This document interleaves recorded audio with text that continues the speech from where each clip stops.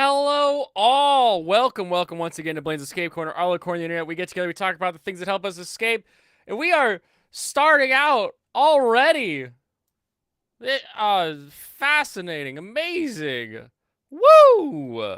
Big ups for the Stug Man who smells bacon, but it's not bacon. Wait, that's not bacon.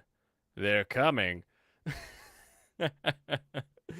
Oh man, I speaking of bacon, I need to use Lucifer's recipe and start making myself some bacon that I can use so I can cut my own thickness rather than, always having to rely on the big bacon and them trying to tell me what thickness my bacon should be. What's going on, Sergeant? Fan site, welcome. Good to have you here. What a wonderful way to start a stream. That's fan. Thank you so much, Stug.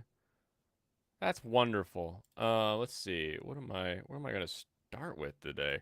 Okay, first thing I need to do is let's get a poll going. Start a poll. Which Gunpla? This will just be a short poll. Build today, and we will do SD aerial, HG aerial, or da, da, da, da. Hold off on that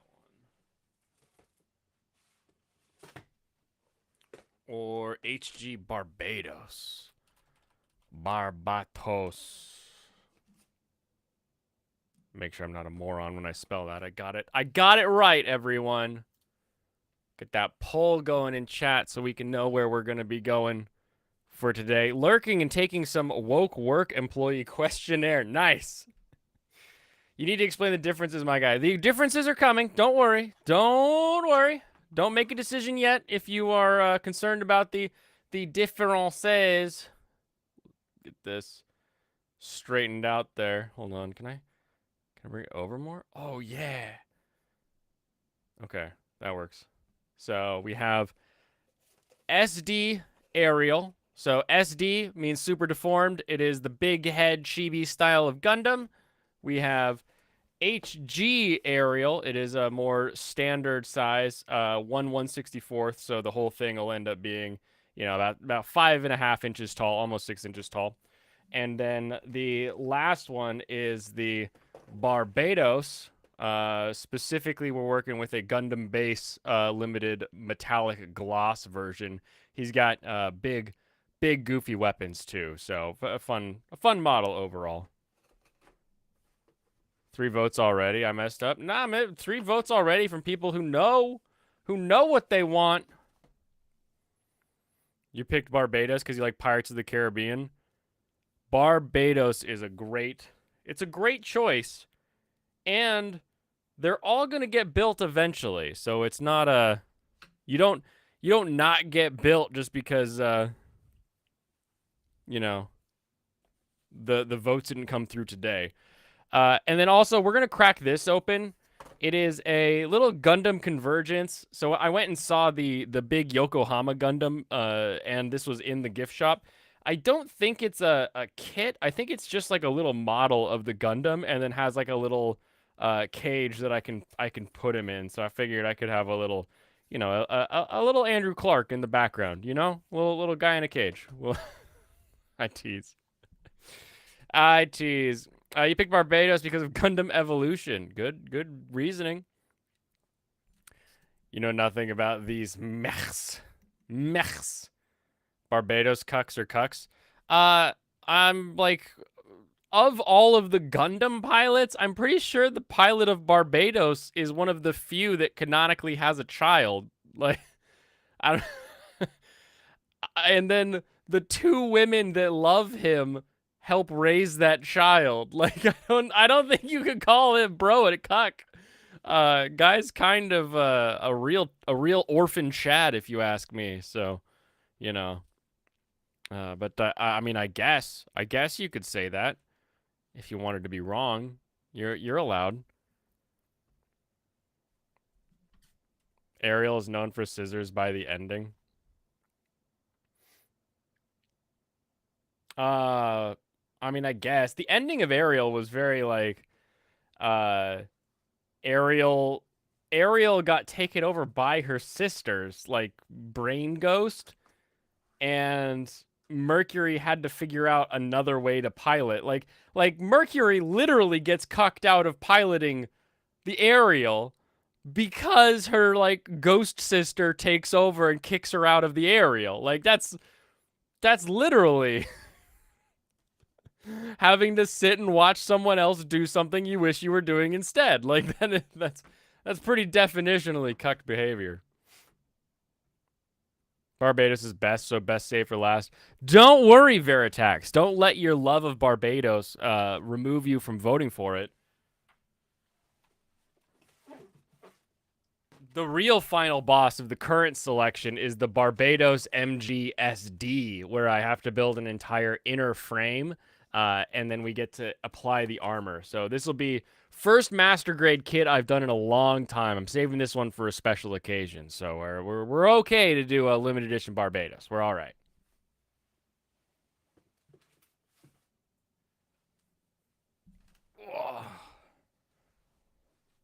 Cooks are famous for having arrows.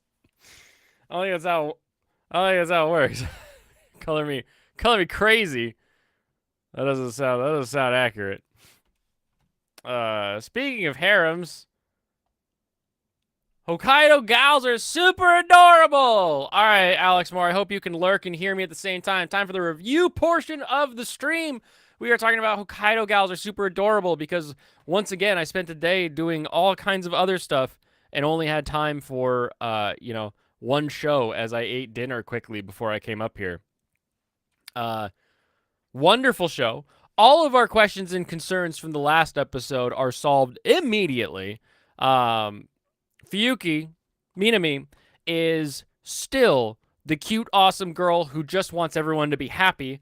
And that is leading her to, she's got feelings. So she's like, you know what? But she also sort of believes in our best boy, that he's not like openly cheating on her, because she knows he's a goofball. She knows he's not going to just go, running around whipping his D out all over the place. So like she's okay. Plus she gets to make a new friend, and we all know how much she loves making new friends.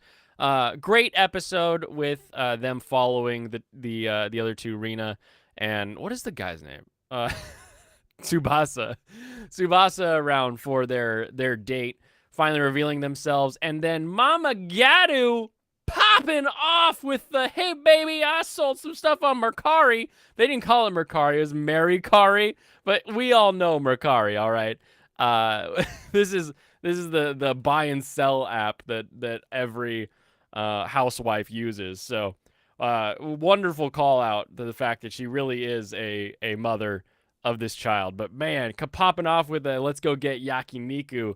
Gotta love it. Gotta love my my favorite MILF Gadu popping in to make sure that everyone's well fed. And then some good poking jabs at how Subachi is surrounded by beautiful women.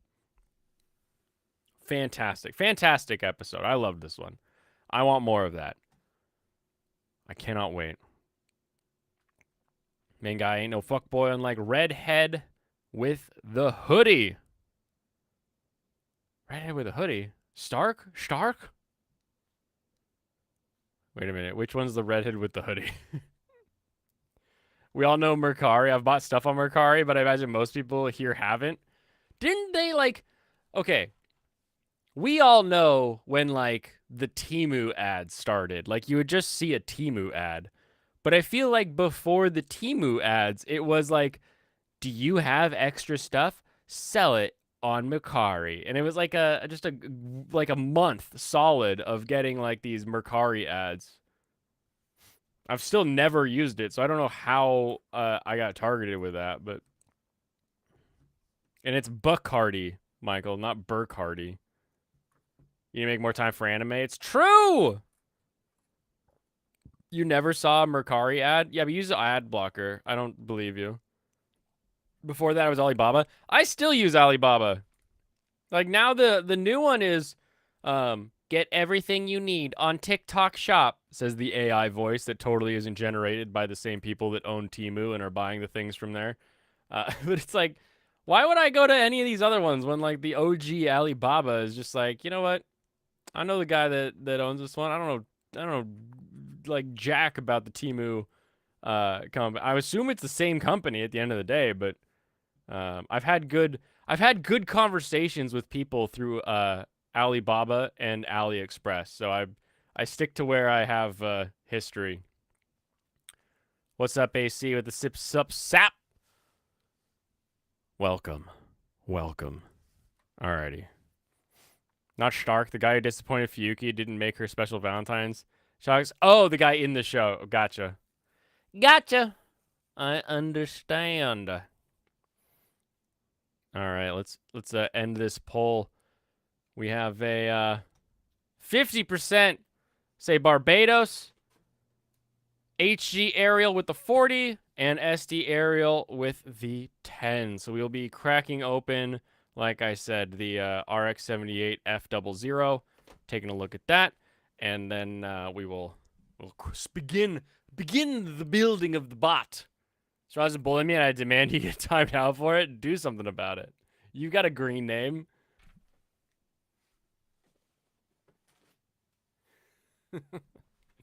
You thought it was that he forgot her birthday when she never told him when her birthday was. Wait, what did I what did I just miss? I was talking about Alibaba for a while. I don't remember. I don't remember what just happened there. All right, let's go. Boom, boom. Build up the build canvas, and let's get this microphone where I can actually talk into it. That would be useful. I am one of the 10%. You are the 10%. There is no one of the 10%. I'm pretty sure 10% vote in one of my polls are one vote. Yeah. 10 votes, 10%, one vote.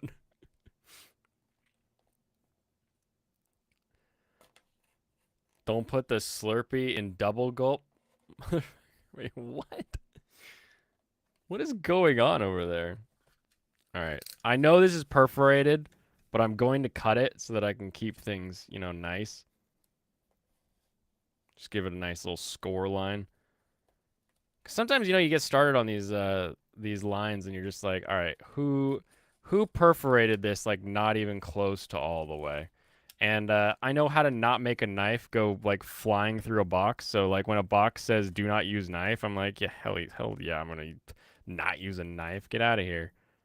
It's called just cutting the box.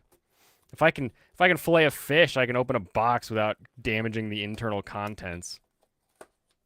There we go. This must have been the one, but yes, you are. Congratulations, Stug. You like your super deformed Gundams. Oh, good. Instructions. Unless it was different. Stark. I was referring.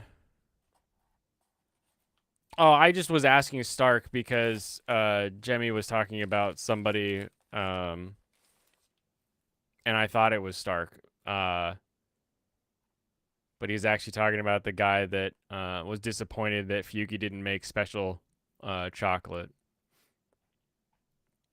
How did he describe him? What was the description? No fuckboy? Yeah, exactly. Veritax is a Ghostbuster. Ghostbuster! Today you're giving a small presentation for a manga series I enjoyed from my elective class. Does it have to be in Japanese? You're gonna go up there like manga ga suki. Kore wa manga. Hontou ni suki. キャラクターはすごいです。They gave me a chiclet. I got a dang. This is probably a real chiclet. Like, It looks like a does this mint. thing say it comes with gum? Don't let Michael in. Too late. You can't put the double gulp Slurpee cup in the fucking Slurpee, man. Wait, why not? It's the meme. You've never seen the Indian guy who owns the Slurpee store? I mean, I've seen many Indian guys that own Slurpee stores. You cannot use the double gulp cup for the He put Slurpee, the Slurpee in the double motherfucker. gulp cup. Was it Slurpee Day? Was it like National I'm Slurpee? gonna Because send on it to you. National Slurpee Day, you're allowed to bring like a child's swimming pool if you wanted to. I'm gonna pull it up. Yeah, I don't see anywhere on here that says like gum. Oh wait, maybe it's this one. Chewing gum. Oh, chewing gum. Ha! It says right there on the bottom. Okay, this one. This first one right here. Oh, come on, focus. Literally says chewing gum or chewing gamu. I had no I like who would look at this box? This box nowhere on it says chewing gum. Nowhere on the sides until you get to that one piece on the bottom that says chewing gum. Where would why would they have done that? Well, it's a gum-dum. It's a gumdon. Oh my god. It's stupid. I forgot I need to pour some alcohol for this. Blaine goes to chew it. It's actually display tape. Yeah. That's exactly why I just checked to see if it actually said gum anywhere on the package, because I don't want it to be like powdered up, mixed with water, and then use it as a glue substitute for your for your Gunpla. We sent the same Gunpla, video. everybody. Me and Coronos.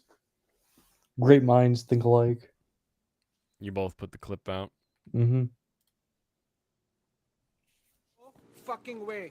You cannot use the double gulp cup for the fucking Slurpee. This right here. This is Slurpee cup. You use this every time. Every time you make a big deal about it, I always pay for it. What's wrong?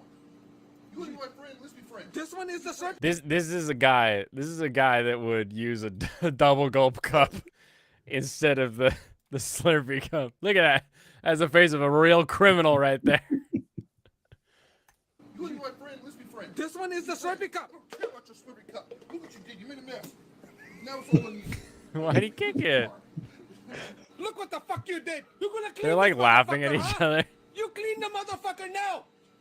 You get the fuck out. Out.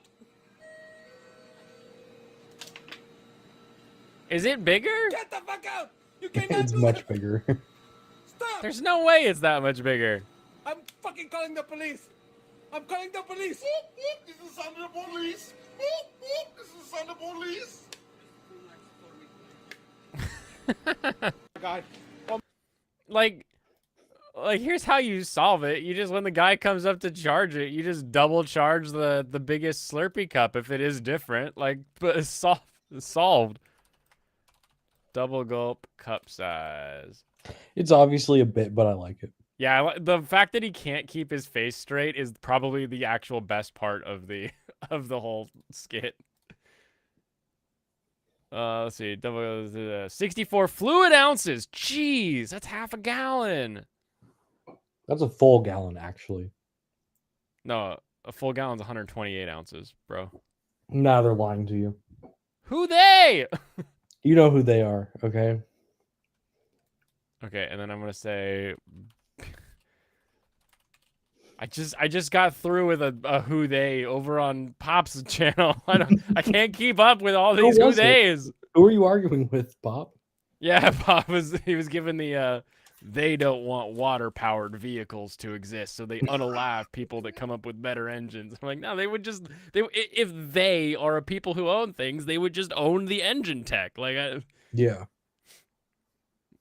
I don't know. The biggest thing that I don't like about the who they is it denies people's ability to do bad things with great intentions. And if you deny somebody's ability to do good, bad things with good intentions, then you're also going to make it very difficult to fight against those bad results, because when they reveal the intentions and memos with the intentions and all these other things with the intentions, then your whole like bad people thing falls apart. Hey, it's Pop. What's up? Yeah. Get that Pop. Get that. Pop his watch hours. Oh, does he need more? Yeah, I don't know how much he Does needs, he have but enough subs though? he's got enough subs for the half monetization. Mm. And I've been putting pop streams on lately because uh I don't care about more Vosh drama.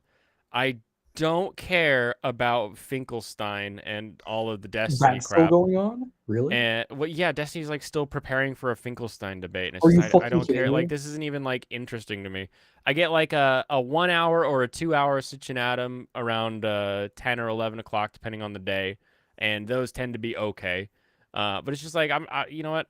I'm sick of this. I'm gonna listen to Pop talk about anime. So I listened to the Osama episode today. Dude, that is like 3 to 4 months of Finkelstein debate dodging.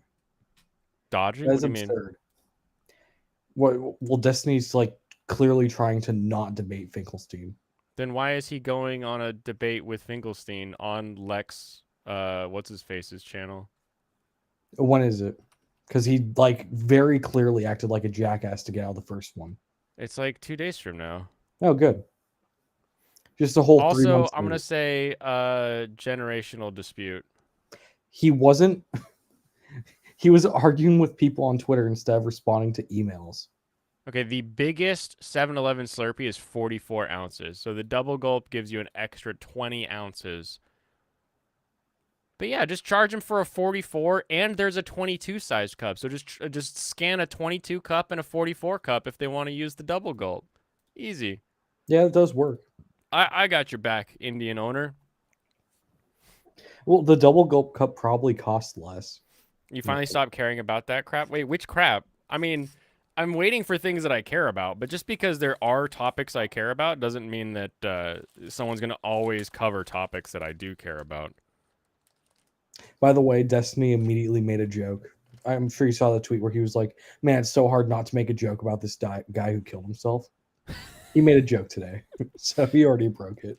The one from his subreddit that was like it's the meme of the soldier like protecting the kid from No, all the knives and arrows and stuff, but in this one it's like the knives and arrows are hitting the kid and the guy is like on fire. Like no, I'm gonna pull it up. I like that one. That one makes me giggle. That is a funny one. I can't believe I went on the internet. Like, was it later that day? When did I post that? As soon as I saw it, I reposted it. But it was like, do a backflip. I was like, yeah, that was my exact reaction.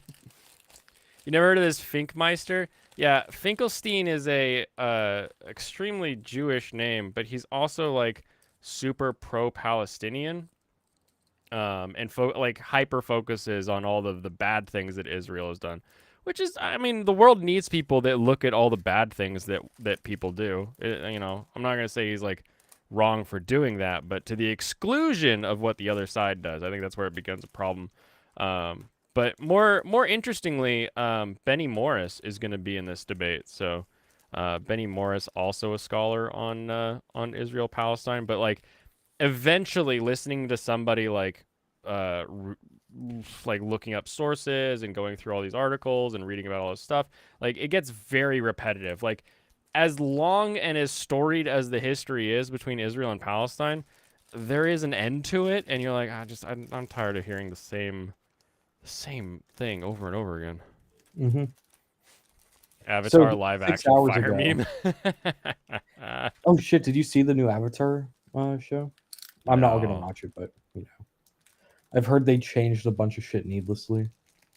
Well, we knew some of it was changing. I don't know if there's been more now that it's actually out that's been confirmed as far as changes go, but I don't know. It's one of those things where if they can make a show that inspires kids and or adults and like everybody is like, you know, this is actually really good, despite it not being the original. Like I'm not too concerned about a lot of changes, but I do find it strange when you have like really good lessons and good changes. Like obviously the Sokka one is like that's a good lesson. Mhm. I think that's a good thing to keep in. And for that to be removed, I'm like, okay, if you're removing that, what are we What are we adding? What are we gonna get instead of that? Like I'm not sure what to expect. So I think one of the biggest things is that the original show has been picked apart and like extremely analyzed. mm, And so every change they made in the new show doesn't fit those analysis, you know? gotcha. Do do do. You heard they made Kyoshi a lesbone? Nice. I mean, I don't think that even matters. Avatar live action fire. Oh yeah, Finkelstein feels like he's full of shit, and his dishonesty makes it seem pointless to debate him. I Uh, agree, but Destiny is a worthy opponent for Finkelstein.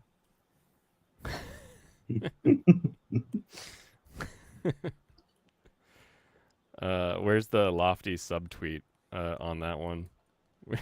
when do we see that part of this? So 6 hours ago, Destiny quote tweets a guy who says conservatives are writhing in discomfort over this dude's act of protest, and then he quote tweets it saying, "No, I think the guy who lit himself on fire was writhing in discomfort." Yeah, that would make sense. I still Yep. haven't seen the video. It's like I don't really think I want to see it. Honestly, it's like I don't. It's not as bad as it could have been I've seen because he plenty falls on out of Live frame. Link, so I'm not worried about what I would see. I just like I just don't care. It's like okay, Yeah, cool, dead, whatever. I think the saving grace is that he falls out of screen before anything worse could happen. Yeah. What was I supposed to talk about? I put something Probably not in. I put something in the tweet where, because I was listening. I do still enjoy a good Chud highlight. Chud highlights are short, they're quippy, and his perspective as like a dad tend to make um, his thoughts a little more succinct. I'll say. You're like, Mhm. oh yeah, cool, I got you. What the hell was it though? Hold on, let me click it. The censored fire guy video creeped me out. The censored one? Yeah, I didn't actually watch the censored one, but I think it's extremely Oh, creepy that there's a watermark on it. talk about Gundam kits. All right, I'm gonna clip this. Like the fact someone would see a video of someone dying and immediately think, okay, I need to censor this and put a watermark on it. Because technically, I made this video because I censored it. Yeah, I mean, of course you did. I need credit, you know, like if credit is due, it's me. Okay, it's fucking me. I'd give you credit on that. Thank you, thank you. I'd give you credit so hard. How am I supposed to attach these? Hold on. Angry. I'm gonna say his uniform was definitely not fire retardant. Maybe it was fire retarded. Maybe that's what it was actually supposed to be. I mean, it Oh, honestly could have been. I interesting. don't know what fire retardant does to a uniform Fire when it's laying retardant on fire. is a chemical that will make it so that the material will not burn. So if you've ever felt a material or like had a material that like got close to a flame and it kind of melted instead, or like it didn't catch fire, it just sort of like got warm and like sticky, like that's a fire retardant material. And they Mhm. are actually pretty awful to burn in because they don't catch fire, they just melt onto you a lot of the time. So, yeah, that But sounds horrifying to watch. yeah, fire or flame retardant does not mean fireproof for sure. Okay, his was kind of falling apart during the video, so I'm assuming Fire it wasn't. apart. That's Oh, then disrespectful to America's traitors, Blaine. okay, that's the craziest thing. His fucking Reddit got revealed, and he said the thing that counter or 2 points said. Second thought. He said the exact same thing Second Counter Thought said to about there being no civilians. no civilians in the area. Yeah. Fucking stupid. So like I Real really quality individuals, I see. like at the end of the day, this is just a suicidal dude who took his life because he thought he could do it for a cause. Your coveralls are fire retardant? My coveralls are just dickies. They keep me from getting oily. I do need to get a fire retardant race suit though. I'm thinking I'll go with Sparko. Just because I like Sparko stuff. No real reason. Maybe Momo. Maybe I'll get a Japanese company instead. I don't know. Haven't thought about it actually. But yeah, I put in the description talking about being a streamer because when you guys asked me about Hassan saying that being a streamer is harder than being, just some worker, I was going off of a interpretation of that being like a what is a hard job? Like, what do we actually define as something that is difficult? Is it the physical labor? But because like streaming or setting up a show or doing any of this kind of stuff could actually be difficult, and we're like, yeah, but like Hassan doesn't do it. We kind of laughed at it. We ended it, I think in a decent way.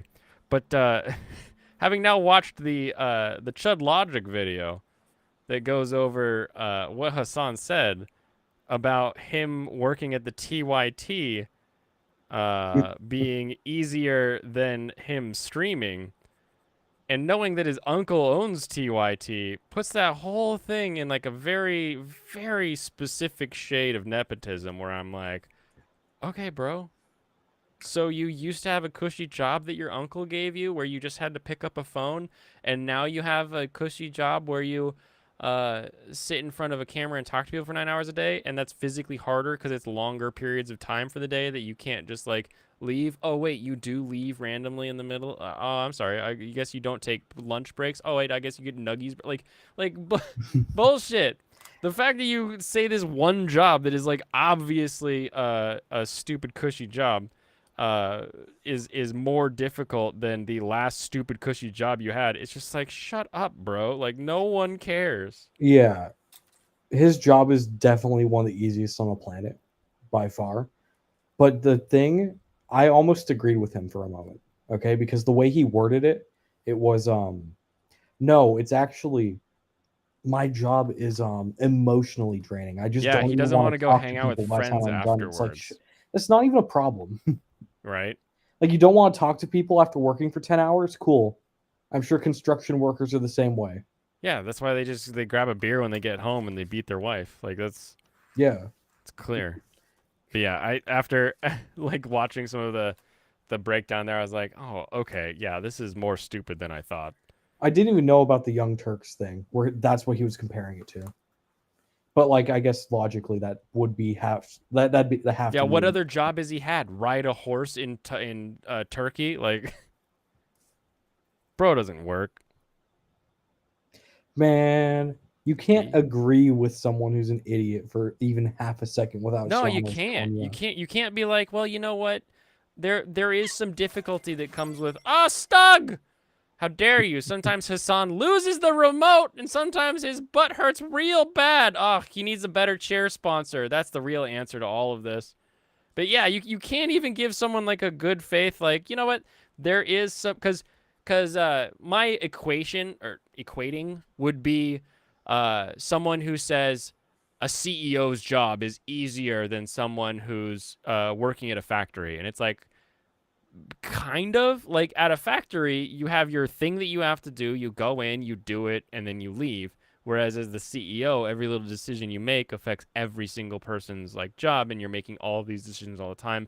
And that level of decision making is a difficult thing to do. And they are just different types of hard. Like, one is the physically demanding, wear you out. The other one is a very mentally demanding, and some people are made for it, some people aren't. Mhm. But I can't say that because the next thing I see is the full context that's like, I couldn't go hang out with my rich friends after a stream because I was so drained, and it's harder than my last fucking job that was barely a job. You're like, oh yeah, he's making up. No, never mind. Fuck. A little job. Since it's Tuesday, get Andrew on to talk lock. Yeah, where's Andrew? All right, I have already been drinking, so I'm gonna be taking a lot of piss breaks. I'll be back. Do it. Let me ask him. That's it. Thank you, Jemmy. Good idea.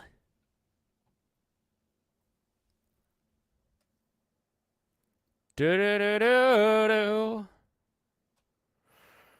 Do-do-do-do. Andrew Clark. Um.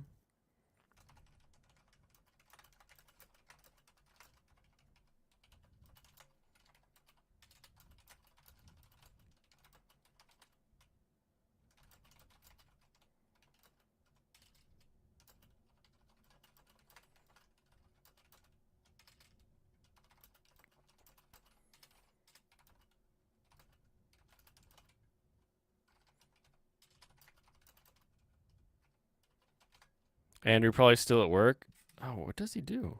I actually don't know.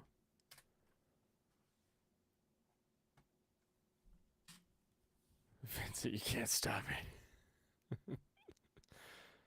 Andrew Clark from the Clancy books? Wait, which Clancy book? Andrew Clark, the sometimes cat that shows up on stream.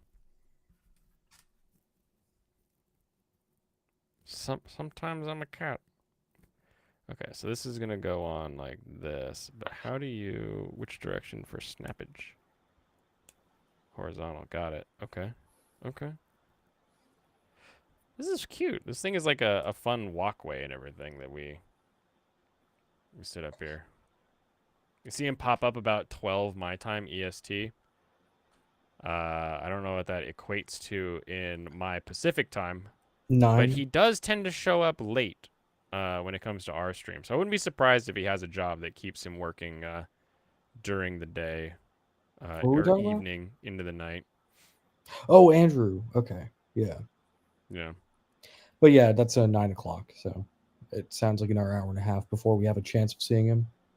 We'll see. I sent him the question if he wants to come and talk about politics, because he super chatted at Sitch and Adam during their show today and was like, you guys could have really made fun of Sargon because of mistakes Sargon made or things that he thought about, whatever.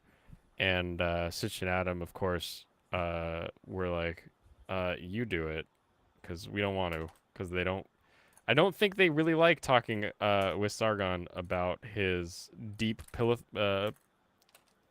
political philosophy, which on one hand I get, like it's not really like the most useful thing with a modern audience, trying to drill down as to why certain people thought a certain way. It's a little more useful to go over the actual results of said thoughts. But Hmm. I don't know, I'd be interested in it. I do not care for Sargon of Akkad. Sargon of the God. Oh. I don't even know. I feel like I knew of him through like way back when like Gamergate was a thing. I feel like I saw the name thrown around, but I had never heard him or seen his stuff until more recently. Yeah, well, you could have easily mistaken him for just your average Brit bong. Like, if you I heard love him the but didn't Queen. I know want who to he suck the was. Queen's teeth for the rest of my life. Oops. I know Serranus likes Sargon a lot. He watches his is it Lotus Eaters? Is he ever on Lotus Eaters? I feel like anytime I've seen a Lotus Eaters clip, it's these other two guys Maybe that I'm are mistaking it. distinctly not Sargon. I might be Another wrong. channel that hates Sargon as well. I don't hate him.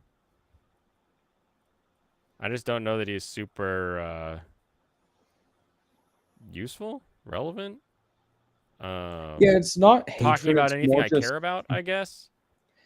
I definitely would say I dislike Chud Logic more than Sargon. I just don't care about Sargon. Just Like like if someone is Chud like, more than Sargon. "Oh my god, if you watch this Sargon clip," it's like I'm not gonna watch that clip. I don't care for him. And then Chud, he's just a You don't fucking. give a fuck. You like Sargon. You can like Sargon all you want. I just, to me, like I have yet to see like a Sargon conversation with someone that made me go, yeah, I want to watch that guy's content. And you can like Chud all you want, but like if it's not in a way where you're laughing at him, I don't care for it. I like laughing with him. He's a goober. Not the fun kind of goober. He's that young dad energy. You don't like Chud? He's annoying. My favorite is when Chud tries to use like modern Zoomer slang and gets it wrong. Half the time I think it's on purpose. Did you hear about the new Pokemon game? The new Pokemon game? No, what happened to it? It's announced for 2025. That's 2 years straight without a Pokemon game. Oh, I see. I seem to just don't like Carl when he's on SNA. When I watch his own stuff, I'm fine with him. I used to watch Sargon on and off, but that was back when he was a liberal. You know, like Chud, he's annoying. He's quick to talk down about people's interests, but rave about Warhammer. Probably watched a bit of Lotus Eaters. Last of the videos I watched was one of Starship Troopers. I'm decidedly illiberal. God, you would be. You would be a liberal. And you know the craziest part of the new Pokemon game they announced? It's not even a mainline one. It's a Legends game. Legends game. Yeah, you know the one where they it's basically like Legends Palworld. Arceus, the one Yeah. that Palworld copied. Exactly. Yeah. That's hilarious. So I'm hoping this one is going to be a lot better than the previous one. Nice. And it's set in X and Y, so it should be fun. Oh, interesting. My biggest That feels problem like with a X step and back. Y was that it's French, but like no, it's really just We're going back to annoying world Kalos. traverse. Is that the region? Kalos region? Yeah, Kalos. Kalos was just annoying to traverse. Oh, Like interesting. there were points I got stuck because it's not like I wasn't paying attention. You just get stuck at points. It wasn't me, guys. I was paying attention. Exactly. Totally wasn't me. It's It game were design, me. man. Game design. I do like Mega Evolutions. Yeah, that is cool. They teased that. So that's Z to good. A, whatever that means. What they did was at the the final 3 seconds of their teaser trailer, it's just Mega Evolution Stone symbol. Oh, nice. Like the flaming Smash Bros symbol. Get the people stoked. Mm-hmm.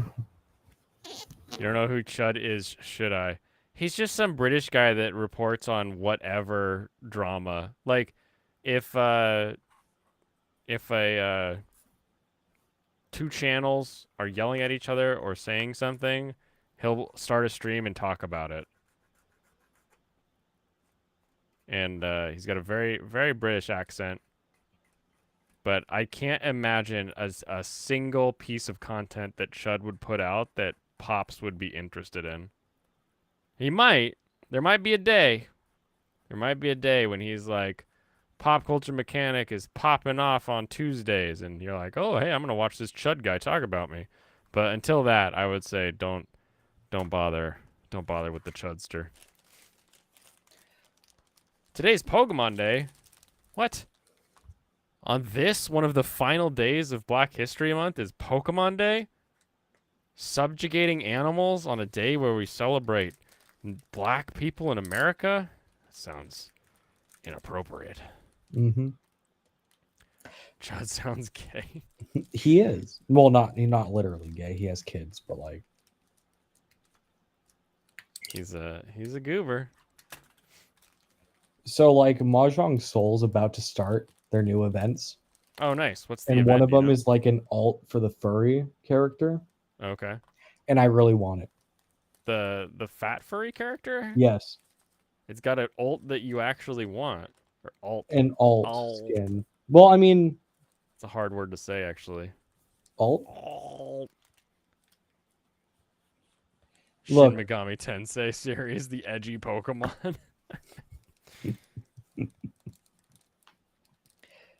Dude, Oh, doesn't give me instructions. like people that want adult Persona characters are so fucking annoying because they don't actually know what they want.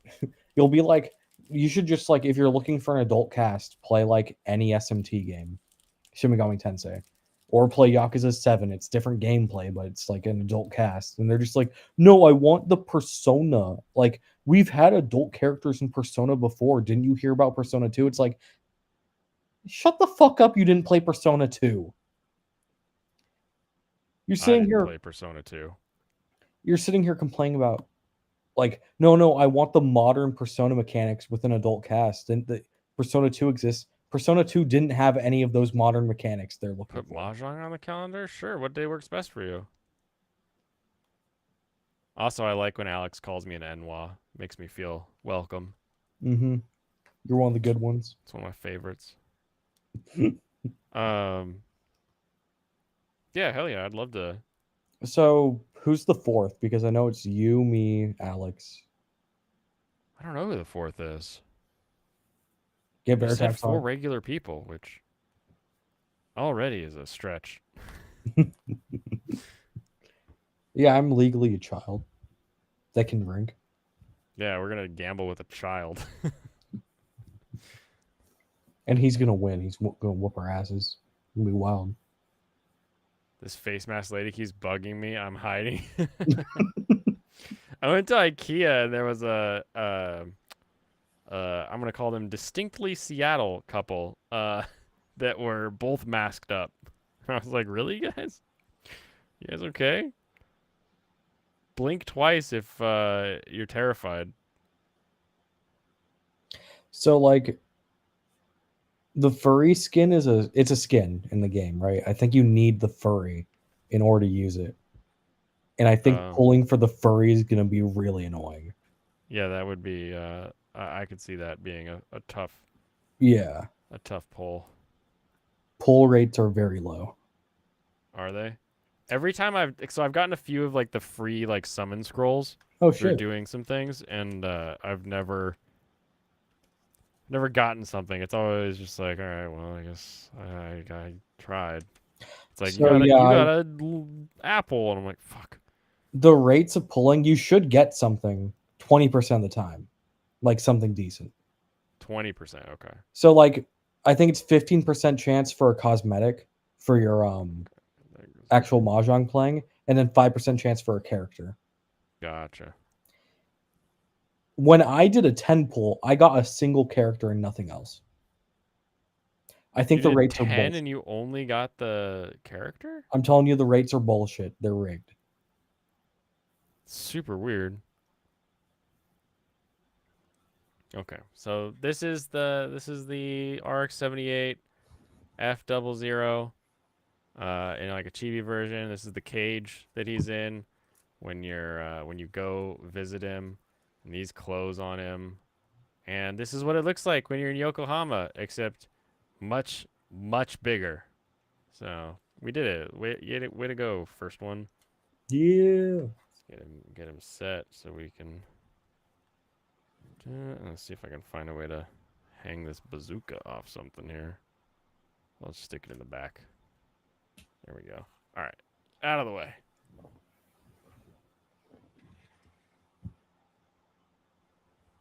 Let me see. Hold on. Let me pull up Mahjong Soul. I want to see this.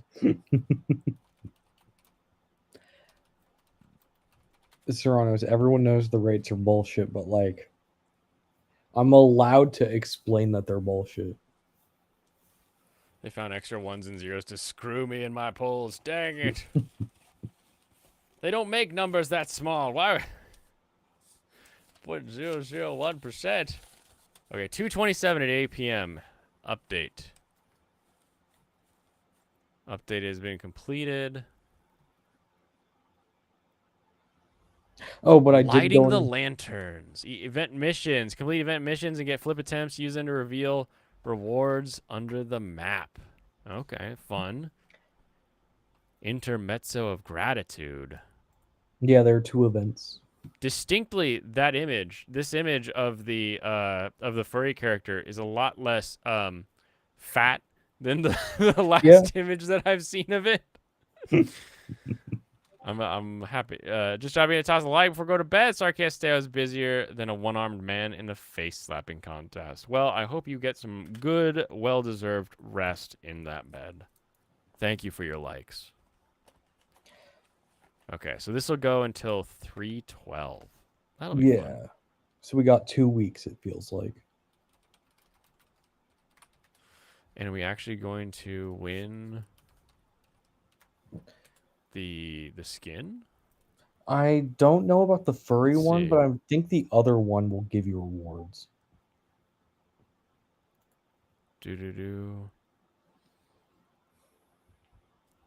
Yeah, I'm so behind on the achievements. You ever looked through those? Yeah. Some of those achievements are like win by Ricci 5 times in a row, and I'm like, fuck you. Like, what do you mean? Okay, but okay. There's one of them where it's like win 10 games in a row, but it's like just score in the top two, you know? And I That's almost got that one once. I got Fondue 80%. says, wait, that's not a furry. It's just borderline furry. You know, uh, I can call it a furry and still find it acceptable. Like, it still is anthropomorphic animal style something. Yeah. And I can still say it's okay. It's much more in line with If you say furry only for the degenerate furry, then you're gonna have definitional issues with anyone who, uh, what do you call it? The sexual awakening was Lola Bunny or mm, Robin Hood from the Disney series. Like, you're gonna make a lot of enemies. I will say, Fondue, you're a furry. look, I just want to point out Serranos and Fondue both have furry profile pictures. That was last night when Serranos was calling Andrew a furry. He was like, "You're a Exactly. furry." Like, well, so are you. I always love these limited edition Gunpla ones. They come with this base that just says Mm. Gundam base, and they're not like there's no hole in it. Like I can't poke something in to like make the Gundam stand upright. They're super useless, but like maybe I'll find a way to turn them into coasters or something. That's really funny. Lola's definitely a precursor. Flash Kids made an animation around it. Of course they did. No, dude, you haven't seen Robin Hood if you're saying Lola was a precursor. I mean, Lola was definitely there for a generation, but the Robin Hood changed the lives of millions. Mm-hmm. If you saw Robin Hood too young, you're just a furry now. Now, them's the rules. I mean, look at Mike. Literally. B29 and A2. Okay, so this is B. I need this guy. Oh, I need to open. Just immediately opening both of them. I'm confused as to what a furry is then for Fondue. If it's the if he has to go to full fursuit or if I don't know. I thought like maybe if you just consider those that actually wear the suit to be furries, but then like you can't call anything a furry that's drawn. yeah, a furry character doesn't get to exist unless it's literally a drawing of a person in a fursuit. Maybe they have like a different line where oh sure they're like covered in fur and shit, but they're not like they don't have weird furry legs, you This know, is like they don't cool have as rabbit hell. feet. There's something about this. It just looks. I don't know if it comes across on the stream, but there's something about the way these are sort of a matte, but also have a good sheen to them that I really like. They don't look bad. Don't you have a 3D printer? I do have a 3D printer. I have both kinds of 3D printer actually. Why? Do you need something 3D printed, Alex? I can do that. He was referring to the chart. Oh, the furniture. That is true. It is, you know, we do have a chart for a reason. All right, I cook. Enjoy your cooking. Yeah, I feel like the furry chart needs to be less about what is or isn't a furry and just how far on the furry spectrum you're capable of traveling safely. Made Mary and look at those eyelashes. Exactly. It's why women need burqas. The Space Jam theme song, nice. Wanted to print you cuckhammer figures? Yeah, exactly. These have a good look to them as well. Let's see. I need B29. Why are they never in order? That's the only thing I have yet to figure out about Gunpla is why the first thing I cut isn't B1 or A1. Why is it always I start with B29? The hell's 29? 28. Found it. Okay.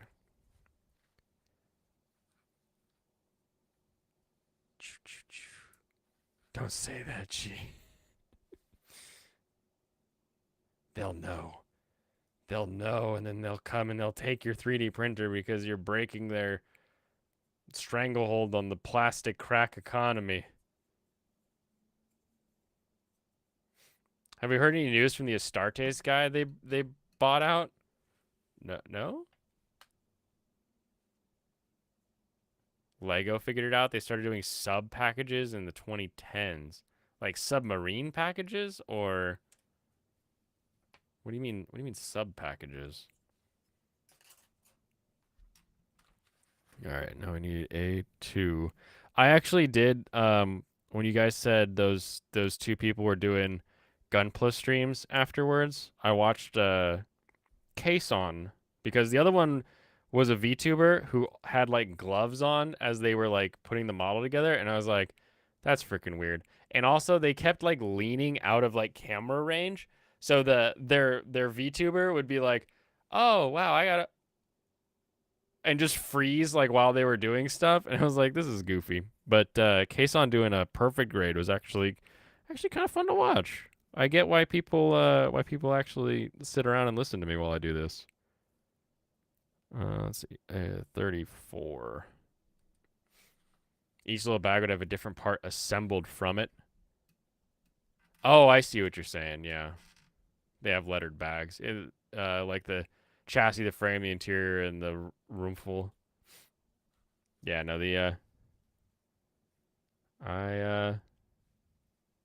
I do like the runner system. It's a really interesting, like injection molding is just fascinating. Sometimes I watch Marlon Bates make baits, different lures and jigs and stuff, and he injection molds plastic lures, and it's fast. You heat it up, and you remember that water gun you used to have as a kid where you would stick it in a bucket and like suck it out, or like you'd stick it in the pool and you'd pull it out, and then you would push just a giant plunger basically that shot water out the other end. It's like a metal version of that, and he sticks it in the plastic and sucks it up, and then sticks it on the mold and presses and injects the plastic down in it. It's fascinating the way it works. Have you seen the Tifa drama and Lofty fighting everyone? The Tifa drama about how she's got a shirt and Momiji DOA Kenshiro, what is it? What is this funny name for Kenshiro now with TAL? Kenjirotism. Kenshirotism, that's what it is. Yeah. Yeah, I've seen everybody quote tweeting that Lofty tweet about It's how she's 15. Like it that. really is Lofty versus the world right now because he said 15 when he shouldn't have. Yeah, stating the age of the character is not useful in the conversation whatsoever. Mm-hmm. Let me see if I can find his. Yeah. It really was weird that they patched it out 4 years later, but at the same time, it is fixing a continuity issue. So, like, I don't see why I should care. Ba-do-ba-do. Boo, boo, doo. I'm assuming that's like one of the first cutscenes in the game, right? That they changed. People unironically shouting into the void about young Tifa's new black undershirt and treating it like a SAR bomb went off in a major U.S. city is so unbelievably funny to me. Why did he write SAR bomb like it's a Russian SAR and not not SARS like the disease? Why? Probably Why because did he he meant not? the bomb. Did he mean that we're gonna have like a Russian SAR bomb? Like No, I he meant don't, I like don't this is think, a I don't think bomb he about to spelled go that off. right. This is a bomb that went off in the city, and now everything's over. It's Jover. It's Jover. The game's ruined forever.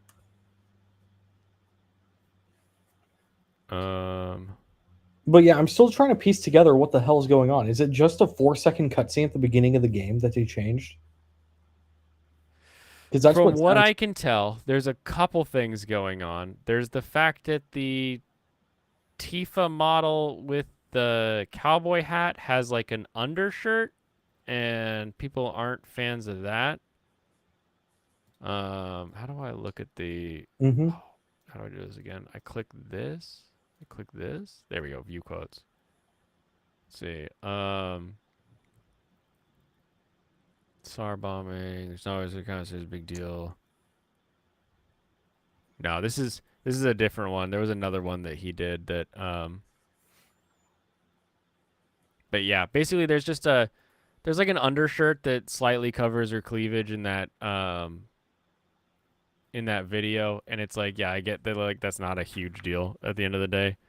I'm not exactly watching or playing Final Fantasy so that I can see 3 inches of Tifa's cleavage, which should be the like beginning and end of the discussion. Is like, it's just not something I'm super interested in. So Final Fantasy VII Rebirth arriving later this week. Final Fantasy VII Remake got a surprise update, tweaking one of Tifa's outfits and breaking a heavily used mod on PC. So there was a mod, I think, that made her more voluptuous, or more of the booba cut came out. And they updated because it's going to be a trilogy or whatever. It's Remake, Rebirth, and then whatever the next is going to be. And so Remake got its mod broken. And this person's making fun of the idea that Square Enix listens to fans now. There's no proof their ethics committee is messing with content anymore. Sometimes companies change, and making fun of people being excited for the game when they still do things that, in these other people's eyes, ruin the game. To which Lofty said, lol, come on, they added a shirt to match the Rebirth design, and she's 15 here. Relax. That right there. You remove this right here. Problem solved. Four words that awoke a beast. This has 58 reposts and 36 likes. 151 comments. 161 comments, yeah. Rebirth shouldn't have censored it in the first place. Her character is 15. Why bring this up? Yeah. Like, I understand the comment that Tifa is young, but there is nothing about Tifa that screams lolly or child character to me. Like, it's one of those, they're trying to design it in such a way because at the time, Final Fantasy was a game, games were for kids, and so they wanted young boys to watch this and get excited about it, so they made the girl character with the Yabos their age. They were like, oh, 15-year-old boys are horny, we'll make this girl 15 so they can feel horny for her. And they're purely trying to capture that. That was the whole purpose. She was literally being sexualized so that kids would like her more. But there's nothing about her character that's like, oh, she's a child. Like, that was not a part of the thought process. I'm really weirded out because playing the game for the first time, you don't imagine her as being 15. I don't think they say her age. Like, I don't think you 15? Would. She owns a bar. Yeah, at 15, she owns a bar. Exactly. She owns a bar. One of her friends has a kid. Maybe in the flashback, she's 15.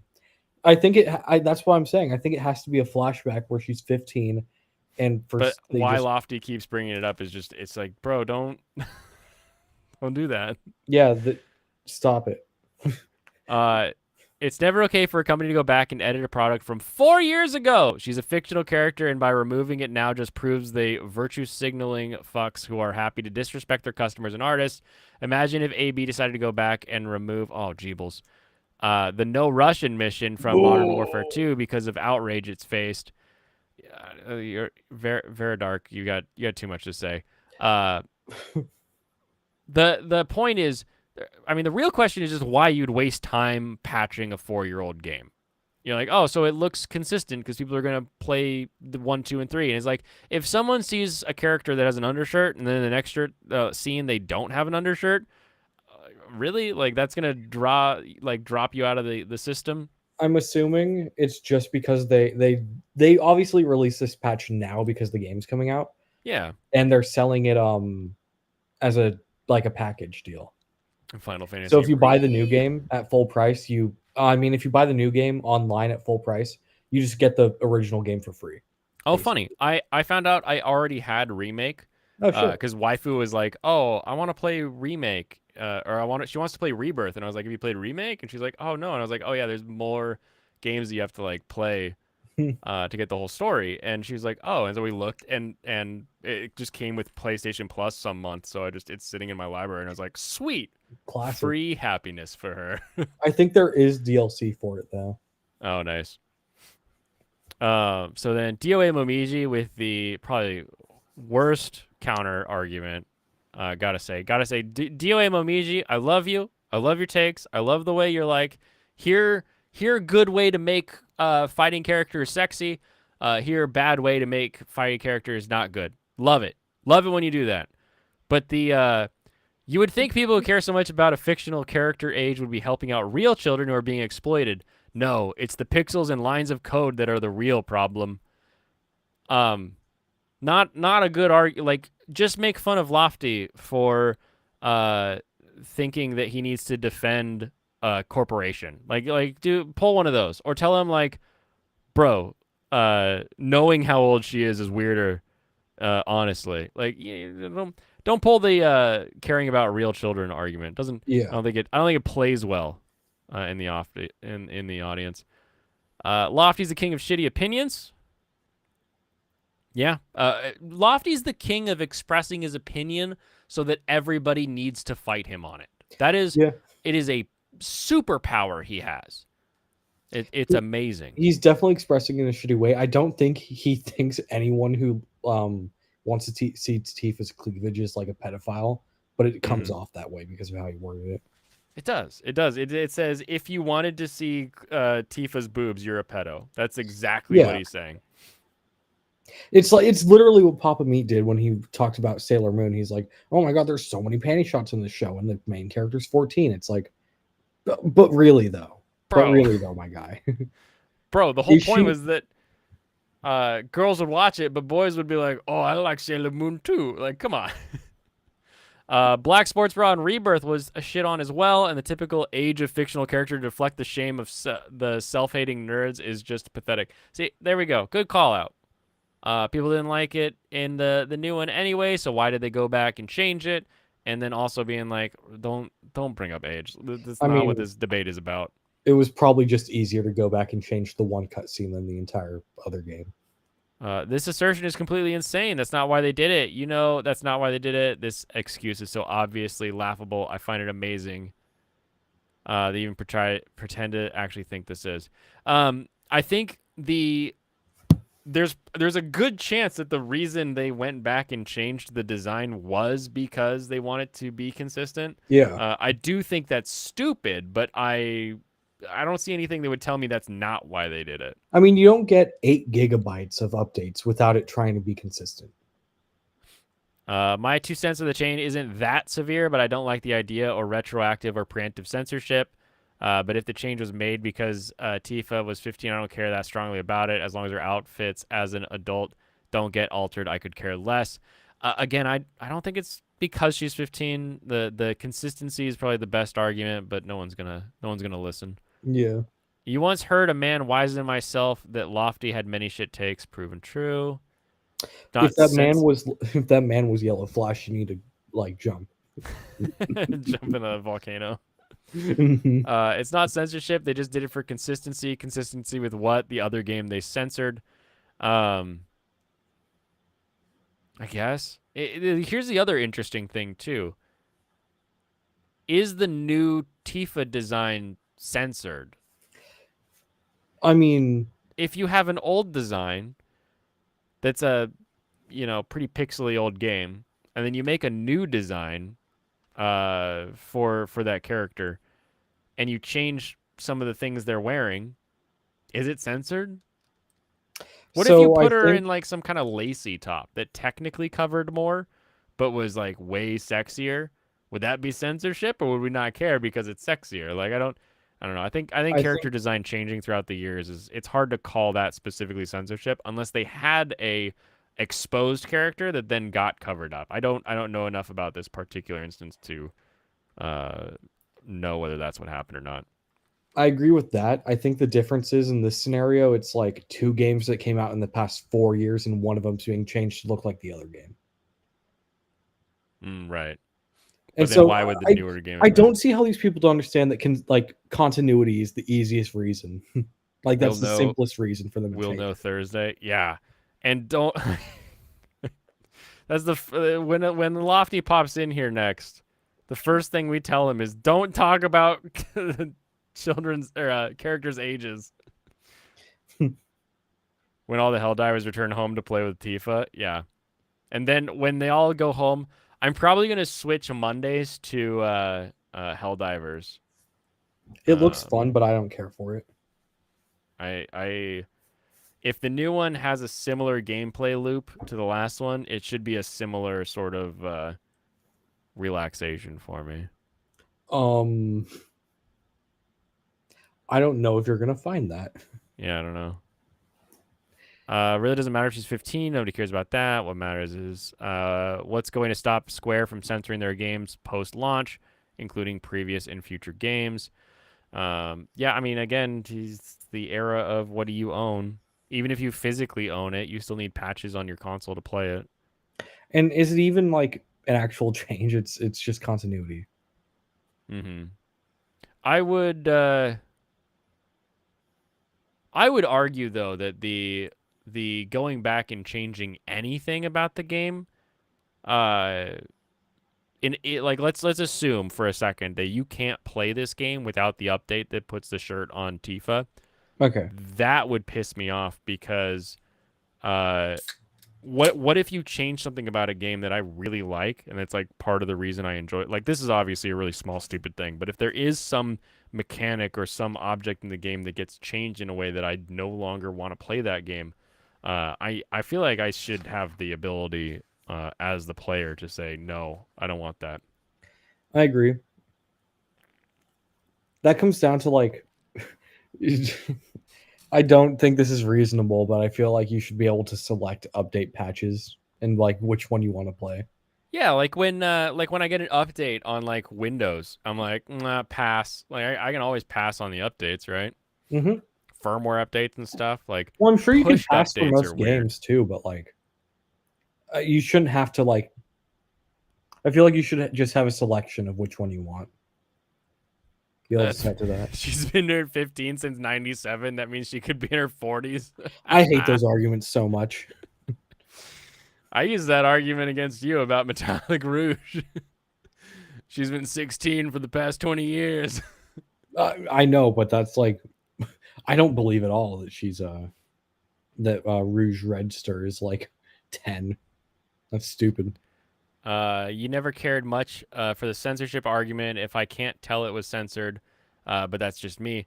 Yeah, it's an interesting idea because if they add a piece of clothing, like let's say they add a belt and that belt sits on her hips just right and you're like, "Ooh, I like that belt." Like who cares if it covers up her belly button or something, you know? Yeah, so one of the things Smash Bros did whenever they brought over Pyra and Mithra from Xenoblade is they added leggings on Mithra and like a black undershirt for Pyra, but it was still like it's still the characters, it's just slightly different designs because they want to censor it for the kids game. And you really hardly notice it.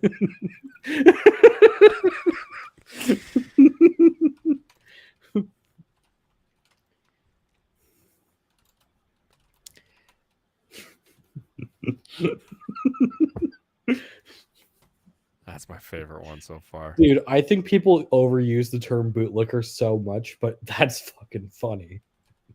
Where's the Kenshirotism anyway? I don't know if it's this tweet, but just look up TAL. Yeah. Hokutonotism. Oh yeah, my bad. Oh, I should hold on. Wait. Yeah, there's so far it's just green text. There's no 4chan reposts that I've seen Good. yet. Oh yeah, he's been arguing with people about Magneto. You know, Oh yeah, Magneto. for some Exciting. reason, people think he isn't like Hitler. It's the most blatant example that literally spells out the point of Magneto's character and you still don't get it. He's a literal list.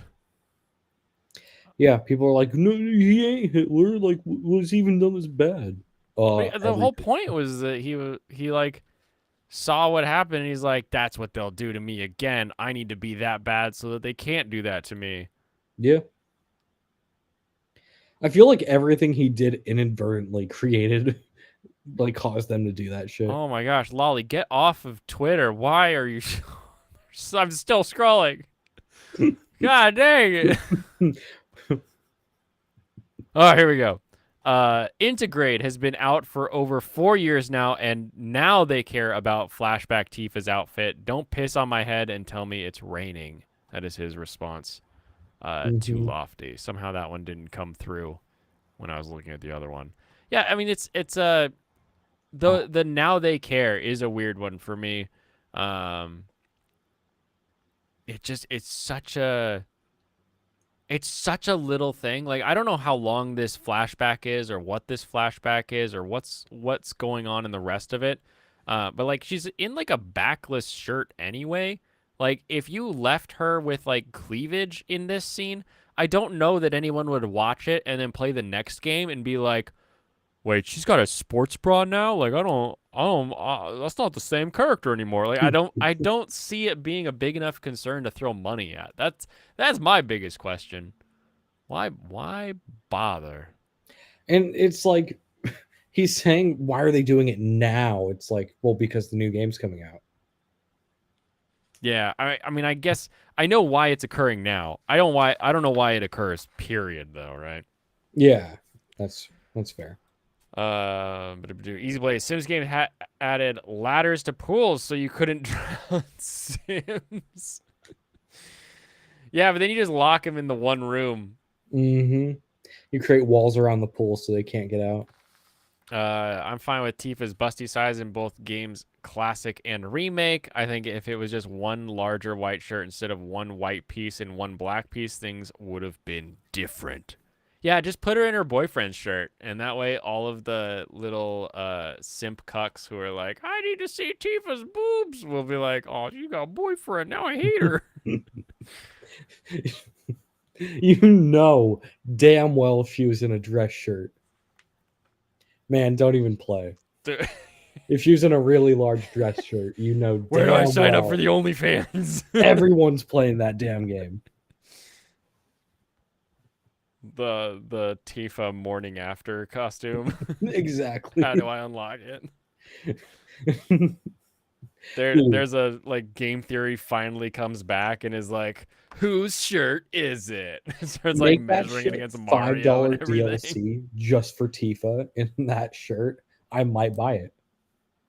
There might be a couple thousand people buying that DLC for just Tifa in that shirt. Oh, come on. That is a worth it investment. Also, does Yuffie even appear in the original Final Fantasy VII? Couldn't tell you. Oh, you never played it? No.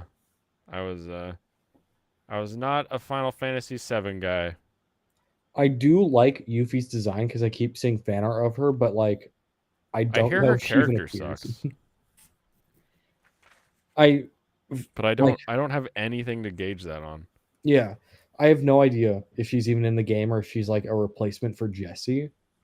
She's in the OG7. Okay. Fair enough. Based on the size of the buttons, the only she belongs to would be one man, Barrett.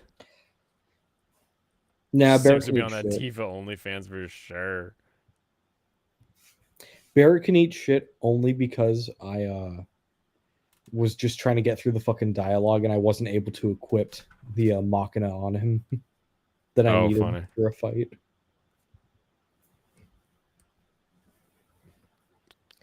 It's just you're like, oh great. Now I'm not able to use magic on this motherfucker. No magic whatsoever. Yeah. PC 4. I mean, that does make sense that she was in the original because her design that I keep seeing, it doesn't look like it's something that would come out nowadays. The Yuffie design or? Yeah, the Yuffie design. It's short shorts that aren't buttoned up and a very tight crop top sweater. I love that going to the beach look. Mm-hmm. I'm at the beach, which means it's my swimsuit, which means it's socially acceptable to have my pants unbuttoned. Just everything I see, I'm like, this is a terrific design. That's one of those things that waifu's like, God, you are a fucking pervert.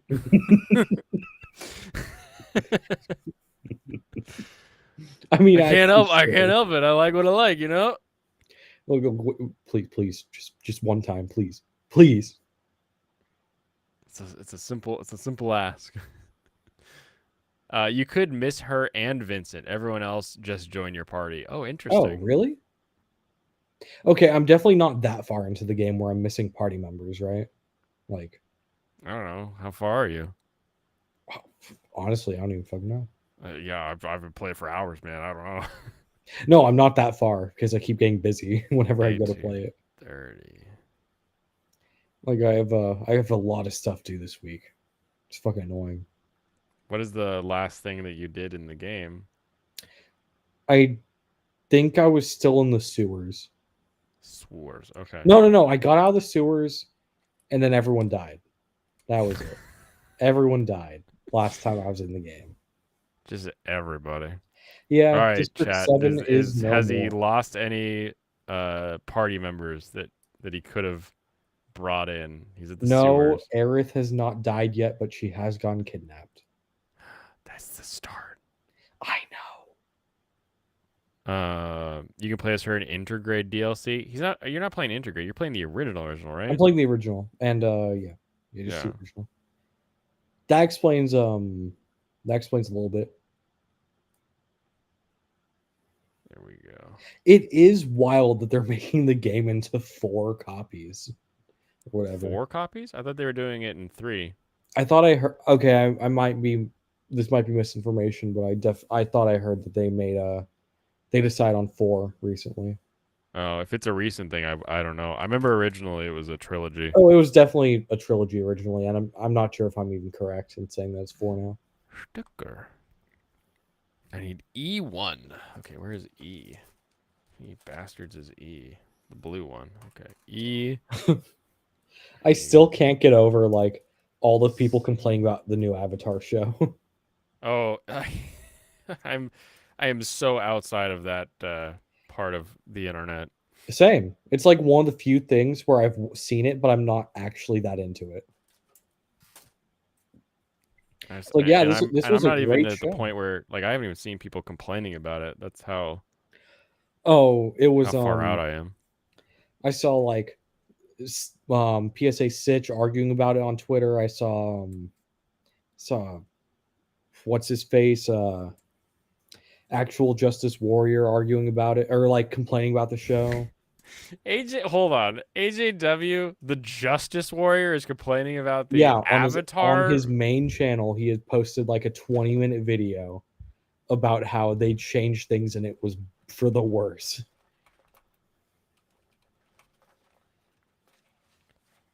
He lost the best member, Poop Rat. Oh no.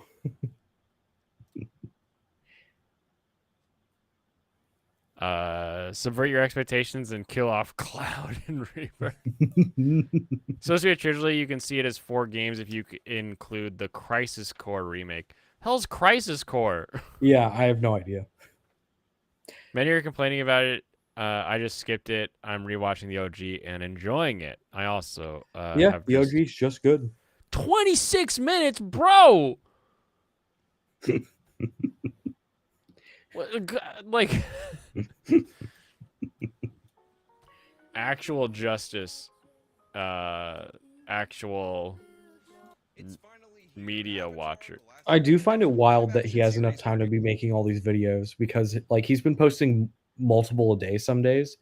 Yeah. And his are just higher quality than like most who do his shit.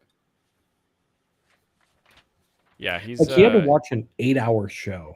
I'm assuming it's system. like He's got a good system for sure. Mm-hmm. Crisis Core is an FF7 prequel game. Oh, okay. That explains Tifa. with the shirt. 2. Number 2 sticker go here. Why would you want a prequel to Final Fantasy VII though? I mean, you won't know, but I can't figure it out yet. That's the game that first showed off the censored cowgirl Tifa. Wait, what was the censored cowgirl? The censored Tifa? cowgirl Tifa is literally what we've been talking about. I guarantee you. Oh. So Yuffie's in Crisis Core, or is she in Intergrade? God, I'm such an anime like freak. Like when you said cowgirl, I thought of a girl wearing like a cow outfit with horns. I was like, "It's not a cowgirl, Tifa. What are you talking about?" Like an actual like rodeo cowgirl. I got you. Based. I'm sure there is somewhere a cowgirl Tifa. Somebody has commissioned that at this point. When I Google cowgirl Tifa, it is the cowgirl outfit we just watched 1,000 times on Lofty's page. Yeah. All right, I'll be back. All right. Came out in 2022. Got it. Produced by Netflix, and guess what? It's about what I expected, which was not very much at all whatsoever. Now, don't get me wrong, there are positives in this series. I will go over the positives in this series. Yeah, it's definitely better than positives. the M. Night Shyamalan movie, but the thing is, fundamentally, you shouldn't be adapting animation to live action because there are certain stories that just work better. I'm sorry, what? Fundamentally, you should not be adapting animation to live action.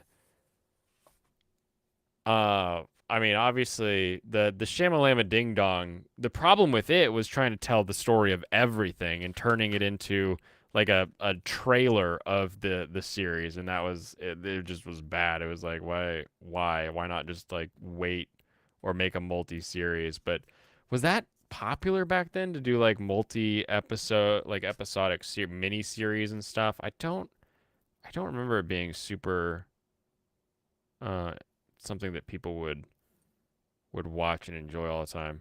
Do I put this sticker? I'm gonna put this sticker here, but I think in the future I'm gonna peel it off and I'm gonna replace it with ink. I have some paint pens I can put in that groove. You can understand the sentiment. Some things get lost in moving to a different medium. Yes, some things get lost. What do you lose by moving from animation to live action?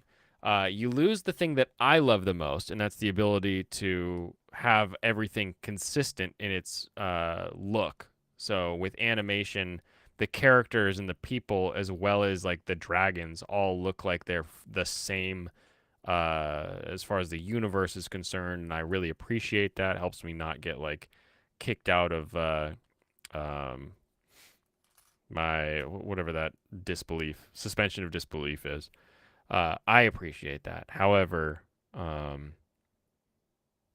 doesn't mean you can't still tell the story of an animation in a live action. It just seems I don't as much as people will continue to disappoint when it comes to adapting anime into live action, I need to believe that it exists and it's real. Oh, look, Legal Mindset is streaming about Zion Lanza versus Niji Sanji. Could she win? He's got guests. Rima Evenstar and Lydia VTuber. Oh, okay. Maybe we'll drop in on that for a minute. When they're animated, and live action in that regard can be an inferior Speeding art him up form. a little. In best case scenario, you're going to have something that's almost as good as the animation. C6. However, with this Netflix show, you have something that is nowhere near as good as the animation. Now, we're going to get into this. I'm going to break this down. But before I do, I want to thank everybody who signed up on actualjusticewarrior.com/join. Give me the money. Give me the money. Okay? And thank you to the podcast listeners, Spotify, Apple, and Google's podcasting platform. So right off the bat, I do want to say that there are positives, and that's what I want to cover in the open of this. And a lot of the positives actually have to do with the casting of this series. The actor that plays Zuko, I never wanted a live action version of this character or any of these characters, but if you're going to get somebody to do it, he does an excellent job in that role. The casting of Daniel Day Kim as Fire Lord Ozai, he looks menacing, he looks villainous, he got in shape for this role. I can respect the hell out of it. They did an excellent job in that department. And the character that plays Sokka looks a lot like Sokka, sounds like Sokka. You couldn't have found a better live action person to play that role. It is very unfortunate that his character is so underwritten in this series. On top of that, you have Suki from the Kyoshi Warriors, an absolutely beautiful girl. Like, let's be real, they did a good job with that particular casting as Let's well. be real. And even though I'm going to rail against a bunch of pointless changes that they made in this series, there's one change that they made, and that is Zuko actually has his ship crewed by the same division that he saved in that war meeting from being slaughtered when he protested against them being used as essentially a distraction, cannon fodder, in order to get killed, crewing his ship, which leads to a situation where they all discover they owe their lives to Zuko, and the reason he has his face burned is because he wasn't willing to let them all get massacred just to be a distraction, just to win one victory in the Earth Kingdom. That's actually the one change throughout the whole course of the series that benefited it positively, but as far as good things related to the series, That's not a bad that's idea. about it. Also, Iroh, I know a lot of people are saying the guy who plays him is pretty good, but the thing is, Iroh in the animation is a special, unique character, and that guy's about as good as you could be with a live-action version, but you can never truly bring out the spirit of that It's character not as in live good. action, in my It's opinion. not Now, on as to the bad. Now, from the good. opening scene of this show, Wait.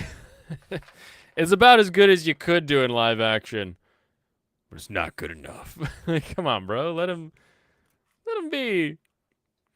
The only things he praised were forecasting decisions and a story change. Yep, that's it. That's all the good, apparently.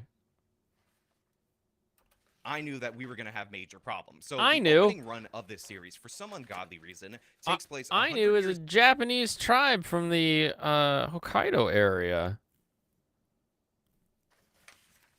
You can see them in such anime as Golden Kamui. Okay, so I'm supposed to go with this in a specific way. Not good enough. This guy makes leaf juice while the real Iro makes tea. in the past Leaf before juice the drinker. firebenders wipe out the air nomads, and it's a chase scene at night of the firebenders chasing an earthbender with a message that needs to be delivered. This is very Star Wars-y, it's very on the nose, and it's incredibly stupid. Also, all the information that is communicated in this opening scene It's all is Star information that is Wars-y. better communicated in the opening of each episode of Avatar, where they talk about the four nations living in peace and everything changing when the Fire Nation attacks. Okay, how would you not make Avatar, the live action, open with the Avatar opening? Like, that seems incredibly silly to not just have it be the Avatar. Like, the Avatar opening explains everything. Why would you not just have that? Like, okay, now it's been a bit. So does the anime, does the cartoon not open with the Avatar opening? What do you mean?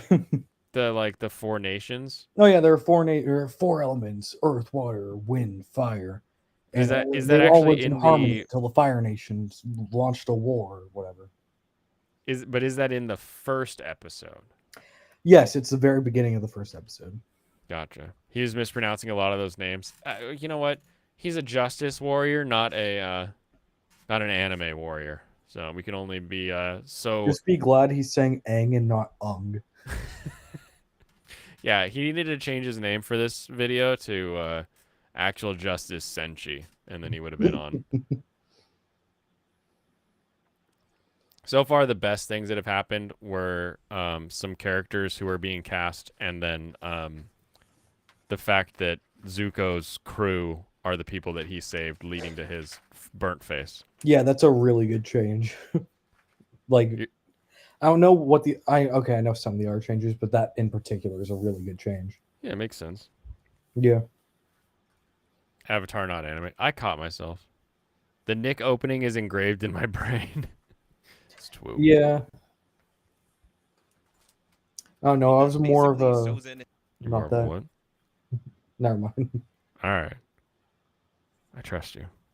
gives this false intelligence that the Fire Nation is going to invade the Earth Kingdom, and it's all a trap to get them distracted so he can actually kill the air nomads. And none of this needed to be explained for as long and as thoroughly in this way, except for the fact that the showrunners think that the adult audience that they're aiming for with this series is significantly dumber than you were when you were children and you watched the animated series. On top of that, the insult to your intelligence goes even further when it is revealed that the air nomads are all gathering at the Southern Air Temple so they can be in one place so they can all get killed at the same time because they are celebrating the comet or whatever. And the series, the showrunners, they think you're too stupid to imagine the Fire Nation attacking the Northern, Southern, Eastern, and Western Air Temple because your brain can't possibly imagine a four-pronged attack by the most sophisticated military in the universe that we're dealing with. So already, this was a big red flag. And on top of that, Aang leaves basically the same day because the storm is also occurring, so it's already a mess from the opening scene. But to be clear, I'm not here to summarize the plots of episodes. What I want to focus on is this writing strategy. Yeah, what are you here for? For this series, and they apply it at each and every point to make changes, just so you think, wow, this is different from the original,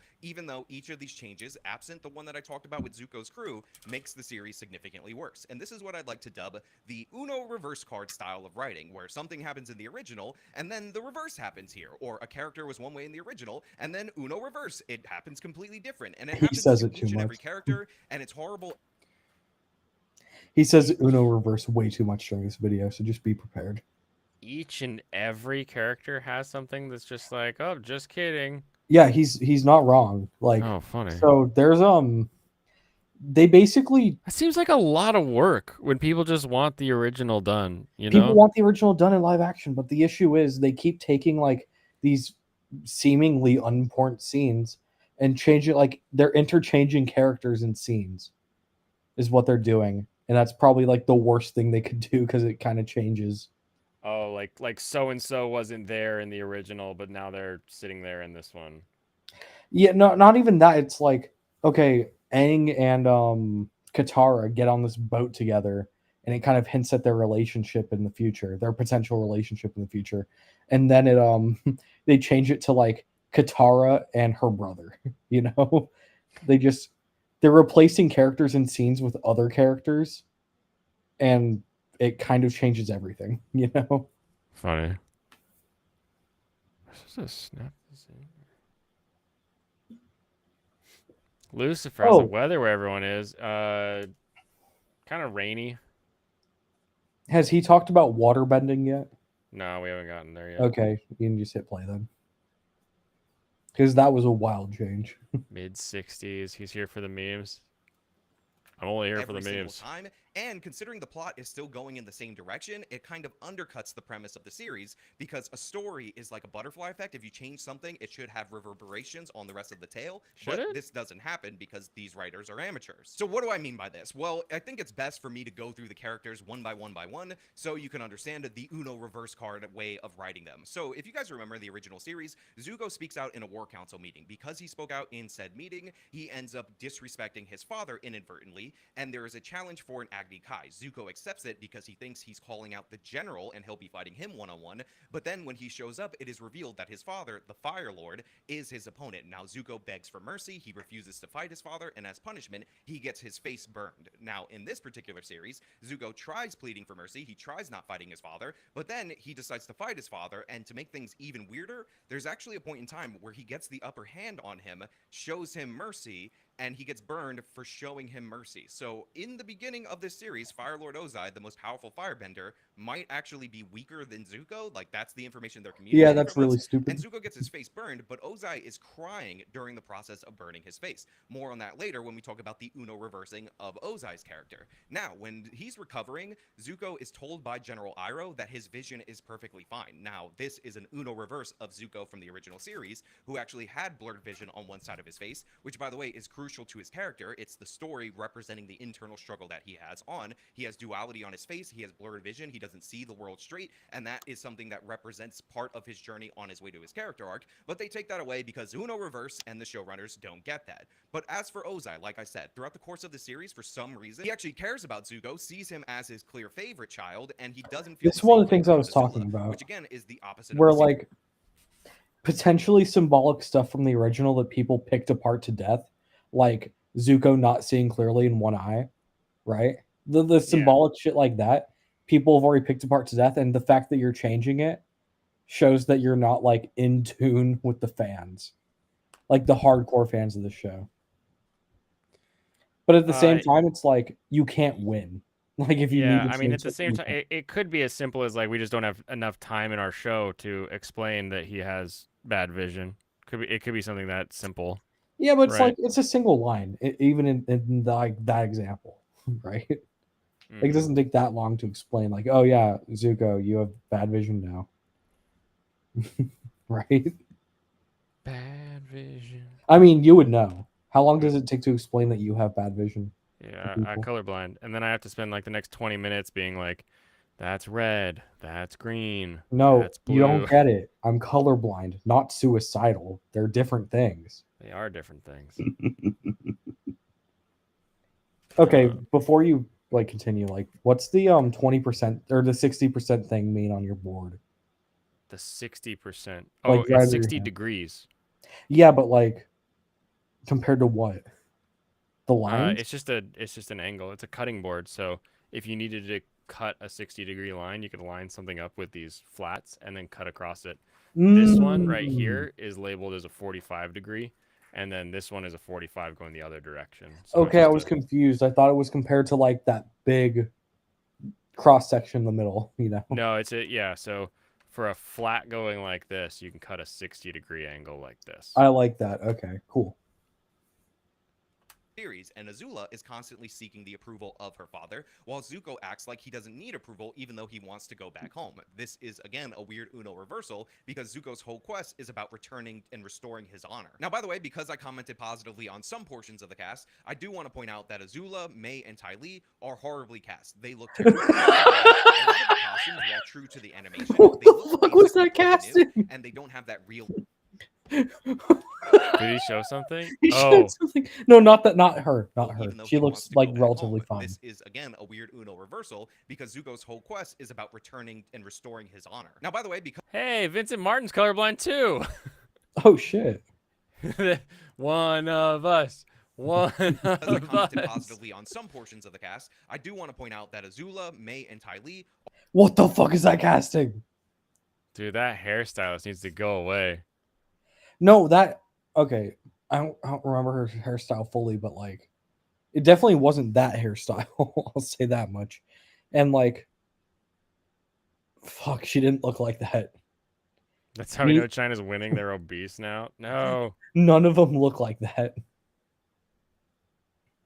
They just fucked up her whole squad. Fuck up the squad. are horribly cast. They look terrible. On top of that, a lot of the costumes, while true to the animation, Pop they is look actually Rachel basically brand Notley. new, and they don't have that realistic feel, and they look awkward in live action. So yeah, there's some issues there. But back to the characters, because this is most crucial. So Katara and Sokka also have some Uno reverses. Now I'm sure you guys know that Sokka's character arc where he's kind of sexist and he's trying to represent what he thinks a man should be because he doesn't have any male role models has been completely cut out, reduced, dumbed down in every way possible, like everything Reduced to else in the atoms. series, and that really negatively impacts his character because what we see is him actually learn what it actually means to become a man. However, he doesn't have the Be same a issues starting out that he man. had before, and on top of that, he's kind of Uno reverse carded with Katara in that instead of Katara taking on the role of the mother, which led to one of the more beautiful scenes in the entire series, where Sokka says when he imagines Like he just his has an mother's Uno face, he reverse actually card sees just sitting Katara on because his. she's always been looking out for him. He then gets referred to as being like their father because, you know, Uno reverse, and Katara has almost none of the problems and conflicts that Ah. she has in season 1. A perfect example of this is in the original series, Aang was naturally talented at waterbending. And by the way, this set up a future character arc for when in season 2 he couldn't do earthbending because he always assumed that bending would come so naturally to him just because he was the Avatar. But this actually angers Katara in season 1 because she struggles mightily with waterbending. Well, guess what?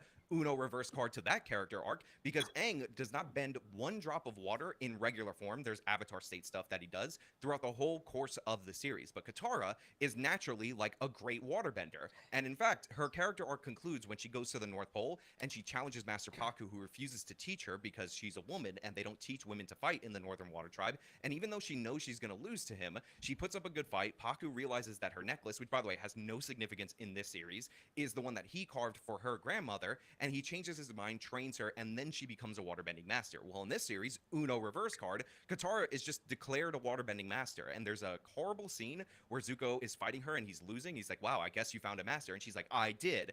Me, I am Katara, and I don't need no man-stir to teach me waterbending. And it's cringe. I and terrible now and horrible, understand all why at the same AJW is talking about this. I Yeah. understand. Sean, I get it. I didn't know why you were talking about this, but now I get it. That was such a wild change for me. Like, The fact that she's like good at it now. her entire first arc is that she's not good at waterbending, but she Yeah. like desperately wants to be. And isn't that kind of like what leads her to like think about bloodbending? Um, Because she's like, oh, I can be better.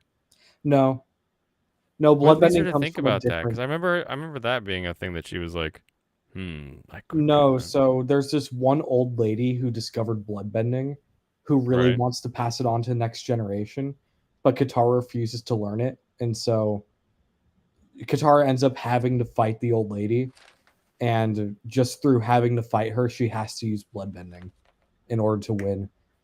And so the old lady like Oh. passes it on to the next generation through Katara.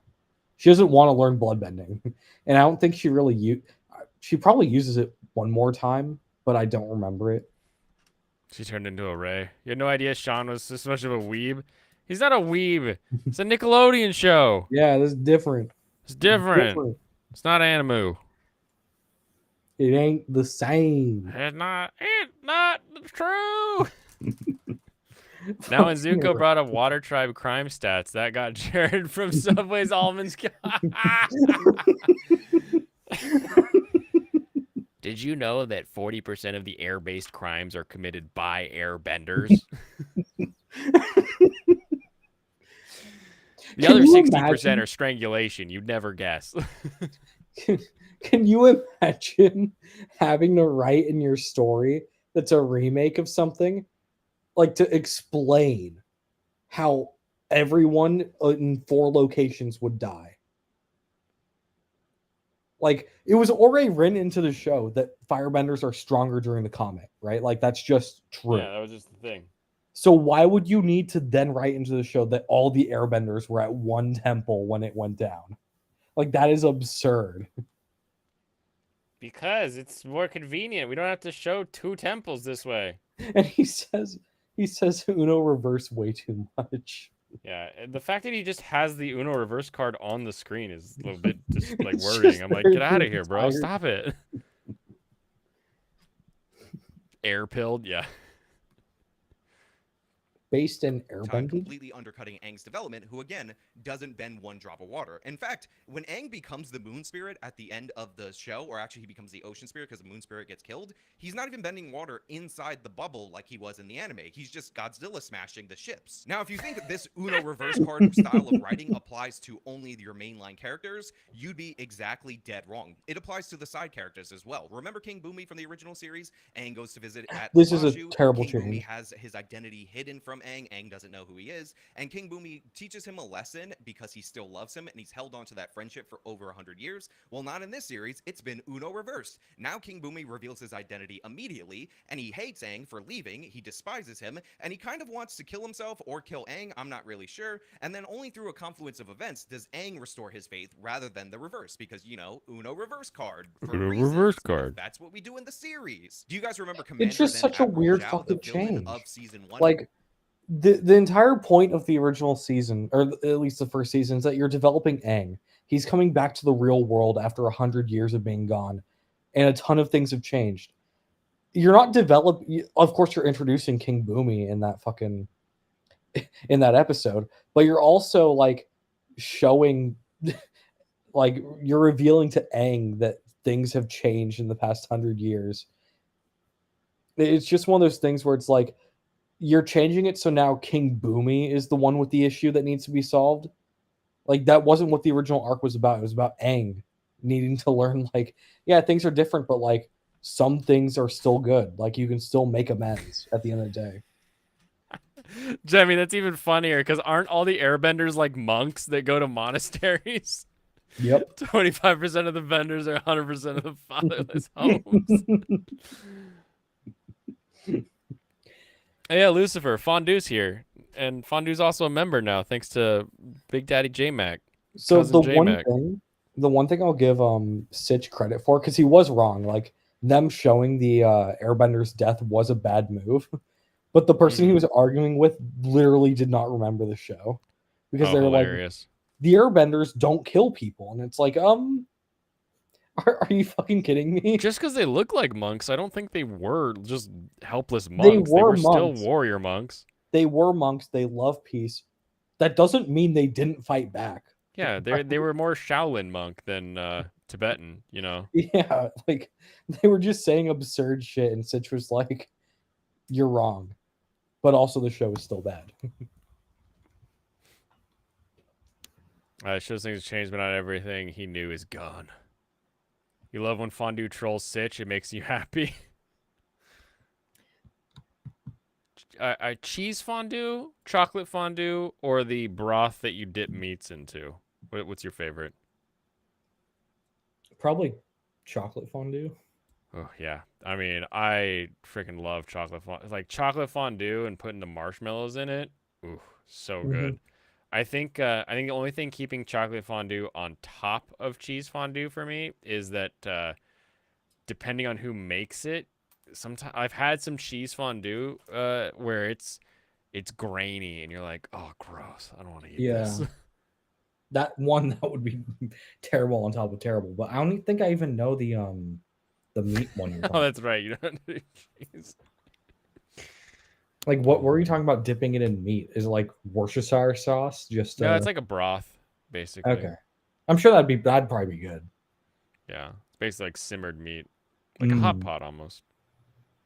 No, because you've had that the Mexican thing where you like, fuck, I don't remember what it's called, but it's like shredded meat inside a crock pot with like a bunch of oil, or not oils, but like, I've definitely had a bunch of shredded meat that have Mexican seasoning on them in a big old crock pot. I don't know. yeah, it's like wet. Specifically You know, what- it's like wet meat because it's yeah. like Wet meat. I like my wet meat. it's in a broth. I don't know what it's called. It's like a tomato paste type broth, but like They it's a definitely little- killed the airbender Merc and conversed with, told him to Merc Ozai. Merc him. They probably did. Not just for the Avatar gang, but the villain for Zuko as well. He was a B20. competent guy. He had rage issues, but he was very disciplined and very tactful. Well, Uno reverse card to that because Zhao is a bumbling idiot in this particular series. And in fact, they said he failed his officer exam 3 different times because he's so incompetent and ridiculously stupid and absurd. And the only reason he gets promoted to admiral is because Azula is using him as a puppet through letters, by the way, which is just another way to cram more dumb, boring exposition into this series. And he doesn't even come up with the plan to take out the Moon Spirit on his own. He just gets the notice from Azula that that's what he should do, and he randomly says at one point in the story that he wants to become the new Fire Lord, and he sucks in every possible way because he's been Uno reverse as well. I mean, even his death in the series is Uno reversed. Originally, he ends up fighting Zuko. Zuko gets the upper hand, but then the Ocean Spirit wants to take him for revenge into the spirit world, and Zuko goes to grab him to save him, but Zhao would rather die than be saved by Zuko, so he pulls away and leaves. In this particular one, the Ocean Spirit has no involvement at all. Zuko just turns. No, Lucifer. We only Uno reverse now. I hope he says it one more time just to spite Lucifer. Uno reverse. We need a counter. I think he's got a counter going. We should ask him. Be like, hey, Oh, does Sean, he? can you control F Uno reverse? I'll ask. Hold on. You think he wrote down all the Uno reverses?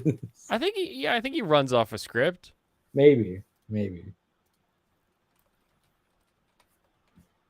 I don't. It's been so long since I watched like a debate of his. I don't remember if like he's more natural in it or if he's the same. Sean Fitzgerald. Okay. All right, I need to go cook. I'll be back. Enjoy.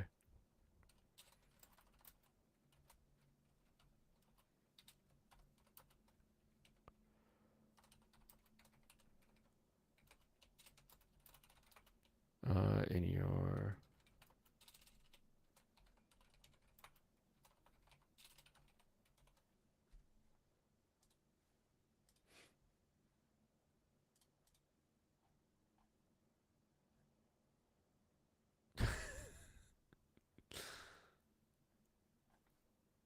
all right, we'll see. He's Lofty on Riddlin. Even when AGW is right, he's wrong. He's the Uno reverse of Lofty Pixels. He just magooed himself into that desert library. Whoops. Wrong page. His back on him, and he tries to strike against Zuko, and then General Iroh just murders him because I guess it's different. Uno reverse. Now this isn't a perfect Uno reverse. Different isn't Uno reverse. Uno reverse is a monkey gonna kill a snake, but then the snake kills the monkey. That's an Uno reverse. Monkey gonna kill a snake, but then a boulder comes in and kills the monkey. That is a divergent story. It's not all Uno reverse. This is getting wildly incompetent analysis at this point. Oh, this is gonna look I'm so glad this one won the polls. This guy he's gonna be looking fresh and clean, looking great. Come on, focus, camera, focus with me. Come on, baby. Yeah, there we go. Gonna be looking good.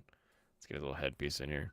The fact that they're reversing different character traits and whatnot really undercuts the premise of this, and the fact that they just revealed this information too early also really hurts it. And I'm talking about, of course, the relationships between Iroh, Lu Ten, Zuko, and Fire Lord Ozai. For those of you who don't know, in the original series, Iroh's son, Lu Ten, I think died it's in the draw Siege of Ba 4. Sing Se, which caused Iroh to go on this spiritual journey. Zuko is being treated like crap by his father, who never really cared for him, so Iroh becomes Zuko's surrogate father, Zuko becomes Iroh's surrogate son.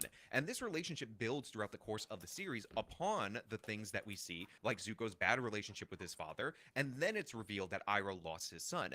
But for some reason in this show, they reveal Iroh's son's storyline in episode 4 or 3, I don't remember, but it was really early, and that's even before they reveal the origin of Zuko's scar. So they haven't built up that relationship, which is unfortunate because these are two of the better actors in the show, and you definitely feel it, but it has no time, and a lot of plot lines in this series just have no time. Now look, I'm not saying that these changes are There's bad no because they're time. changes. That's the Obviously, when biggest you're issue adapting with something, you going. have to leave That's the biggest issue with going from like a series like Avatar or Full Metal Alchemist, really any series that's in that like 50 plus episode area into even a mini series is you have to be very clever with the way that you cut and remove things so that you leave enough that characters maintain, good motivations that they had in the original, but you're also able to deal with your severe lack of total screen time when compared to the other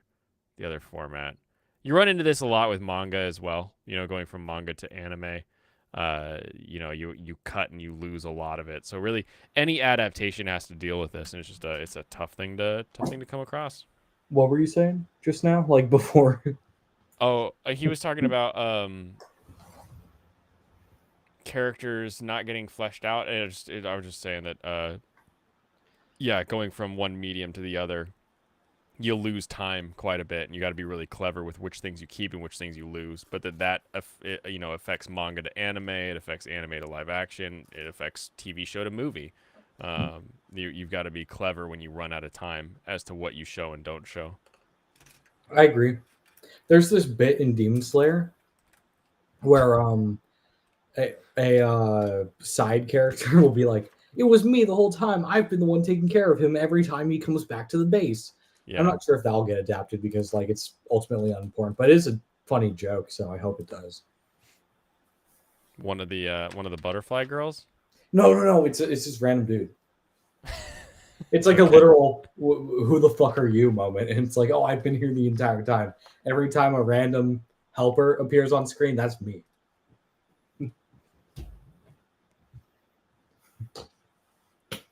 Oh, perfect. I just saw your message, Vincent. So good to go. Vincent has some fun stream coming on Thursday. Oh, good shit. What's it about? It is going to be the same time, 7 o'clock. Well, 7:10, I suppose. So check out Vincent Martin. Give him a sub, and then watch me double stream like I'm a pro streamer, where we talk about lolly stuff. So. What is Vincent gonna be talking about? The Papa Meat lolly takes.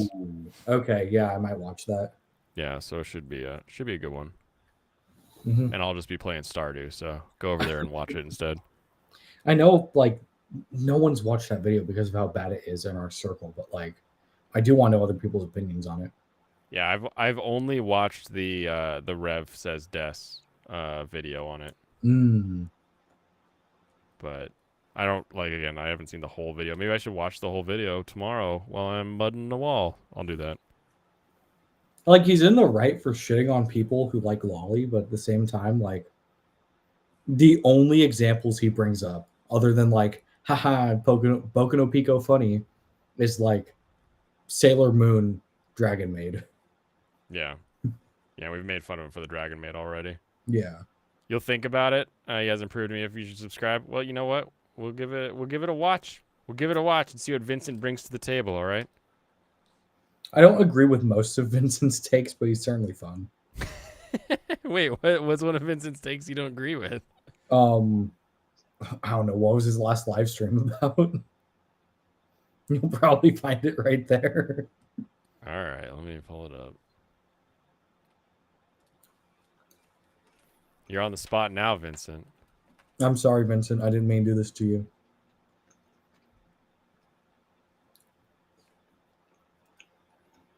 I mean, it was probably the last 3 live streams he did. Critics and creators. Revisiting the "Is J.K. Rowling a transphobe?" question. Not that one. Who Definitely. knows how it's going to go? Retro v modern games.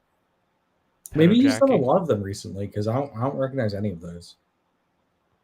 Diving into Never Knows Best content.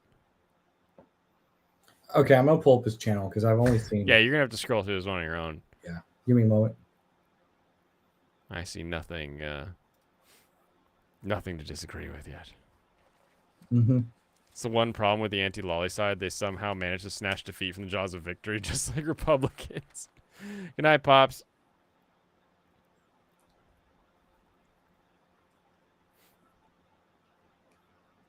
That one was a mess, most of them. That one was a mess. Oh, it's just the ones where he talks about EFAP. I disagree. Oh. Yeah. Wait, you disagree with EFAP? No, I disagree with him about EFAP because I think he only talks about EFAP when he disagrees. Oh, I think I've see. watched like more than one of his on EFAP. Understandable. Let's see, how does this attach? I don't. Or maybe it was the he did one on Sitch and Adam that I disagreed with. That was it. That was the one I'm thinking of. We figured it out. Mm-hmm. We got it.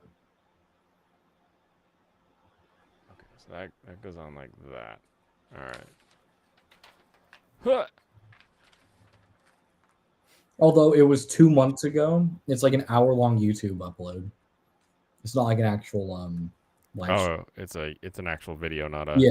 Yeah. I mixed it up. That's all right. We'll get down to the bottom of things eventually. Mm-hmm. Did you agree with Stitch and Adam in something, and he disagreed? That's rare. Yeah. I think that's what it was. That's a rare nugget from you.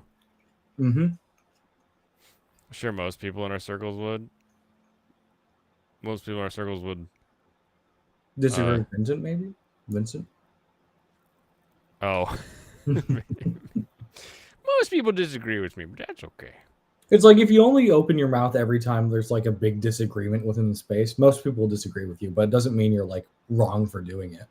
Oh, question for you. Fire Emblem fan number 2000 billion. Yes. Is there something that you actively dislike about the Advance Wars series?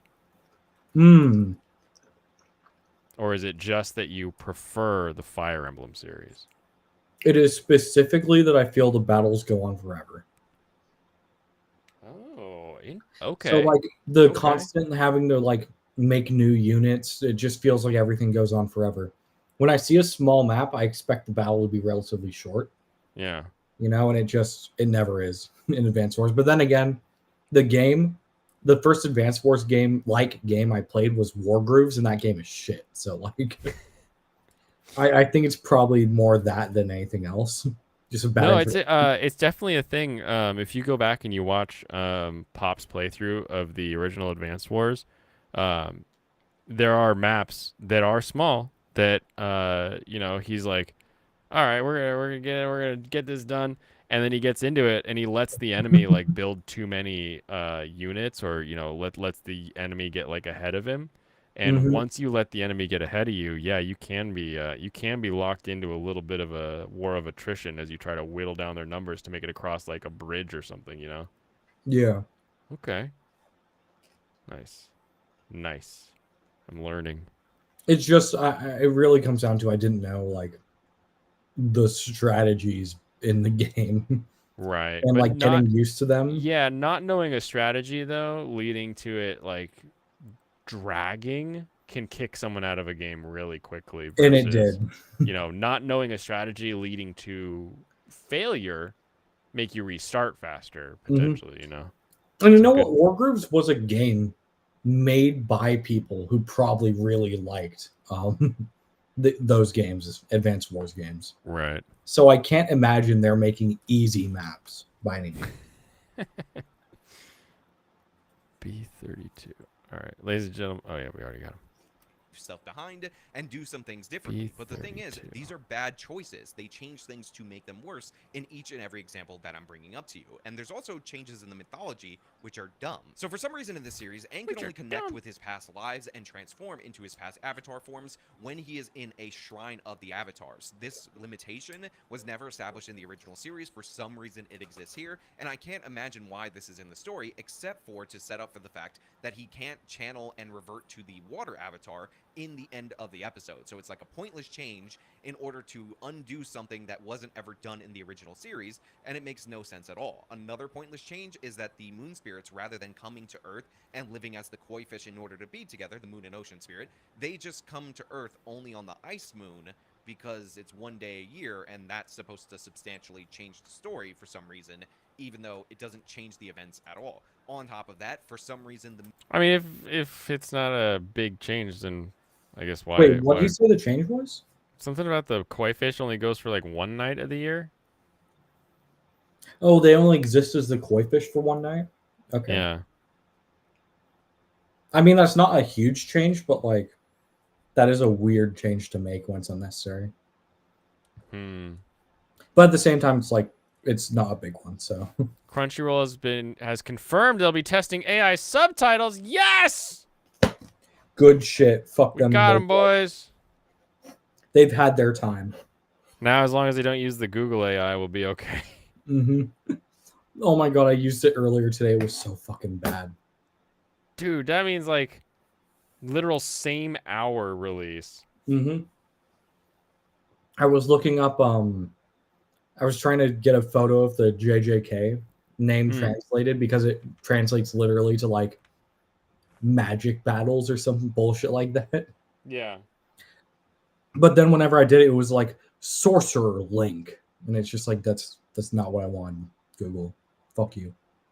Fuck you, Google. Virgin Google AI versus the Chad Bing AI. The hell's the Bing AI name? It's just cooler. What is it? Come on, Bing. I should be able to Google Bing AI and it'll pop up. Copilot. That's what it is. Hell yeah, Copilot. Start a knock knock joke. I can make it do anything. moon spirits have to be killed with a knife that the waterbending avatar made from spirit wood metal whatever weaponry, and that's like a part of the thing, so it's like an unnecessary MacGuffin mixed up in there. And again, these changes add nothing except muddying up the mythos, making it worse. But that's not the worst, most egregious problem with this show. Because it's only 8 episodes and Avatar The Last Airbender is 22 episodes, one of the strategies that they use is they want to combine and jumble a bunch of episodes from Season 1 and Season 2 in these individual episodes. So when you have the whole thing going on with Omashu, at the same time, you have the Jet storyline happening, but also at the same time, You have the Mechanist storyline happening, who is not at the Northern Air Temple like he was in the original series. He is in Omashu. Now, the problem with jumbling all 3 of these storylines into the same episode is that you have characters that have individualized arcs that are tied into these episodes, and they can't fulfill those arcs as originally intended. A perfect example of this is Sokka. So Sokka is with the Mech. You just finished panel lining your javelin? Nice. Nice. I have a panel lining pen somewhere, but I don't remember where I stuck it. I do need a new one though. I think I should get a new one. Okay, this goes on here. Wait. What the hell is this? You can do it. You can get the new one. Get the new one. Fucking what? Wait, is this supposed to click in here somewhere? Does it literally just press on, like in a weird way? A spirit knife, McMuffin. You can't imagine what they did to Jet. I did a lot of practice on entry grade models and 1MG. I've got... I would imagine they didn't change Jet because he's sexist and unlikable, and that's his whole thing. This was my first panel lining model. Oh shit! Was this guy? Come on, focus in on his head. It really went on like heavy, and then when I came back with the erasing, a lot of it like turned kind of grayish, which is okay on my shelf, but up close, there's even some like his shoulder where like the whole line just disappeared, and I was like, well, that's gone now. But like I love his whole like shield and everything. But yeah, the little messy on the thruster things on the back here.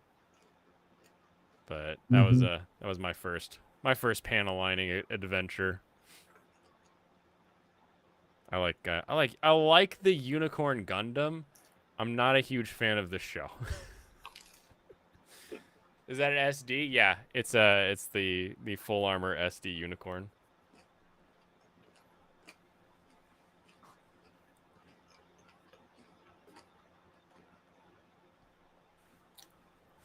Not all the SDs are practice girls. I've got the MG SD. They got master grade SDs now. When you melt the plastic parts together, the ink sometimes gets wedged between the 2 fused parts. I have yet to do any of the welding or any of that beyond just the nip little sand and put a sticker on it. I feel like at some point I'll get into more high level production. And if you guys remember, Sokka's a tinkerer, he's an idea man, and he helps the Mechanist design what would eventually become the hot air balloon, which becomes the warship that the Fire Nation uses to fly. And by the way, it shouldn't be utilized this early in the series anyway, but that's a whole other issue. And you see how smart and innovative Sokka can be. But also, Sokka is crucial to the Jet storyline, because that's all about him trusting his instincts as a warrior, and the fact that Sokka showed mercy to an old man actually allows him to save the village in the end of that particular episode when Aang and Katara fail. But since Sokka can't be in 2 places at once, he can't share the arc of that particular story. He can't shine there. We can't see that Sokka, even though he's insecure, is actually insanely competent. He's actually quite skilled. So it undercuts his character development. On top of that, because you don't have Katara and Sokka being held hostage by King Bumi, there's no real reason for Aang to engage in the trials of King Bumi, so that storyline doesn't work as well. So you have all these storylines running concurrently in the same episode, but none of them have their impact because none of them have been designed the way that they should be, and they've been combined very haphazardly, and it's just a problem throughout the course of this series. However, the most egregious example of this is in the episode where Aang needs to deal with Heibai, the spirit of the... And we're back with March Sadness. Oh. And the team is looking down the barrel of a 455 meeting. Forest, A or should I 455 say, meeting? this is the episode where Never. Aang Don't do supposedly that. needs to deal with Heibai, the spirit of the forest, but for some reason, which is the fact that Ko, the face stealer, is considered cooler, they end up focusing on him rather than Heibai. Now, this episode also Hey, if you're contains cooler, the you're storyline cooler. where Aang has to go. He's not cooler. Tommy a thin cement definitely makes it easy. Oh, nice. Gundam lost me at Seed. I think I tried Iron-Blooded Orphans. You couldn't do Iron-Blooded Orphans? I get not liking Seed. Like, if you're not a fan of the UC Gundams and the new types, then you're like, oh, they're just like space wizards. This isn't as exciting. You're like me. Then you watch like Seed and you're like, they're just genetic space wizards. This isn't better. But something like Iron-Blooded Orphans, where they have like the control connects to their spine so that they're better to pilot the Calamity Gundams. You're like, oh, I understand how a direct neural link to my body would make me a better pilot, even if I am not as war storied, learned, insert term for being better at battle here.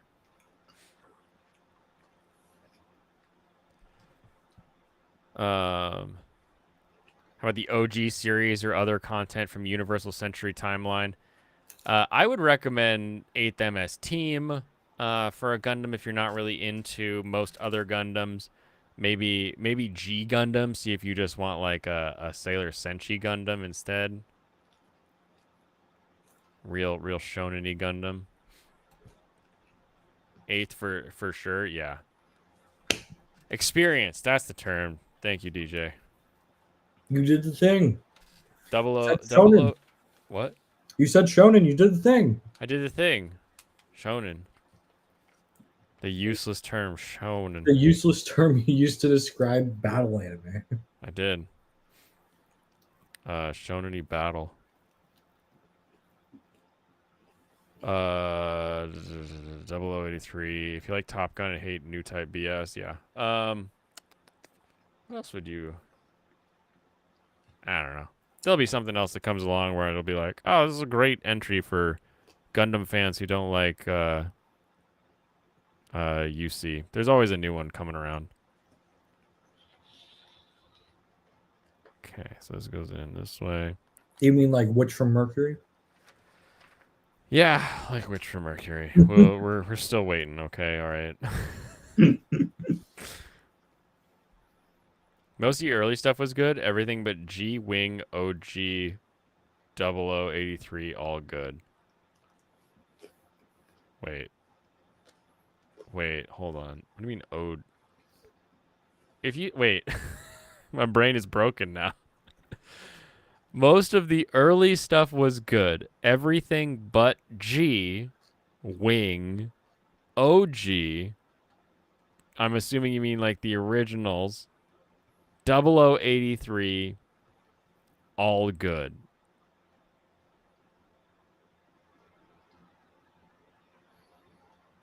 Okay, I think I got it. Everything but G. As in, he doesn't like G Gundam. Wing, the original series, 0083, are all good. If you like Wing, how do you not like Iron-Blooded Orphans? I thought he said Wing lost him.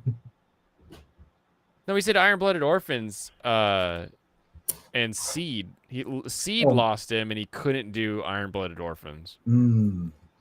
Since it's going to be formatted better in my ADHD brain.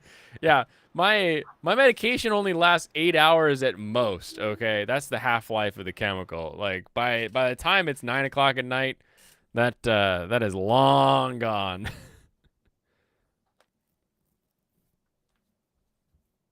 Into the Fire Nation in order to convene with Roku's spirit from the Solstice episode, and it has the Blue Spirit episode where Aang has to escape from Zhao's Could you custody turn up to help AJ? Zuko as the Blue I Spirit can't hear him in too order well. to save his friends' lives. So all of this is combined and jumbled together. But I want to really focus on Thank this you. Heibai and Ko situation. Now, focusing on Ko rather than Heibai would be a lot worse if Heibai was the most important spirit in the entire animated series, and Ko was this all-style, no-substance, cool creature, but works better with the mystery, and everything you reveal about his origin actually makes him worse. And the thing is, Heibai is the most important spirit in the entire series, and Ko is a cool design. He's an interesting character, but again, everything you reveal about his backstory makes the character worse. Let me explain. So I think the Ko the Face Stealer thing is self-explanatory, but in this particular storyline, Aang needs to get a totem of Ko's mother, who is a woman with many faces who gave faces to humanity, that apparently Roku had in his shrine. So again, you're just jumbling all this crap in the same episode, and he needs to trade that for the people that Ko took. But the Heibai thing is borderline unforgivable, and it fundamentally shows that these new showrunners do not get the entire premise of Avatar: The Last Airbender, because like I said, Heibai is the most important spirit in the entire series. So to explain why Heibai is the most important spirit in the overall series, I kind of gotta, Yeah. give you an idea Explain of the original yourself. episode where he debuted, because it kind of explains everything for itself. So in that original episode, Aang shows up in a forest. He finds that the forest is torched by firebenders. They just scorched through it, destroyed it, and he's really sad and depressed by it. The forest was peaceful, it was in harmony, and then it was wounded by the actions Would you of say the it was Fire in Nation. harmony with And Heibai, by the before the way, Fire which is a Nation panda came? bear presented as very peaceful in nature, also a yin-yang symbol, is something that represents balance. But that balance was thrown off by the Fire Nation. And in response to the balance being thrown off by the Fire Nation, Heibai transforms into another form that is raged out, super powerful, a threat to everybody around him, and completely out of control. And you can't overwhelm him physically because he's so powerful. And the way they are able to restore Heibai back to his peaceful form is by showing As long as you saw the good stuff, seems like you've seen a lot of it. I imagine you're a pretty good idea of what you like and don't like based on trailers. True, you're slogging through Wait, hold on. Do I have it? Hold on. No? Wait. Why are none of these play? Oh, I moved the sound effects. Dang it. Rip. I used to have the Turn A Gundam whenever we would play Gundam Evolution. Hold on. I'm gonna pull. I can pull this up in 2 seconds here. Not that one. This one, because I moved my my folder over. Blind escape corner, sound effects. Sound effects. Here you go. Save.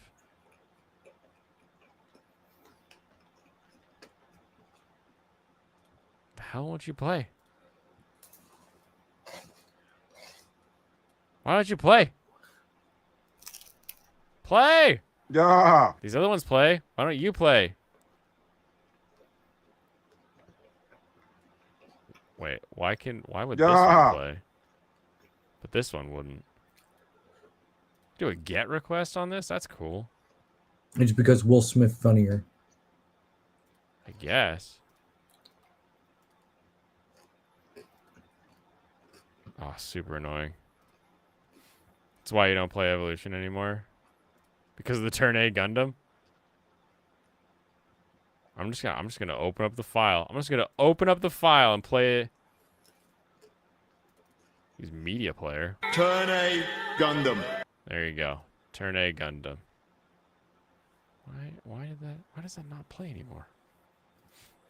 Weird. Oh well. I'll worry about that later. Completely unrelated. Have you guys seen Scrapped Princess? If so, what do you think of it? That does not sound familiar. Give me a Haven't second heard of here. it. Scrapped Princess, light novel series, manga, anime, 2003, 24 episodes. You can watch it on Crunchyroll right now. So that exists. Make sure you can actually watch it on Crunchyroll because I don't believe him. I mean, I'm not going to watch it on Crunchyroll, but there is a link that makes it appear as though you could. Yeah, but they do the same thing for Shiku. Oh, they do? Bastards. Yeah.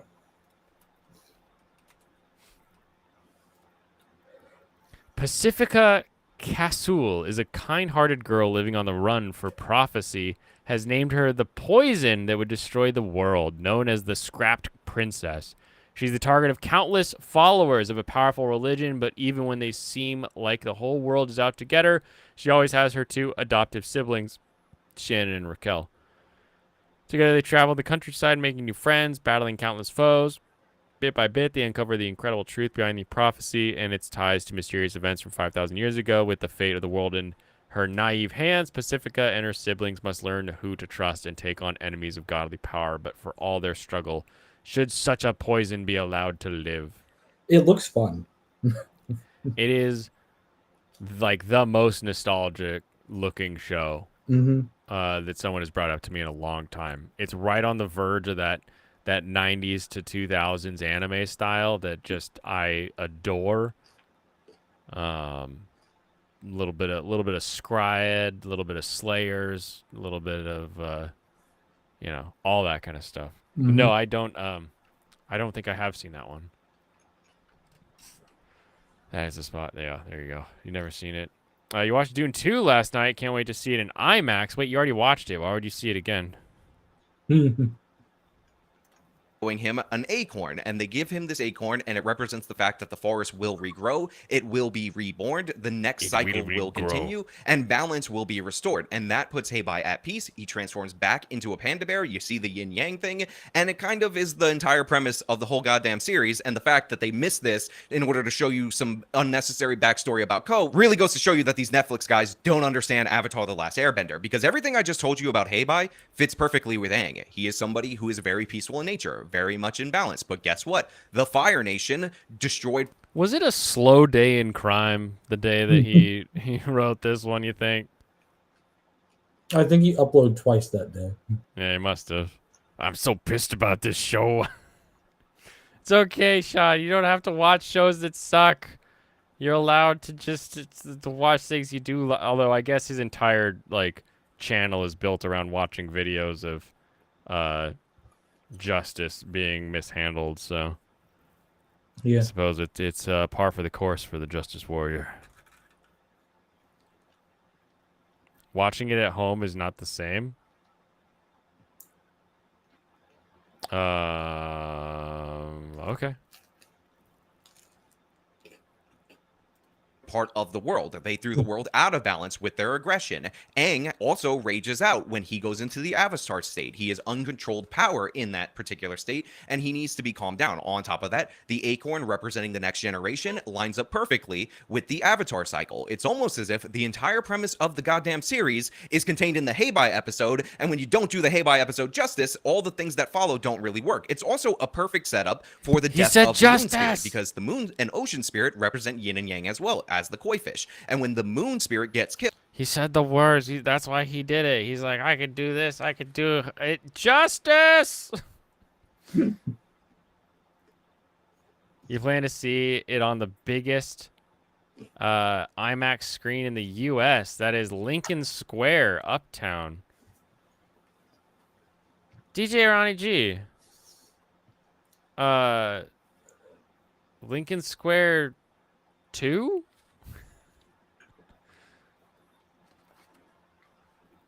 Lucy is fucking awesome in IMAX. Please try to get ticks. What's up, Serranos? Uno reverse. Michael's now French.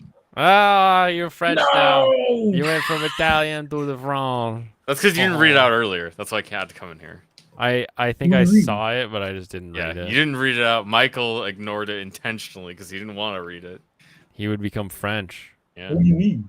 Nobody wants to be that. he's Never. already becoming French. It's You still horrible. watching this video? Technically. In the borough of Manhattan? Oh, that's hilarious. We have a Lincoln Square in Bellevue. I want to mention this racist comment that you A got. racism? No, it wasn't. No, this was from Mail Online. NFL superstar Tyreek Hill broke plus-size influencer's leg by charging at her with crushing force after she humiliated him during practice football drills at his Florida mansion. Lawsuit claims. Influencer Sophie Hall, 35, claims Miami Dolphins wide receiver Tyreek Hill broke her leg during a backyard football lesson. Why are these black guys getting all these fat bitches at their houses? You know? Why is this? They never learn. They never learn. You can get anybody you want, and you want a plus size influencer. NFL superstar Tyree. Well, I mean, he did break her leg, so Yeah. obviously there wasn't enough cushion for that pushing. Yeah, I just saw that one. I was like, man, why black men?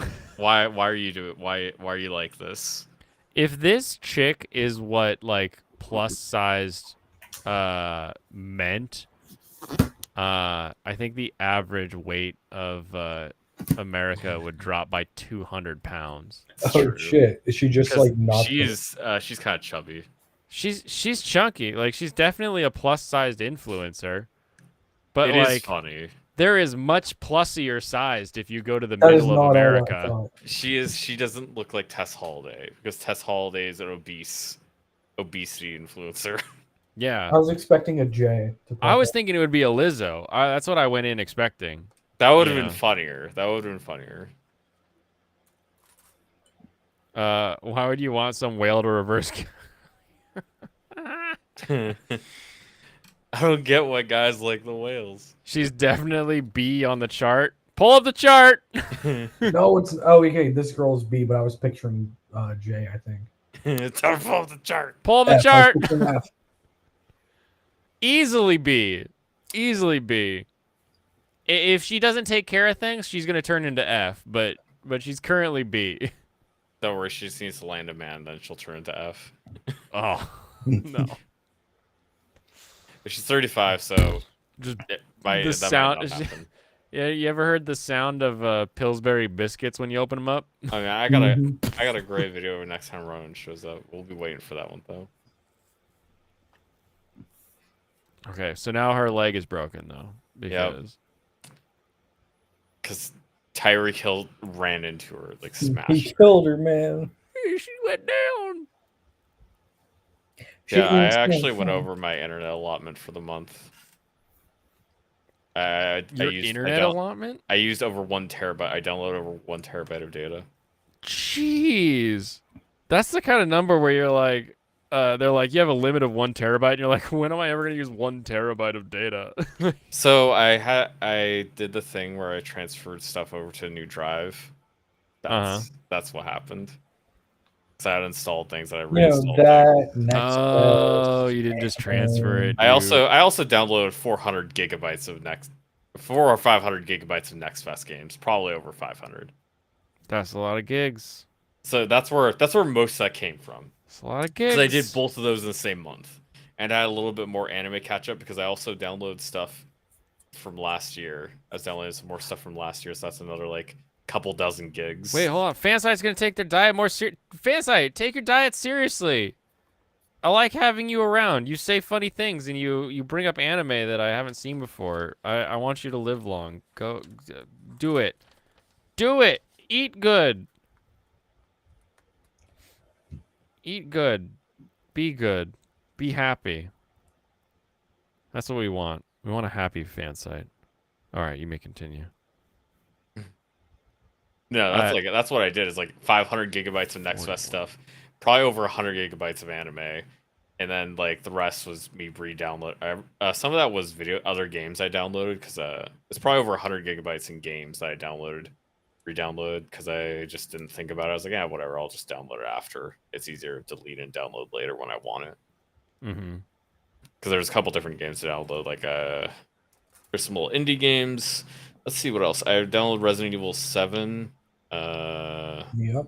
I downloaded like a 40 gigabyte Resident Evil type game that I like crashed early, and I was like, yeah, whatever. Just like that's 40 gigabytes wasted right there on one game.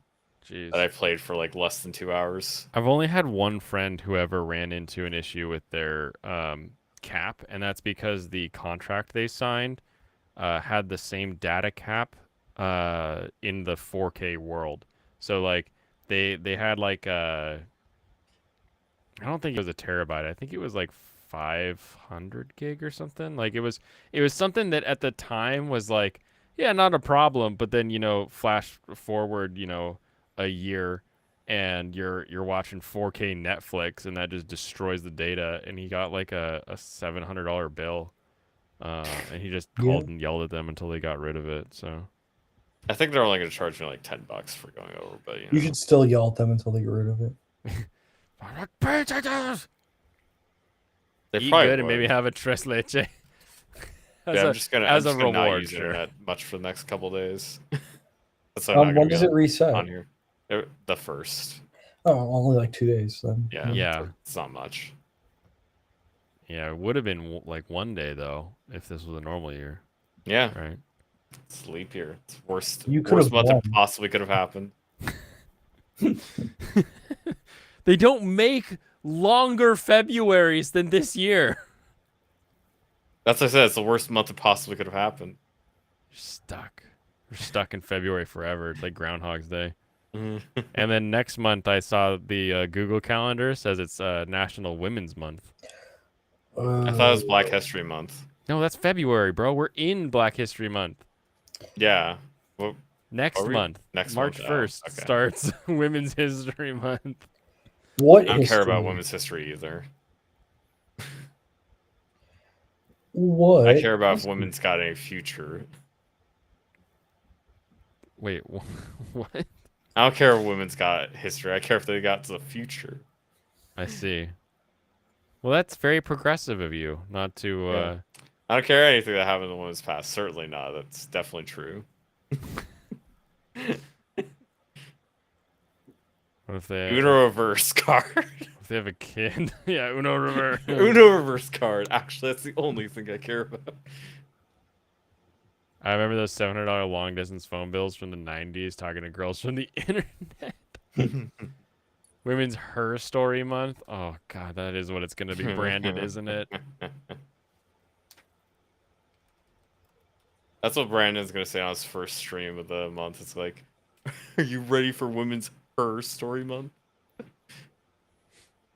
What do you think the chances are that every celebrated event in women's history is also women of color? Like they can't just have a It's going to woman be 50-50. it's going to start with Harriet Tubman, and it's just going to roll through first black female senator. Starts with Tubman Yeah. and Kamala Harris. Exactly. You wish your back didn't hurt? You want to play Helldivers 2? We'll get a better computer setup so you can lay down. Yeah, get a better chair. You're in the middle of an Oreo dessert. What? No! All right, starting after the Oreo dessert, fan site. After the Oreo dessert. That's when you start. You think? Okay, hear me out. Hawaiian rolls and vanilla ice cream. Fatty. But the only people that have ever suggested what you just said are Richter scale humans. Like that. No, you Michael's will gonna not be mix there. Hawaiian sweet rolls with Michael's only anything had a- other than pulled pork. Michael's only Oh. had a couple of years where he hasn't been controlled by his parents on his food intake. Dude, I've already done. Today I used Hawaiian rolls and pepperoni. Dude, the number Oh of my God. Pillsbury biscuit cans I ate raw when I moved out. Michael isn't gonna see 50. Why is that number more than one? What do you mean? The fuck do you mean? What do you mean? Why are you eating those cans raw? Because I like dough. And they were Do you not delicious. have an oven? I did. Who cares? I don't want to wait for a biscuit when I can just eat biscuit dough. You're not eating a biscuit. You're eating dough. Yeah, I'm eating biscuit dough. I like bread. I wouldn't just eat uncooked dough. Oh, you guys don't know what it's like to live on the batter life. No, I don't have the runs every day. Yeah, same. We share that in common. Well, that makes two of you. every day there's some meal you look down at and you're like, fuck, it's just covered in cheese. This is what And you're like, Michael damn eats. it. No, he's not lactose intolerant. Remember, he just hates cheese. Oh, I keep thinking you're lactose intolerant because those are the only people that hate cheese. No, he's lactose bigoted. Lactose bigoted. Dude, Doing I ice know what cream you're for talking breakfast about. in college once, never again. Yeah, I literally have we all to do be things in lactose. college that we don't do after. Dude, because like whenever I eat only ice cream in a day, I have the runs. Therefore, I must be lactose. Clearly, that adds up. See, it adds up. Where were you, Serranos? Where was I? Yeah, we did the calculations. For Mhm. what? He's We lactose ran the intolerant. numbers. Me? I literally have to be lactose intolerant. He has to be. He ate lactose and then he had the runs. It's the only explanation. And we know it's the only explanation because that's the only thing I ate that day. That was your argument back in the 90s when I didn't give a shit about Black History Month. We only write about 7 people, so I went out of my way and found different figures. Oh, wait. My work woke month will probably say Her Story, Big G I downloaded, and it's fucking good. So only live action I'm watching is Masters and Shogun. I'm glad that Rosa Parks is the one that blew Andrew up. Clark, how's it going? Jokes about her. You Just did just get off work. Okay. I'm unfamiliar with your work schedule. Well, it's Not time to that talk I about would Locke. be. So you gotta tell us about John Locke. Yeah. Mhm. There were requests that you come regale us with tales of Locke. And I thought you might be able to get some sound bites for tweeting it at Sargon later. Who is John Locke? You're lead intolerant, you're allergic to bullet wounds. Oh, that makes sense. You are Canadian after all. You're probably allergic to just holding the gun. Yeah, we're watching Jared from Subway. Sean talk about Last Airbender. I'm more just shocked that he's doing a media review. Like, has he ever done this before? I feel like I've I'm not sure he seen has. this. Who? Sean. Has Sean done Yeah, he's media done it reviews before? Okay. Yeah, I watch his channel a lot. You watch it a lot. John Locke from Lost. Lock with an E. You know, Loki. I call him Loki. It's You one mean of his. Lockheed Martin? It's one of his favorite. Disney's Loki. You kids want to learn about economics? Economics. No, it's not. You're thinking of Lock Eye, not Lockheed. Lackezian. Loki. Lokai. Did you read about the teacher that assigned her class an essay for Black History Month and refused to take a paper from a girl because she had never heard of the woman she wrote about? Who was the woman? Rosa Parks. I hope it's Rosa Parks. Student, Black. It was like Serena History Williams or Month some bullshit. paper. The rejection of African American. Oh, hold on, I want the paper. Third grader denied her pick of Bessie Coleman as a hero. Okay, here we go. Bessie Coleman? This is last year, apparently. Yeah, she's the daughter of George Coleman. No. Bessie Coleman, American aviator, soared across the sky as the first African American and the first Native American woman pilot. Wow, she got double. Welcome. Hey, he's Andrew. here. Catman. Hey. I'm in the car, so the audio quality is worse. That's Yeah, all right. That's how it is.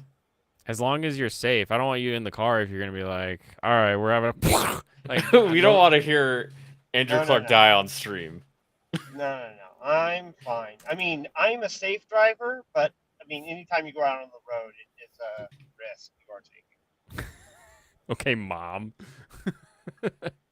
Well, I mean, statistically, you're more likely to get into an accident when you're closer to home. So That is true because that's the statistical place you drive most.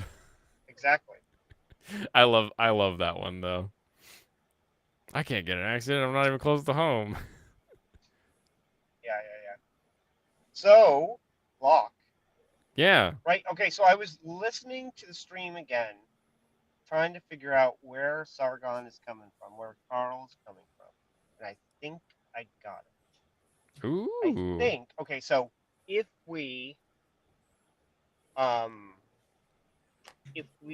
look at the Enlightenment philosophers, we can characterize them by what they were afraid of / fighting against.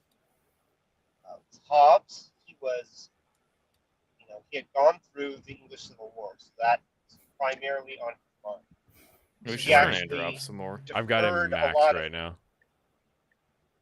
he deferred the Hobbes deferred a lot of his, like a lot of power to the king, right? To the sovereign. So you're in that. You as a peasant, you as a citizen, you exist under the king, and he kind of does whatever he wants. Okay, you as a That's peasant, you're just unfortunate. under the king, and the king does the king's deal. Yeah, And this yeah. is I what mean, that's that's Hobbes. Sargon thinks. Oh, Hobbes Yeah. says. Okay. Yeah. Hobbes, Right, the right. king is the ultimate authority. Basically, he's the guy at Right. the top, so everything is from him. Yeah, yeah. Right. But we invest all our power in him, and so he rightfully has it, and he can use it however he wishes. Essentially, And do we so have he no does have say an in that argument process? against he does have an argument against tyrannical kings, but generally speaking, the king just kind of like does what he wants. It's at his whim. My Gotcha. interpretation of that would be the idea that, yes, you are trusting him to make the decisions like you would if any ruler. You're just giving him basically more leeway. That's really the way it's Right, treated. It's but like he has much more leeway to be but like corrupt or tyrannical in some aspects. yes, but the point is that like if there are laws or regulations in conflict with the sovereign, then the sovereign wins. Right. The king is under the or is over the law. Yeah, yeah. Yep. So Hobbes is afraid of civil war. With Locke, he would be against tyranny. Oh well, okay, oppression in particular, like taking away people's life, people taking away their the government taking away people's property. Yeah, property and life and what they've worked for. He's What's against up, Angry? oppression in that sense. So he's like pro prosperity. Yeah, basically built any his- treading, or I guess I would say is like any treading on somebody's rights in a Lockean view is bad. Like it doesn't matter if there's a greater good that would be like you're He taking their has resources for like war or something. That is still not allowed. Well, to an extent, yes. I mean, there are like wartime yes, there's rules situations more or that'll less, happen, but like, but like, largely still, there's almost no situation where you're allowed to trample on somebody's rights to property or prosperity. Yeah, I mean, you can like in war, you can order a soldier into a situation that is almost certainly going to kill them, or absolutely certainly going to kill them. Yeah. And it not be a violation of like you're not like taking their life. But even under those circumstances, that doesn't afford you any of their property. That is for their descendants. Yeah, well, that was I might not have said it quite right, but mostly it's like you cannot just like steal somebody's money to like pay for the war specifically. Exactly. Yeah. People and drafting people to protect the country is different. That is a different situation. It's not seen as the same thing. Yeah, exactly. But like our the right against quartering would come from that Lockean ideal. Exactly. Yeah. Okay. And so okay, so then we move on to Rousseau. And Rousseau is a little bit different because what he is an intellectual in pursuit of a cause. Okay? He is in love with his country, and he's a bit of a hedonist, right? Because he like loved this one woman, right?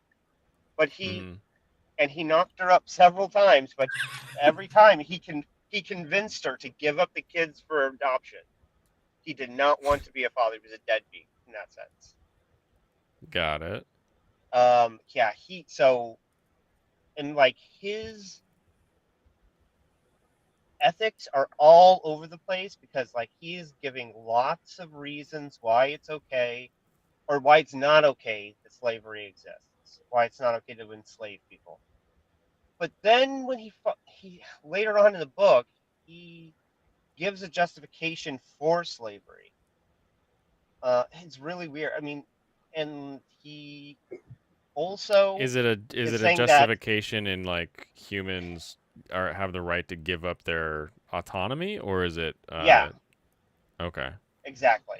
Because I mean, I think it's a dumb It's thing to defensible, but do, but it's there is There you are do there have are a many degrees which you already give up autonomy in certain aspects for. yeah. Yeah. But I mean, Locke would I think it was Locke was talked about how even in places where slavery was common, that generally speaking, you didn't have access to their life, right? That you were selling yourself into drudgery, as he put it, and that you still had to release them upon like the completion of their contract, and how they were sold into slavery, and right. that Yeah, it was. you Yeah. didn't own their children, and that or anything else that they owned otherwise, that you didn't have the right to kill them, and that in essence also that if you did injure them, that was a grounds for immediate freedom. Oh yeah. Okay. Yeah, Right? chattel Like, slavery, which was experienced by people in America. Well, that's what's called. Because chattel. they're It's chattel. it's chattel. No. Yeah. Okay, I pronounced it wrong. Yes. It's the new toy series from Chattel. Chattel handbag. Yeah, what did it? Made by chattel slavery. Yeah, basically treated like livestock, essentially. Yeah. What is the special quirk did difference. Locke and Hobbes have? Fondue? I don't know. Was it So time? There are many different forms of slavery which are not really covered in American history at all because it's not Yeah. as relevant to American history. yeah. Anyway, so Rousseau, though, I mean, he, like I said, he's kind of like all over the place a little bit, because he's talking about how, like, what is it? At one point, he's talking about how, like, more or less every life is sacred. But then he's saying that, like, once you're in a society, he just, I guess, in a certain way, he does kind of just say that, like, once you're in a society, all bets are off. Like, you signed up for this society, and it's majority rule, and anything goes. Gotcha. And yeah, so it's not great. Yeah, I mean his idea of really- that seems opposed to both Hobbes and Locke. To an extent. I mean, Locke is so different because Locke believed in all kinds of limits. He believed in the government was limited to their mandate was to maximize natural rights. Yep. That you gave up your executive power in relation to your right of life, prosperity, and justice, and then government has a mandate to maximize those in your society. And Yeah, if they exactly. What's the abdicate- point in yeah, creating a government and working together with other humans if it's not for the betterment of everyone? yeah, And in this exactly. case, the betterment is those freedoms, our ability to do the things that we want to do. Right. It's so that you can most enjoy your life. Your Okay, property, real quick free though, hold of on. crime. This is the weirdest thing I've ever done in Gunpla. So here's this little thing, and I have this ring, and I have to put this little cock ring around my Gunpla piece. I've never seen this before in any model ever. No, it's got a little ring and a little nubbins on it. Why is it bent like that? All right, you can continue. It's not bad. That's how it's supposed to be. It's supposed to be bent. Cock and balls for 3 months. Thank you, Brandon. Oh man. Good one. So we look at what they're all kind of after, and it seems like, I guess, upon reflection, so is after like this society that can can, like, the majority rule. Like, Mhm. whatever you want to do in society, you should be allowed to do. If enough people agree with you. If enough people agree with you. Exactly. And that's Rousseau. And that's Rousseau. Sargon, Carl, he is characterized by, seems to be, immigration. And he wants to avoid, especially what he calls ideology. Okay. So he doesn't want. He wants to, like, okay. He made this dichotomy, right, between tradition and ideology, where tradition is marked by a lack, like, was it these bonds and patterns that is absent from, like, formal logic. Okay.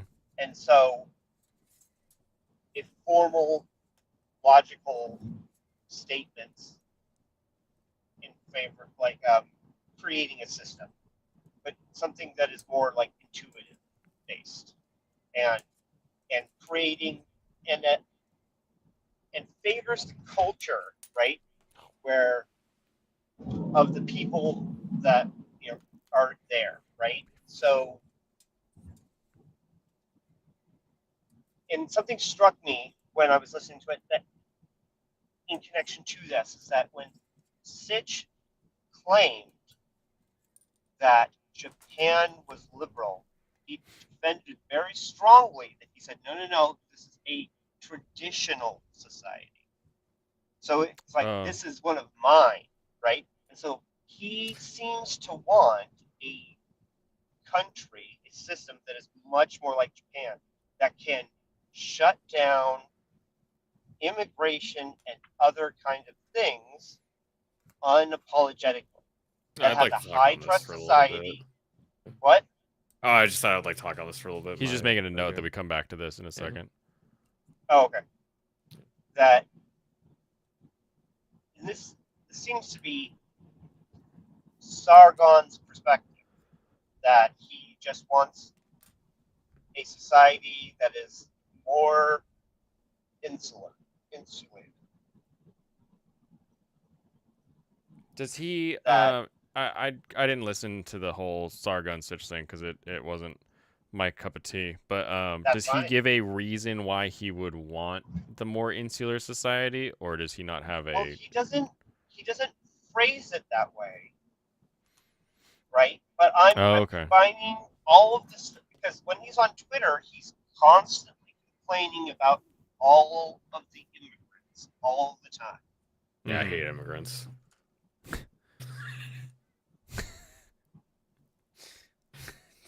Right? Just blanket. Like, his number one problem in society, he's linking nearly every problem in society to one of two things: either wokeness, which I think is, like, what's allowing all of the immigration, and then, or directly, just immigrants.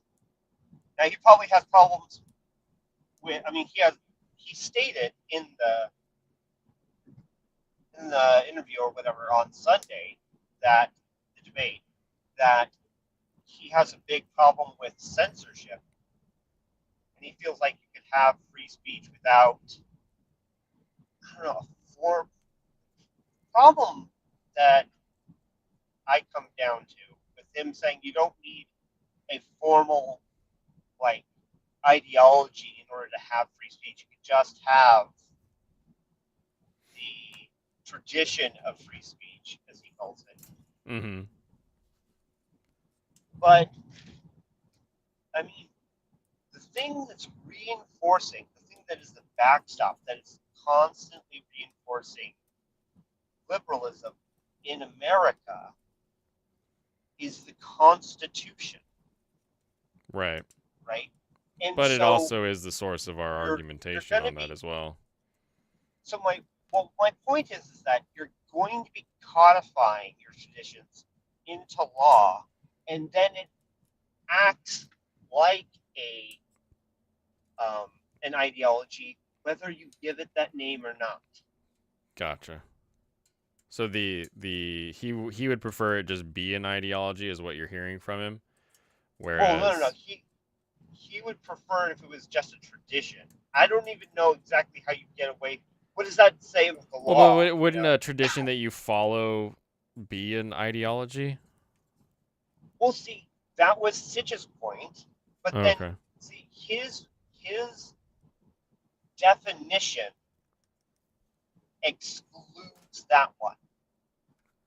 Got it. Fondue says See, he also finds it he's strange. He very constantly says particular liberal about- values are just English values, like you need to be a Brit to enjoy freedom. Yeah. I think there is truth to the fact that you need to have the right cultural history and background to actually enjoy freedom. Yes. I will say that that culture is actually far more important than what do you call it? Culture Laws. is far more important than laws, almost even, yeah. Yeah, and I certainly would say more that. Yeah. important than ideology. Yeah, because at the end of the day, the culture, the laws are just on paper, whereas culture can dictate how people enforced. actually act. Because culture you can dictates how say- people respond and act like with each other. Yeah. Yeah, because we have similar laws to Japan. I mean, there are big differences. Mm-hmm. For one, Yeah, because I mean, because we controlled Japan after we beat them, so we instituted a lot of our laws in Japan. Yeah, but their culture, on a global scale, looking at all the countries, their we're definitely culture closer to is Japan still than- quite different from us. Very Exactly. different. Yes, I think that's they something. have a much higher trust Yeah. society, and they also I was going somewhere with that. They have a lot less cultural diversity. Sure. Yeah. But like they are what is it? And maybe it's because they have a higher trust society, but they are far less defiant than Americans are. Americans are incredibly defiant. This is kind of something I wanted to talk about. Or this is what I was thinking about. I wanted to talk about is the fact that they are using the wrong words to define why Japan is different. I think. Yeah. Because like the way they're trying to describe it isn't exactly why. It's more. I wouldn't say it's like more core, but I say the words are just different. I would use to describe it because of the way I think of the words. Well, to because be Japan, fair, he didn't say that he. To be fair, Sargon didn't say this. This is just me looking at paraphrasing. what he was. You're divining some tea leaves here. Yeah, that's all right. Well, what was he championing? What does he talk about on Twitter? Right? How he defined Japan, which was just traditional. It's a traditional country. He didn't add in all the stuff I did. It's just that I'm merging all of this to one conclusion based off of everything that he said. Because I don't think because I would agree with you, and I don't think that he realizes why Japan works, why Japan is what it is, basically. But you go ahead and say what you were going to say, because I think it is valuable to hear it. Because, I mean, I think if we go down to its basest, humans' basest intentions, humans' basest instincts are self-preservation and caring for the self, and then caring for the family, and then caring for the tribe. And then it goes up from there. As farther away that you are from that, the less the individual person genuinely is attached to and cares about that. Any cares people have beyond that is something that they either adopted. Sort of a learned imposition. Yeah, a learned. I think those. Sorry, I think the care for are true. Yeah. I don't think that the order you put them in is the same for every culture. Oh no, that's what I wanted to get to. Is like this is like the base human desires that they care for the self first, because that's literally being alive. You are self-involved in literally being alive. If you lose that that, family or that tribe could have a desire or a drive for another tribe that would it would make it look like the order of operations as out of whack, but I think it is pretty similar. But no, yeah, I was gonna say is the way different societies have evolved as they became larger, the order of those changes. The outer and the whole society becomes more important as a learned thing from years and years of history of how that tribe has grown and evolved. And that's like where you start to see the divergence in like how these societies act at like a core level. I feel like it's still the same. Like you would care for your country or your tribe because your family has instilled that idea as like part of our family value. But really, like at your heart though, you're looking at your family value, not necessarily that the I think enemy sort of without connects to you additional that outside way. influences, almost everybody, like there's obviously going to be genetic variants, but almost everybody's going to be mostly self-interested, and they will adopt additional biases towards other people based on other factors as they like grow and are taught in society. Like a simple thing would be just my interest in politics grew just because I was kind of introduced to it like when I was a teenager. I just started reading more and more about it. I used to listen to talk radio every day on the way to school with my dad's car. Yeah, and as I grew up, Sean Hannity. I came to care more about society in terms of like what would be good for society and thinking more about that and listening to other ideas people have and just coming to care more about what happens on a societal level. Because But you would still agree with the order in which you listed the last things: self, family, because local tribe. that kind of is the way it's most important, but your duty at a point like sending a soldier to war, at a point your duty to your higher power overrides your own necessity. Right. And that's what makes a society actually be able to function at a core level. That's self-sacrifice. Yeah. Well, self-sacrifice. Yeah, it's a little bit off what we're talking about. But is usually related to legacy. Is that you're trying to, like, you have a sense that like something beyond yourself. Yep, it is beyond yourself because it is beyond literally your own survival. It's the survival of those you care about. Yeah. But the impulse for it is to like leave something behind. Yeah, that usually would be the idea, is because like you have a family or whatever, and or well, not just like you have your own personal family, but you're part of a family. Like obviously you had parents, right? Yeah, no one just appeared. Yeah. So, getting back to Sargon. Yeah, roll back. Yeah, I think that there's so many contradictions that I notice. What's up, kidda? Like, he talks about how ideologies are, he says it like 3 or 4 times. Our ideologies are dead, right? They're unchanging. It's because that in his mind, ideology is basically synonymous with dogma. Oh, just a belief Like, that's not going to change? I've noticed that like every time he was using the word ideology, I could substitute dogma and it would fit perfectly. I think there's a couple reasons for that. I think rolling back more to just the way why Sargon believes what he does, like his idea that immigration is a huge problem seems to be, it could be an American mindset as well, but I think the British mindset definitely fits a lot as like what he's seeing is ruining his country personally. Immigration is doing a lot of damage to I say London, but just Britain as a whole, because there's so fewer people there. Any ideology these masses of people are bringing over, like their own held beliefs, are superseding the beliefs of the people that originally lived there. Sure. Yeah. See, the problem that he is tracking, I feel like is a worthwhile problem to tackle. Yeah. And that is not just immigration, but migration. Yeah. Because that is what it is. It's not just like some people moving to this other country. It is masses and masses of people moving to another country together. and forming their own Yeah. little communities where they don't integrate. There's more to talk about than that, Exactly. but And then on top of that, and I think that I would actually give a lot more leeway for countries, especially like, like Japan, like England, to right? immigrate. That they're island nations.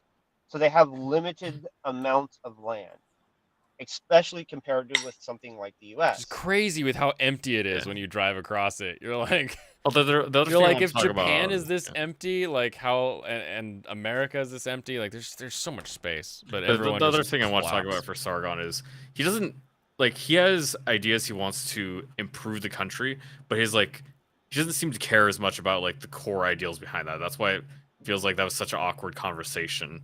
Is because like his core ideals are not the thing he himself focuses on. He wants the results. Yeah. Yeah. Oh, he also does. I also get the sense that what is it? He wants a magic bullet, essentially. To a point, yeah. Because Yeah, he because wants outcomes, and he doesn't care how it happens. He wants to try to find a way to get the outcome. right, because he, in a certain, what is it? He's talked a lot about how bad, like, democracy and voting is. Because of bad He's talked outcome in the yeah. past, right? Because of bad out, yeah. He's talked a lot about like right now. He's talking a lot about how bad ideology is, right? As opposed to tradition, which he says is like more intuitive based. It's more culturally based. It's not built More on instinctual. rational arguments, like formal rational arguments that you would make in like college. Not just that there aren't logical reasons behind that, right? Yeah. No, this is using a philosophical definition of the word rational.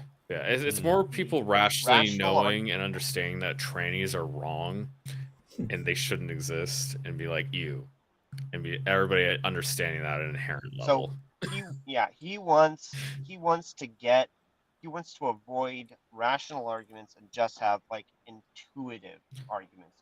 I think there is common sense. I was gonna say I think there is reason to argue for that, because I think you can rationalize yourself into stupid positions that just don't work. Well, this is why it's really important to get the ideology correct. Yeah.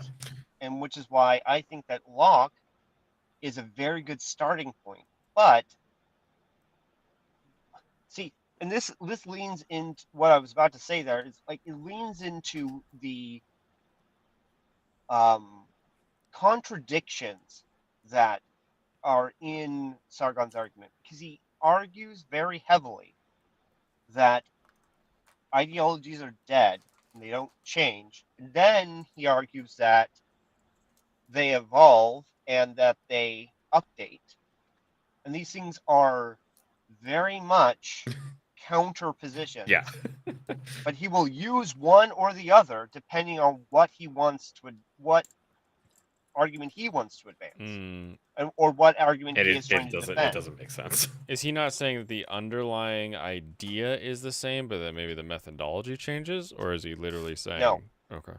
He's literally saying that because his whole point because this whole thing is about, this conversation was about how he thinks that that communism is a philosophical like descendant of liberalism, that it is fulfilling, that it aims to fulfill the hypocrisy, in his opinion, the hypocrisy of liberalism.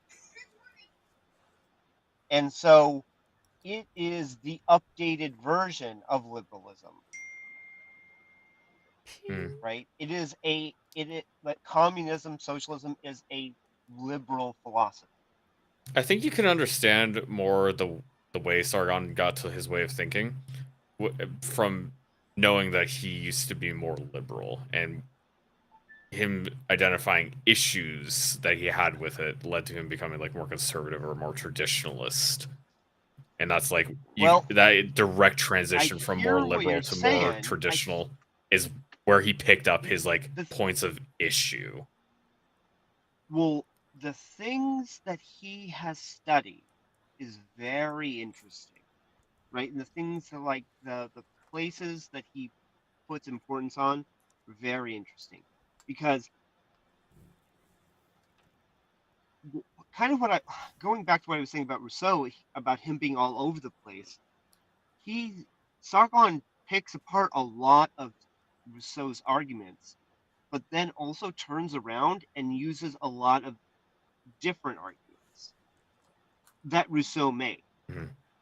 Like he's picking and choosing. Like there's two wolves in Sargon, and they're both Rousseau. They both hate Rousseau. Well, no, but no, they Oh, one are of Rousseau. one One, of but like yeah. one is like the stuff he likes about Rousseau. One is the stuff he hates about Rousseau, and they're like, you know. I mean, I think it is fair to like and dislike things, but also it's But not the a thing is that stable. It's he's not a not stable representing ideology. that. Yeah. Sure, but he's not saying that he got them from Rousseau, even though that like. See, the problem is that he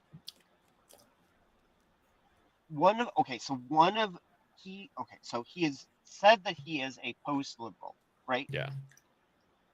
And post-liberalism is largely informed by, as far as I can tell, this isn't exhaustive, but as far as I can tell, it's largely informed by, or at least the foundation is from Christopher Lasch.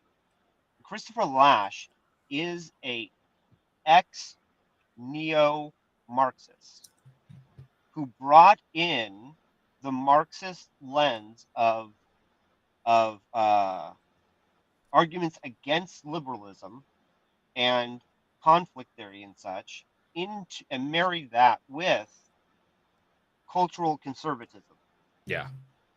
Like, and you see a lot of this influence, a lot of the talking points that Lasch made in Sargon's argument. I could see that just from his Wikipedia page. Yeah. Neo-Marxist, so, cultural conservative, critical theory, hailed by conservatives, yeah. Joseph Pedersen. Yeah, you could see a lot of that there. Yeah. So one of the things that Lasch hated was that he inherited from Marx, that even Sargon articulated, that was from Marx, is this critique against capitalism, the soulness of it, the emptiness of it, the stripping out of the what do you call it, the sacredness. Well, of it, the right? And then sacredness. later on, I'd say I do agree to that point. Yeah. well, okay, I'm not saying that's wrong necessarily, right? No, But that's wrong. That's what he's he's ascribing that to Marx, and then later he is using that same argument himself,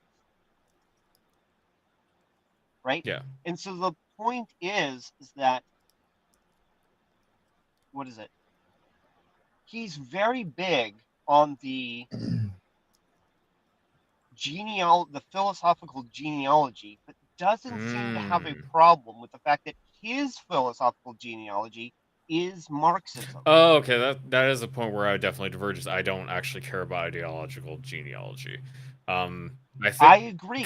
I think does. if they're, I think because I think you can pull good ideas from anywhere, even if Marx is an idiot, or not specifically an idiot, but he has some horrible ideas. It doesn't mean he can't also be correct. Because something I've seen Sargon say plenty is that communists, liberals, whatever, they can pick out plenty of flaws in capitalism, but that doesn't mean they have the answer. Sure, yeah. I mean, what was it? But one of the things that I think is like, what is it? He correctly identifies that socialists and leftists have an incorrect like worldview on like especially as it pertains to the history of mankind. Yeah, Oh, yeah. humans' Yes. reactions. and- Right? Yeah. Very, very incorrect.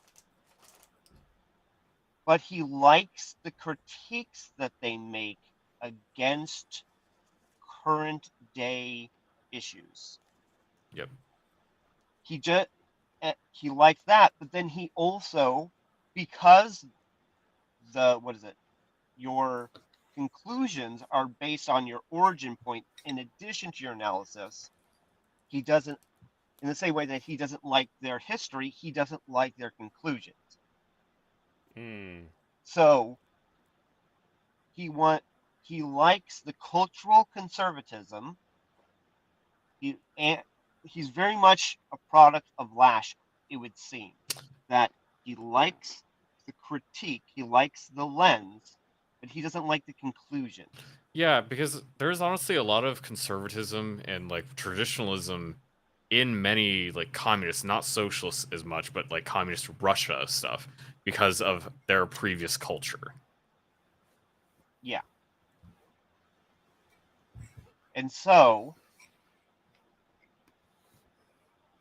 this is what is so seductive, and like I also feel like this is like blinding to him though. Yeah, blind spot. Because Locke and Rousseau are not both liberals. Locke, I feel like, is the Enlightenment is not the liberal project.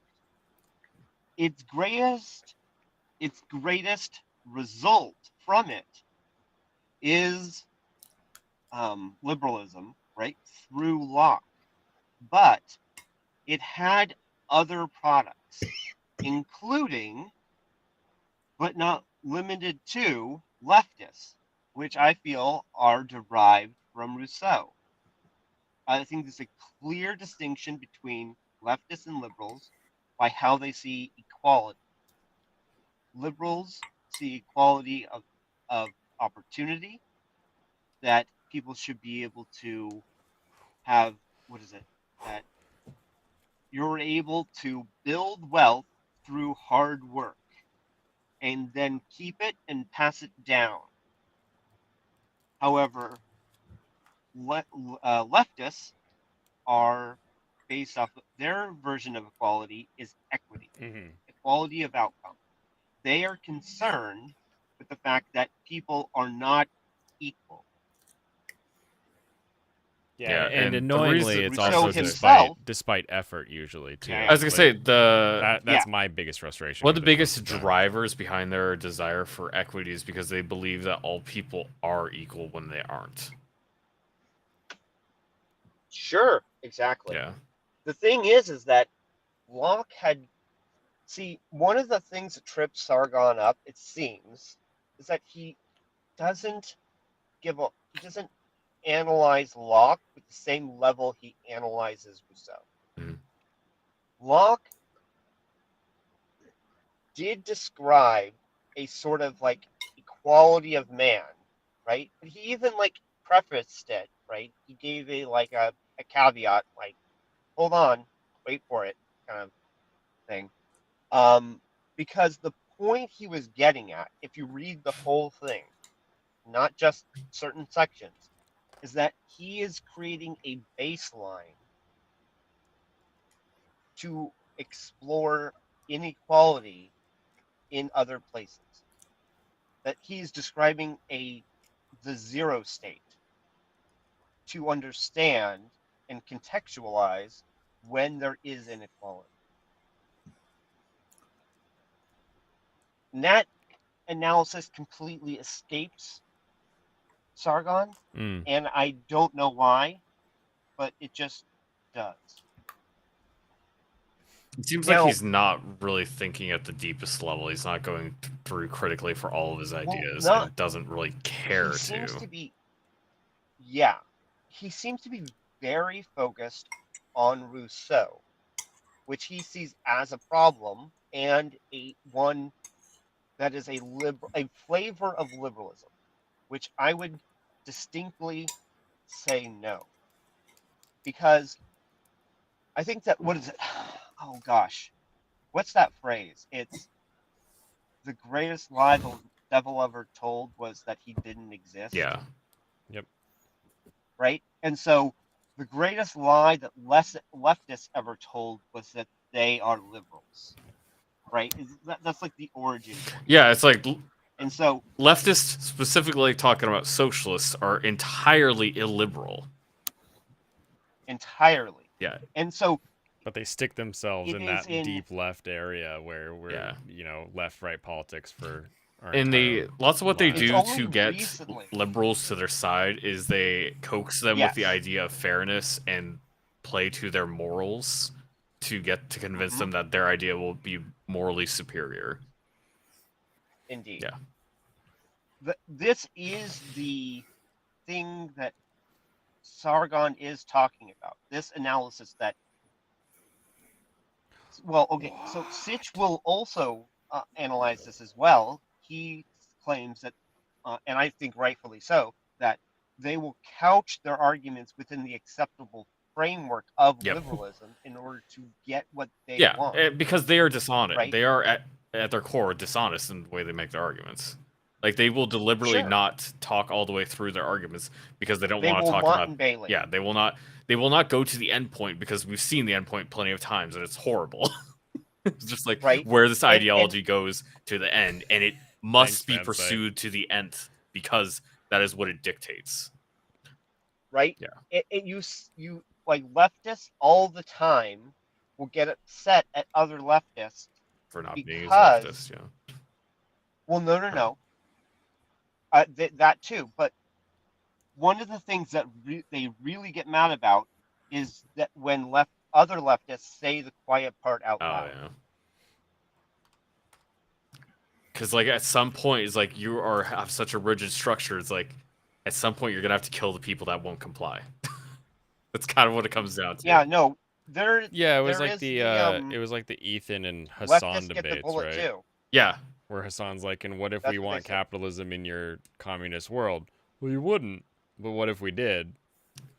Well, you'd have to go to Camps. you'd have to go to the camp. Yeah, that's Re-education where it camps. ends. Is by force you have to kowtow or you will be removed. If they don't kill you, they Yeah. will at the minimum remove you from the society. That's the best case scenario. Yeah, and so with like there She's are gone, many Lucifer. fundamental Jimmy's trying to tell you, but he says he's muted. differences. Sorry, what'd you say, Andrew? Sorry. I was going to say, there are many fundamental differences between leftists and liberals, and I feel like you can see these things in Locke and Rousseau. And that there is this genealogy, and he is correct in this case, that there is a genealogy that begins with Rousseau, and you can see it in Europe with there's a bunch of French. It's interesting. They all do seem to be French. Yeah. Philosophers Just like Mike. that write about things that are now affecting our discussions today. Like, oh gosh, what was that one wrote about? It's like what they all cite about the the gender. Oh, gender theory. Stuff. Yeah.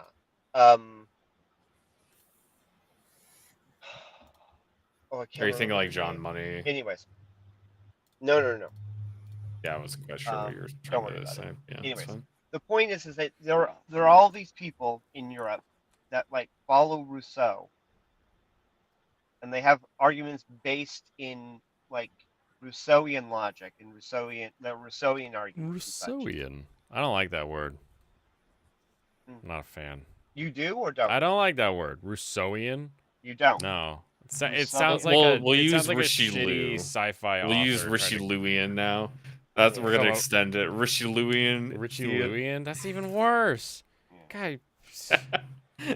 So, anyways, We need to work on branding for these people. right? Yeah. So, but they're leftists, and it's a leftist tradition, right? And I don't feel like it touches America specifically, Mm. that we inherited our government, like our government structure and our liberalism from law. Yes.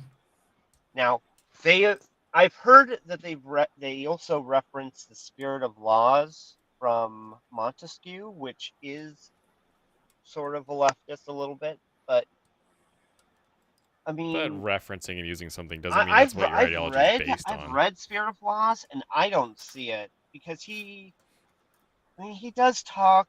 It's weird. It's like this proto. What do you call it? Adam likes to talk about the book a lot. Not the narrow quarter. Like Why Nations Fail.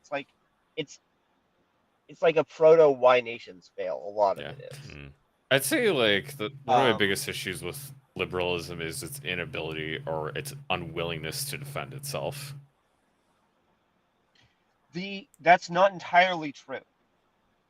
See, the problem is that we have the principle of free speech. However, we also, especially in America, have the Constitution, and we have the protection against easy constitutional amendments. Yeah. So we do defend ourselves. We also have the Supreme Court, which uses the tradition of stare decisis to determine whether or not outcomes conform to the Constitution. Yeah, and there Which is a problem in that though, which that all the people Sure. on the court are people, and they can just vote however they want, even if agreed. logically they It are is supposed to a follow rules. If a bunch of communists got it, put in there on the Supreme Court, they would just do whatever they want. I agree, Yeah. but no system is going to be fair and work perfectly. Oh yeah, I'm not Because for the fairness. it's I'm for removing communist thought. Yeah. I would what is it? Yeah. I think that that's what we need in America. Is it doesn't necessarily have to be a government action necessarily. Yeah, a red But if we scare have just to have sends a them back to cultural the resurgence, a cultural resurgence of liberal Anti-communism. thought. Yeah, back to the I'm not anti-communist. super concerned about specific laws and ideologies as long as it isn't communism. yeah. Or mass, Liberals just need to as long as rebrand. Indeed. as long as it isn't mass collectivism, I'm pretty okay with. I'm not as concerned. I could see myself working around it just fine, as long as it isn't mass Now, collectivism.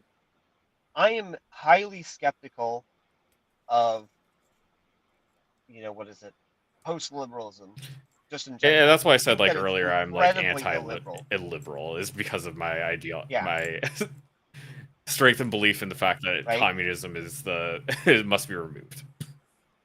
Right, exactly. And that's actually one reason why I am highly skeptical of post-liberalism, Yeah. is that I feel like it is a Marxist project. It's simply a right-wing Marxist project. What do you call it? The point, though, is that we need to not update, but sort of. We need a new treatise on civil government, right? That incorporates some of the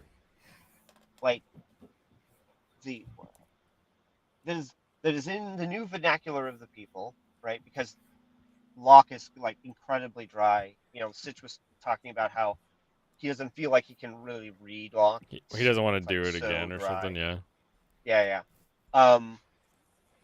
But he what is that? He said that he's gonna do it. I don't know if he will. But anyways, if we could have a new version that also incorporates free speech, and I feel like also something that isn't explicitly, it's talked about to a certain extent, but it's not explicit as other parts of the Second Treatise on Civil Government, is what do you call it? The prosperity for the people, like, what is it? Prosperity for the people, even at the expense of like big government, like, or not big government, big corporations. Because Yeah. I mean, it exists. It's sort of in there, but it's a little vague and it's not properly spelled out. And I feel like the reason for that is that he couldn't conceive of it from the position that he was in, especially because this was pre-industrial revolution. So he but we have it in our laws, right? We have anti-monopoly, Wait, are right? you arguing for a new constitution as well, or are you just No, arguing no, no, for? not new constitution, just like a new book that We're gonna have the like Old is Testament and we're gonna have the New Testament. Okay, that's what we're gonna do. A new book that explains the sort laws. of, right. We just need like gosh, a new we need a new version of the Enlightenment today that is gonna advance liberalism, or at least preach to the masses about I liberalism. mean, we have enough history. We've seen where collectivism leads. Like, we need to be explicitly anti-collectivist. Yeah. I think that, yeah, and while I think that the best answer is what I've just proposed, Yeah. I also would not be against something like in the law that says, what was it, like, I don't even know, like you would just something super simple and be like, We're not going to be communist. Okay, thanks. Bye. That's like yeah, that's the I shortest mean, possible. Obviously, you'd want to have it defined yeah, differently, but yeah, like in essence, that is what we'd be looking for. Is like we What are about explicitly. yeah, what about natural inclination to want to do what you're told not to? Yeah. I think no matter yeah, what you do, you're gonna end up coming up against this again. Yeah, that's why that's why the exactly. best solution to actually achieve this goal, rather than like explicitly stating the laws, like we're gonna be anti-communist, we're just not gonna allow women to vote. Well, see, the problem that we have is that There's still a lot of simps we're out there. that, He's like, trying to think of like pretty much how could I say like it's not that women vote, but It's not the women vote, it's the simp vote, and you know it. No, that is kind of the crazy thing that Sargon was talking about, as actually when he was talking, like, Sitch cut him off, but one of the things that Sargon brought up as a problem of liberalism, right, is that he's like, well, women vote, and then Sitch was like, blah blah blah blah blah in this other direction, yeah. and they never got back to it. But Sargon Sitch probably was thought it talking was a about the joke. problems of liberalism and brought up women voting, and then just left it hanging. There's no resolution on that, or why he even brought it up. But it's like, really, I mean, it's very interesting. At the same time that Rousseau was leftist, right, and had a lot of leftist thought, he also had a lot of right pill talk in his, like, red pill talk in his books. And I think that kind of stuff is the stuff that Sargon picks up on and likes.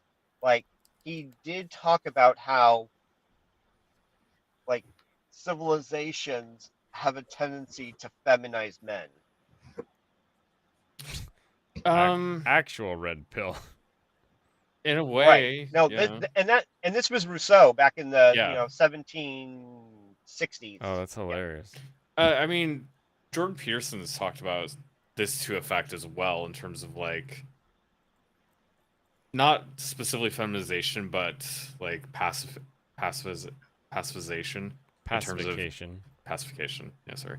And just like having men be less violent and crazy.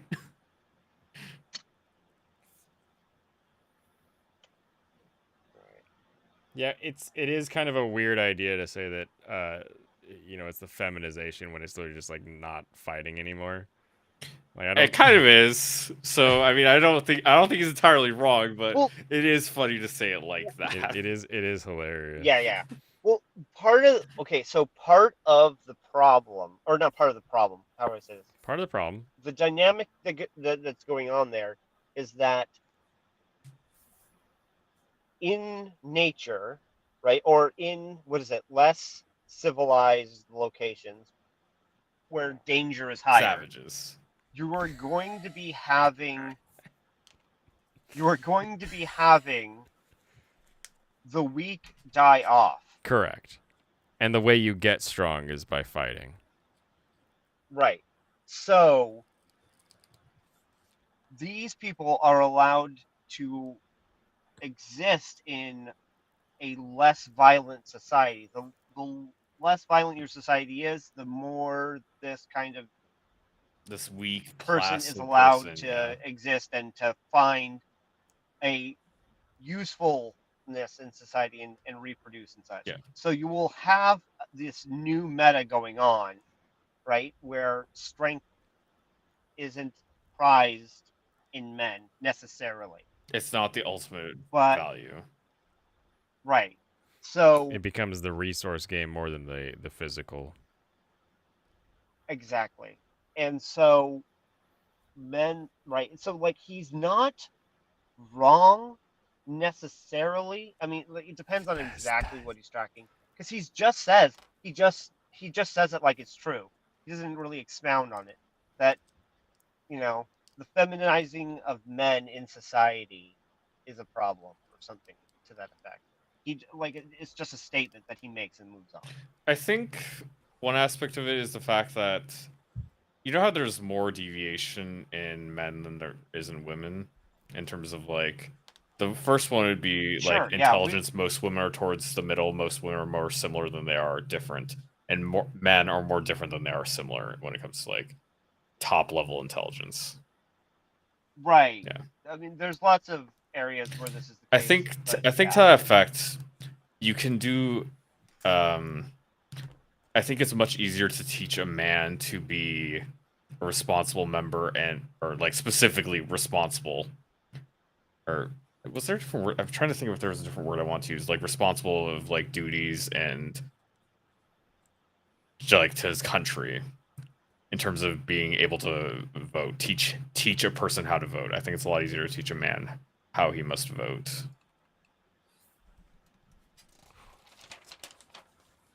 Wait, what's the point of teaching a man how he should vote? Well, In wait, terms are of you being a talking member about of that- civil society, it's a lot easier to teach a man to overcome his base Are you- desires. and Just teach him- because men have different levels of intelligence? That's not specifically that. No, I'm just like No, saying no. there are differences Well- between men and women. I think because of whatever those differences are, it's easier to teach a man how to become willing to not vote in his best interest in terms of being able to make him vote for the best interest of a society.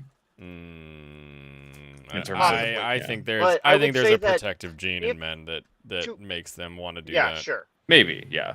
Either way, I think well, because men and women no, are wait, different. no, wait. Yeah. So Yeah, I did kind of move on to something a little bit different. what was it? Men are designed, what is it, like they have a protective gene to protect the women because they reproduce. Yeah. Mm-hmm. And women, rightly and so, then are women more have self-interested in making sure that they are protected. And also in protecting the child. Sure. And I was going to say, yeah, protecting children, right? Because they're the next generation. Yeah, it's a classic delegation of roles. Right. And so, but I think that to the extent that, you were talking about teaching, was it like men and women to overcome Their basest desire their- of like just Sure. self-preservation instinct. I guess like Blaine said that men already have more of a desire to protect someone else. Well, yeah, but on top of that, from what I understand about brain physiology, is that women have there's a physical connection between their emotional centers and their logic centers. Mhm. So like there's feedback going between the two. and that's one of the things that men don't have is like that's disconnected. Yeah, one thing I've heard is Right, that so they don't for have- women, it's just straight up more chaotic, and like their thoughts are more troubled. Yeah. Who told you that? Well, yeah, I mean, they My have mom. like they have this pathway that's connecting Yeah. their emotions, so they're much more likely to make and understand and respond to emotional appeals rather than logical appeals. Yeah. I don't know. Just that sounds a little generally, that is more racist. how it works.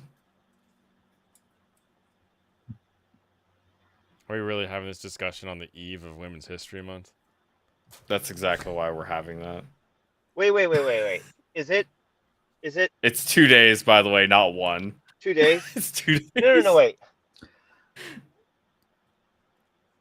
Not only, yeah, because this is the leap year, so Yeah, it's not. I got a friend. I guess I was who's, like I not mean, considering today. colloquially, Technically, the I eve, not literally the I guess eve. technically it's 3 days because today, tomorrow, and then the next would be actual Eve. Whatever. yeah. I've got a friend who's got a gig on Thursday, so He's gonna speak at a they're, conference to tell women comedian. why they're awesome.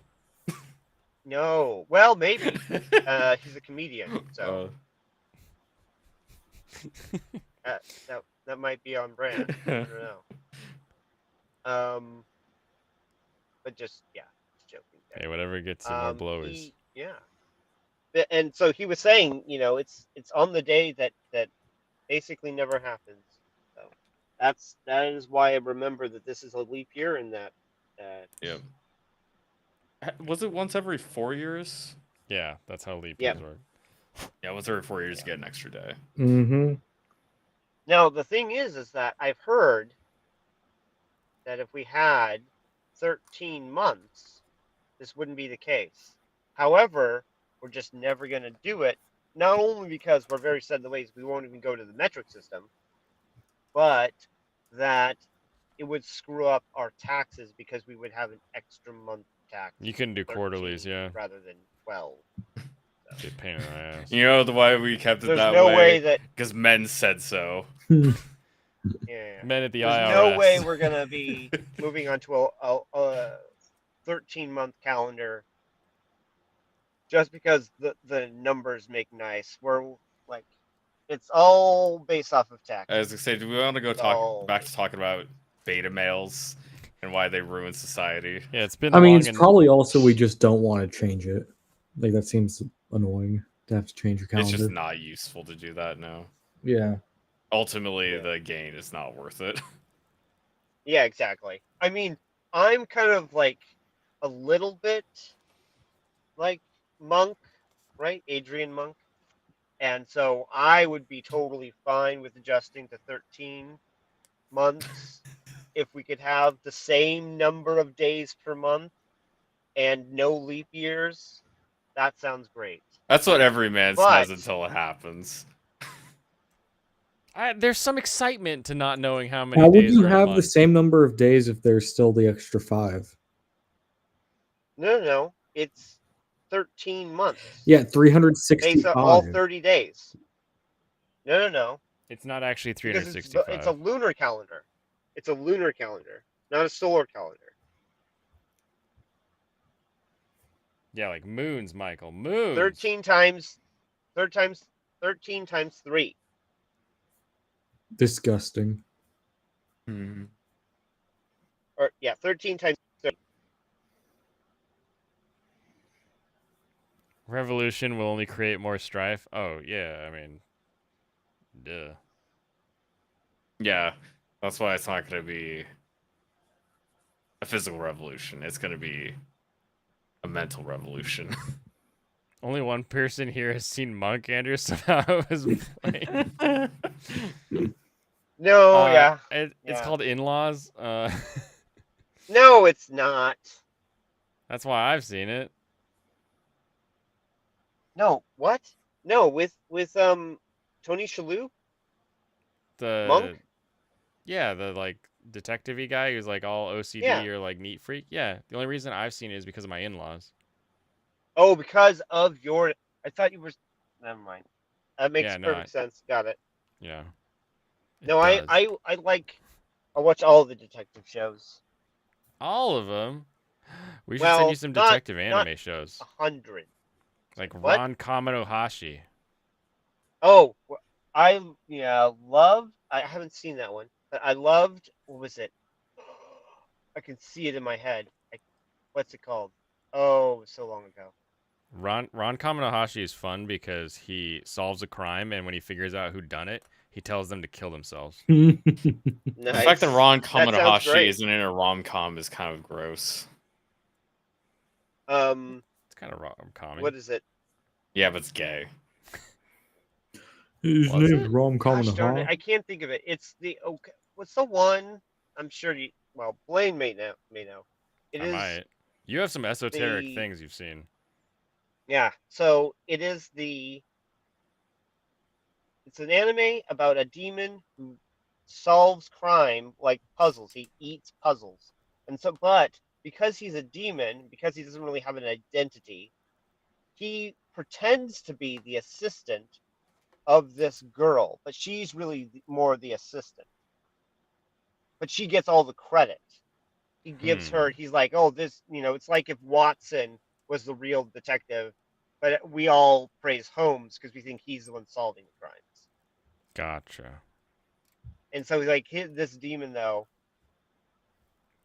Oh gosh, it's so funny though. It's so good, so funny. Like there's this one point where they open up this agency to get more traffic, to get more crimes to solve.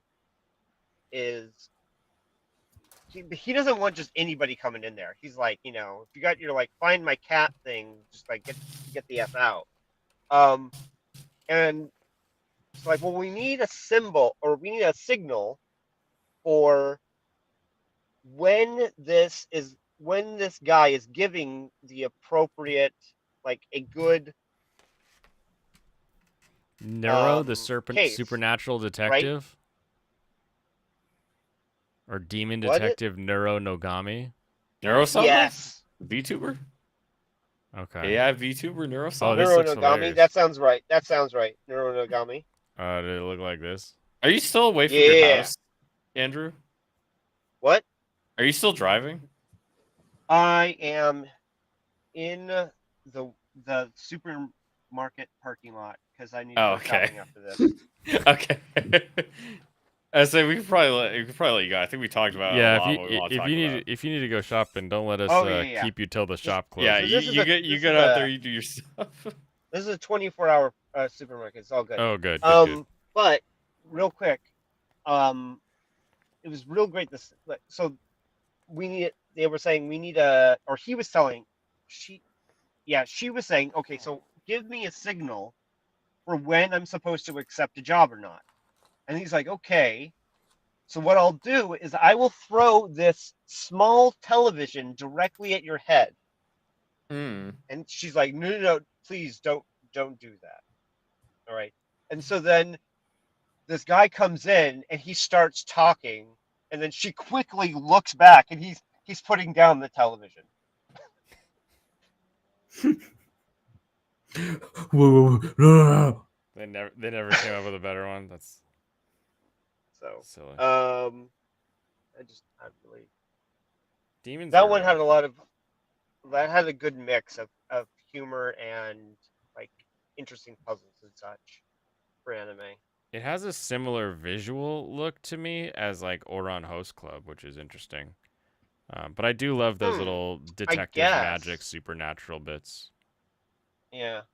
What was kind of cool about it was like later on, especially in the manga, which I picked up after the anime, she becomes more and more of a detective in her own right. Oh, good. And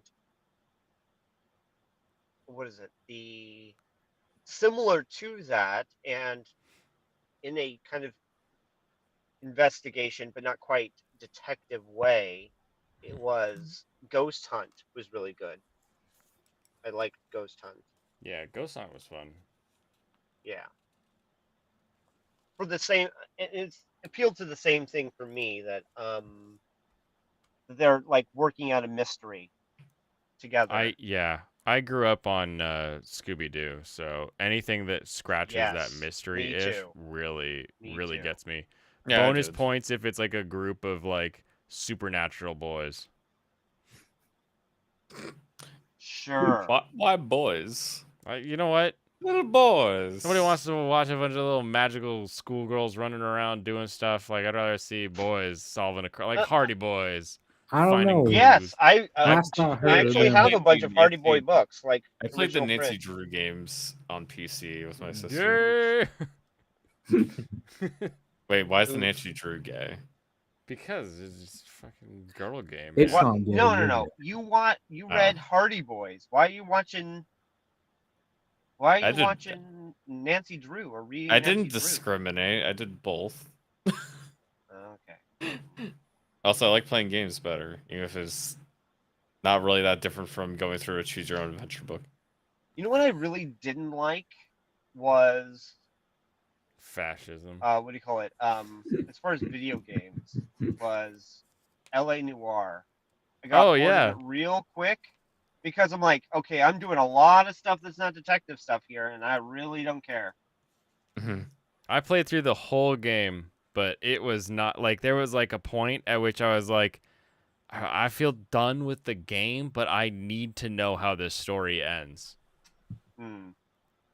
So I know it's a bit of a mean game, but has anyone played through Detroit Become Human? Is that Yep. worth? Is it worth playing the game for the like detective aspects of it, or is it not? Why would you play it when you could just watch it? You shouldn't do the detective. I mean, there's really no detective aspect to it. Okay. Well, because every time I see like bits of it, I'm like, this looks like a detective game, but like I keep being told not to play it. Do not play it if you're trying to get a detective game. You Okay, know, sure. Fair it enough, is fair very enough. much choose your adventure down 3 different paths, and the paths kind of affect each other a little bit. Do you want to be good guy? Do you want to be racist guy? That's really your choices. True. Or your choices, well, maybe a little bit racism, but we don't kill all of them. Like, there are points where you're trying to figure out as one character what happened, and you're investigating events you already played as a different character. You know? Oh, It's like really It's not. like, a that's mystery. not a mystery. Yeah. That's no. Anyone think of any other good mystery anime? Do you want an actual good detective game to play? Oh, detective game. Like there are actually multiple good detective games. First one I'd start with is The Outer Wilds. It's actually kind of a detective game. Basically, you're solving puzzles of what happened to a long dead civilization that came to your species' solar system, and you're going around the solar system in different planets and figuring out more clues and figuring out what happened. I mean, if you haven't heard of Disco Elysium, you have to check it out. It's a RPG. It's a That was my understanding. Yeah. An RPG in the sense of you are role playing as these characters, and there's a lot of in depth Oh, okay. So stuff. like real. There's RPG, a lot of not like- talking. Yes, a real Oh RPG. gosh, that I really lament that RPG for like 90% of everyone means like what is it like some kind of mathematical system for character Combat. Yeah, it's just character. It's Dungeons and Dragons. RPGs are Dungeons and Dragons clones. That's what they're based on mainly. Well, but really RPG means role playing game. The point. I'm concerned about what mechanism- people understand things as mechanism, I gave up like- fighting on the wording. Exactly. I really lament that the mechanisms behind the role playing game became what an essentially actual is. role-playing game is an immersive sim. Like that's Yeah, it's so weird. I got more games for you too. I got like more puzzles. You But should start writing these down. or saving them. Anime-wise, Yes, Undead Girl anime-wise. Murder Farce was very fun. Oh, anime-wise, it invaded. ID invaded. Yeah, ID. Oh, ID Invaded. Yeah, that one's good. Okay. I mean, it's id because Freud and all that, but like. Also, actually, ID. I can give you some links here that you can just copy these over from your phone. I think you should be able to do that. hit him Outer up If on you could like Discord. have Blaine do it, because like I am on my phone. And Oh, okay. I'll send it to you on Yeah. Discord then, and then they'll be saved. Yeah. Good call. I'll send you all the ones, and I'll mention them on stream. Was there any other anime you want to talk about? No. I don't know. I'm trying to think. So, was it the Definitions. what's coming out next season that you're looking forward to? We haven't looked at the charts yet. Oh, I've looked at them. We're finally finishing Mushoku I Tensei haven't season looked at anything. 2. We'll And talk then- about anime we're looking forward to next. When month. when will we? Yeah, when do we're on 8th week, right? So Mhm. Yeah, 8th to 9. probably It's like 2 weeks. yeah, We should be due a week before the end. probably next Monday is when we'll go through the next list. Oh wait, Andrew, you're on Blaine's Discord, right? I don't know if he is. If you just hit me with it, I'll DM it to him. And I'll also send him an invite to our Discord so he joins. Which Blaine account do you want me to send it to? Your Blaine's Escape Corner? Yeah, Escape Corner's better. I mean, it just looks like all the really big returning shows are coming back, and the hype show this season is going to be Kaiju number 8. Oh, Kaiju number 8 will be fun. Mm-hmm. Oh yeah, Spice and Wolf is coming back, or is this a remake? remake, I believe. Yeah. Oof, that's interesting. Definitely check that out, I guess. But yeah, we'll talk about that later. Yeah, we can talk about mercantiles.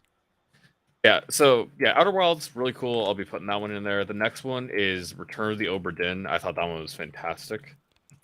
This one is very much a like murder mystery kind of thing. You are an investigator with a time reversing stopwatch, which you can use on people's corpses to see what happened to them right before they died. Go loser ranger. And your Found goal my is anime to this find season. your goal is to find the You know fate Go-Go of Loser every Ranger's person gonna of be that great. ship. Yeah, you wanna find who the corpse of everybody that died on the ship and find out what happened to them, how they died. And you write it down in your little logbook. It And also then- visually looks really cool. Yeah, it's great game. The not sequel to that, but the game they made after that, which is pretty similar, The Case of the Golden Idol. There's Blue Archive. Did you hear me, by the way? No, I didn't. You got cut If off you were with it. saying anything prior to what we Yeah. just said, no. Oh, okay. Quirk of the restream, I guess, is that like when I tab over to something else, it cuts Oh yeah, off it my cuts mic. you off. Yeah. Yeah. Anyway, so I was gonna say Quirky. 2 things that are interesting that I saw coming out. And I do mean like almost like bizarre, like wait, why are you doing this? Is the New Gate and Remonster. Oh Wait, yeah. Are they Remonster's making coming out. Monster again? I think Because it's more not- Gate makes sense. Because like anytime I'm in Japan, there's always like got- Gate stuff going I've on. really wanted to No, watch no, the no, no, Monster no. anime. Not Gate. Not Gate. The New Gate. It is Also- about this is a Andrew story Newgate? about a guy who Oh, here we died. go. This is a story about a guy who was in like the what is it? Oh, okay. So was it Sword Art or Sword Art Online, right? Yeah. Mhm. Like there was a death game for virtual reality, and then after he completed it, it did what is it? The Log Horizon, where everything became real. Right. Hmm. That's the New Gate. And so Gotcha. did you see? Are you seeing that in Japan, or are you referring to Gate? Oh, like you the mean No, military? I was talking they're doing about the more OG Log Gate. Horizon? Is that what you're saying? They're doing more Log Horizon? No. The New Gate scenario is that he survived a death game in a virtual reality game, right? Yeah. And so, like, if you die in the game, you die in real life, right? And Yeah. then once he beat that, like, this is like the beginning of episode 1. He beats that, and then he like falls asleep and wakes up like 500 years later, and the the game has become a reality, and he like 500 years have passed since the beginning of like history, essentially, right? Where the game, like all the NPCs became real and stuff, and Oh, it's really weird. kind of, yeah. So like, what's interesting though is that when he's talking to like, okay, so like, he was this like super advanced player who had created his own NPCs. Um, he had like he had like 5 of them, I think. Anyways, the point is that they actually remember uh, the events of the death game. They Hmm. they have like this unfolding consciousness period where like they don't really remember before the death game, not really. Then like they like have this consciousness almost awakening, but in a limited aspect during the death game. And then once he completed the death game, then they became fully real. Hmm. I mean, this really just sounds like Overlord. I mean, yeah, no, it Mm. is similar in the sense that like, I mean, it's merging the plot points of both what do you call it? Sword Art Online and Overlord, essentially. That's another one that's kind of the same. But Yeah. he's just a normal person, and I mean he's not a skeleton. He doesn't have any altered like consciousness in the same way that Ainz does in Overlord. He's not like vying for world domination. He's Yeah. just like an adventurer that is like max level, and yeah. Yeah. It I'll had probably be a giving what do you it a call it? start. We'll see. It's a this season is crazy. Like we've got a bunch of returning stuff. We've got they're remaking Bartender, which I'm super excited for. And it's just it's Yeah, gonna be hard for me to narrow down to things I actually will finish. That's gonna be the hardest part. yeah. Well, one of the things that's really crazy about the new gate is that it's something like 10 or 15 years old. As far as the source goes. Yeah, that's when the like volume 1 came out, was like 10 or 15 years ago, something like that. Mm, interesting. So like the fact that it's getting an anime now is like, that was what was so surprising. And to a similar extent, I think around the same time Remonster came out, which is about a guy who he had a power, like he's from like almost a sci-fi universe where like everyone has like a superpower essentially, and his Mm-hmm. was that like he could take on aspects of the things that he ate. Huh. And so then he inherited He's this that power after he died, and he he's that was guy. reborn as a goblin. So like You know, he I'm a the fucking monsters goblin. that he eats, he gets their abilities. Short stack goblin or um He looks tall. well, one of the things that was interesting about it is the dude definitely gets down. They don't shy away from that. oh funny. He is not your typical protagonist that is all like, "Oh, I can't do anything." No, no, no, no. This guy He gets down. fucks. I was say we should have Yeah. told you about the greatest mystery anime of the year, Pluto. Ooh. I Do thought you were not gonna say speak its Metallic name. Rouge. Yeah. Do You not know, I speak put its- Metallic Rouge on a similar level to Pluto. Don't test me. I will test you. The real one I actually forgot was Odd Taxi. I forgot. Yeah, that is a mystery show. Oh, is it? Okay. Yeah, Oh yeah. yeah, it is really. Yeah, Odd Taxi. That one's Odd Taxi's amazing. fantastic. Odd More of a Taxi is mystery one than of the Metallic Rouge. Odd Taxi is one of the best. Nothing anime is I've more ever of a watched. mystery than Metallic Rouge. There's nothing more mysterious than the show that won't tell you anything until episode 7. Oh, that's fair. Yeah. Okay, so I got a little thing that Blaine could send to Andrew. A couple other games we had. I said the Case of the Golden Isle, which is not a sequel, but another game of the same style from the same people who made Oberdin. You're trying to figure out murders and stuff like that. Who done it?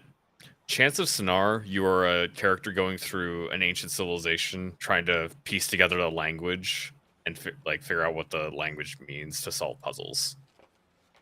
And then there's also the Forgotten City. That's the last one I put in there. You time travel to ancient Rome and see what happened there. I don't actually know all. I don't know that one nearly as well. I know not that much about it because I haven't played it myself, but it's pretty well regarded. So I think it'd probably be. It What seems like a good game. what city is it about? Cursed Final Days of Cursed Roman City. I don't actually know. I don't think it's a specific city. Oh, okay. Questioning intertwined communities, Well, colorful another- characters, cleverly exploiting the time loop, and making difficult moral choices. Another big genre that I love is fairy story. What? Scary? Fairy story, as Fairy. defined by Tolkien. Like how a good, I would say probably the best example of a modern fairy story, especially in anime, is the Ancient Magus Bride. Oh. Oh, Yeah, okay. I agree with that. Yeah.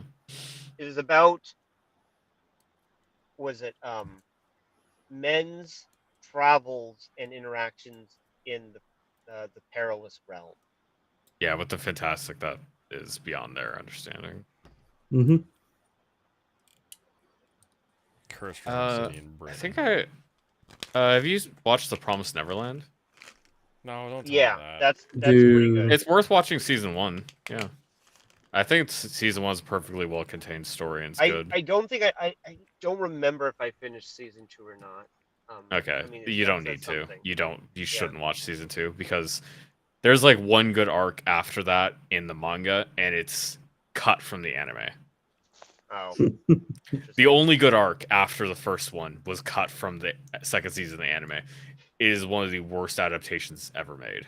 They like You know what's fast forward also, to the. it's they- it's a mystery in the similar sense that you were talking about with some of the others, where you're like trying to kind of like discover what's going on, but it's not like a formal mystery in the sense like Scooby-Doo is. But Shadow House. Oh, Shadow's House is great. Oh, I forgot one more that we did. I don't think either of us watched Blaine was Summertime Rendering. Oh yeah, because it was stuck in like Hulu jail or something when we we first never heard went about back to it, but it was extremely well praised. So What I'm was going to go check it out. Summertime Rendering. Yeah, Blaine will be able to send this to you. Oh later, yeah. too. That again, I didn't finish that either, but I really liked about like half of it. I'm definitely like I've seen enough from the clips. I'm like, ooh, I want to check it out at some point. I just haven't gone back to it. Yeah, that one's interesting too. Again, yeah, I watched about half of it, like, but it got stuck or something, and I didn't. And finish sometimes it. you just don't keep watching stuff, even if it's good. It'll just happen. Yeah, it gets like cut off, like for one reason or another. Sometimes there's just like a break, and it's like you just forget about it. Or like real life gets crazy, and then you just don't come back to it for some reason. Yeah, stupid real life. Yeah.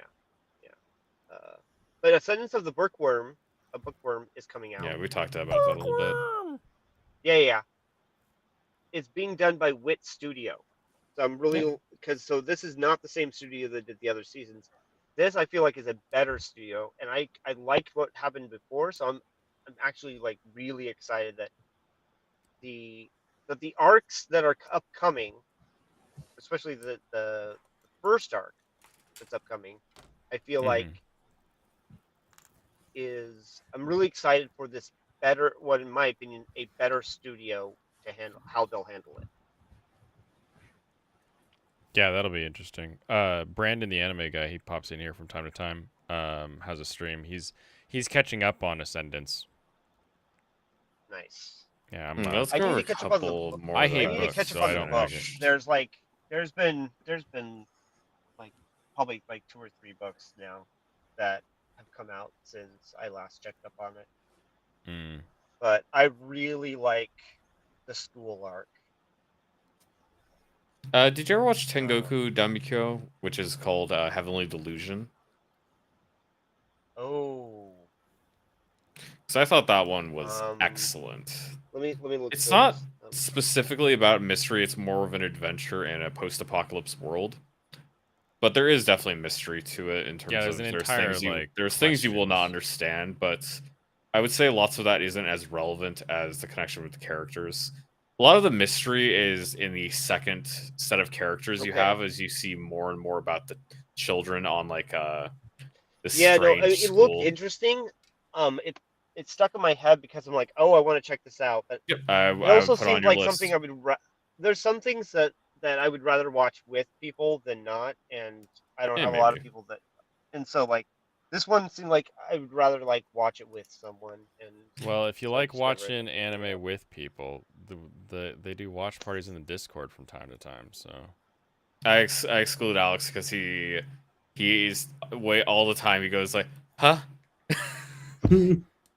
he's like because he's working, like Right. he's doing stuff, and then he's just like, "How? What are you talking about? What are you guys watching?" Or he's just watching something, or he has his like, or he's at home and his family's just like in the background. It's like he's like reading and he's scrolling. doing something. It's like, Now, yeah, I like hang out, whatever, sure, but no, I'm here to watch my stuff. I don't want to like go over explain everything that's going on screen when you could just be watching it. oh, you know So what yeah, was if you funny all watch it with me, I can hit you up. Yeah, but is that I had a friend. We were gonna watch something, but he had to go, so he's like, no, no, no, just put it on and just like describe it. So that's what I did. I that's some described cuck everything shit that was right going there. on Wow, screen. I never knew you were that much of a cuck, Andrew. What are you talking about? You're cucking your media to explain it to other people. Wait, is the I other guy the cuck suppose. because he's getting told what's happening? What? I think Yeah. they're No, both. Andrew's like delivering the pleasure to this other guy that he could be experiencing for himself. Well, that would just be like fellatio, but with more steps. I kind of. Maybe it's just gay. I don't know. I don't know. Yeah. Anyways. Yeah. I mean, he'd be cucking the show because it wouldn't be getting another viewer. There you go. Oh yeah, there we go. I figured it out. Anyways, so I get you. I get you. I was about to say something though. You prompted something. Where was it? Cuckoldry got your mind wildin'. No. No.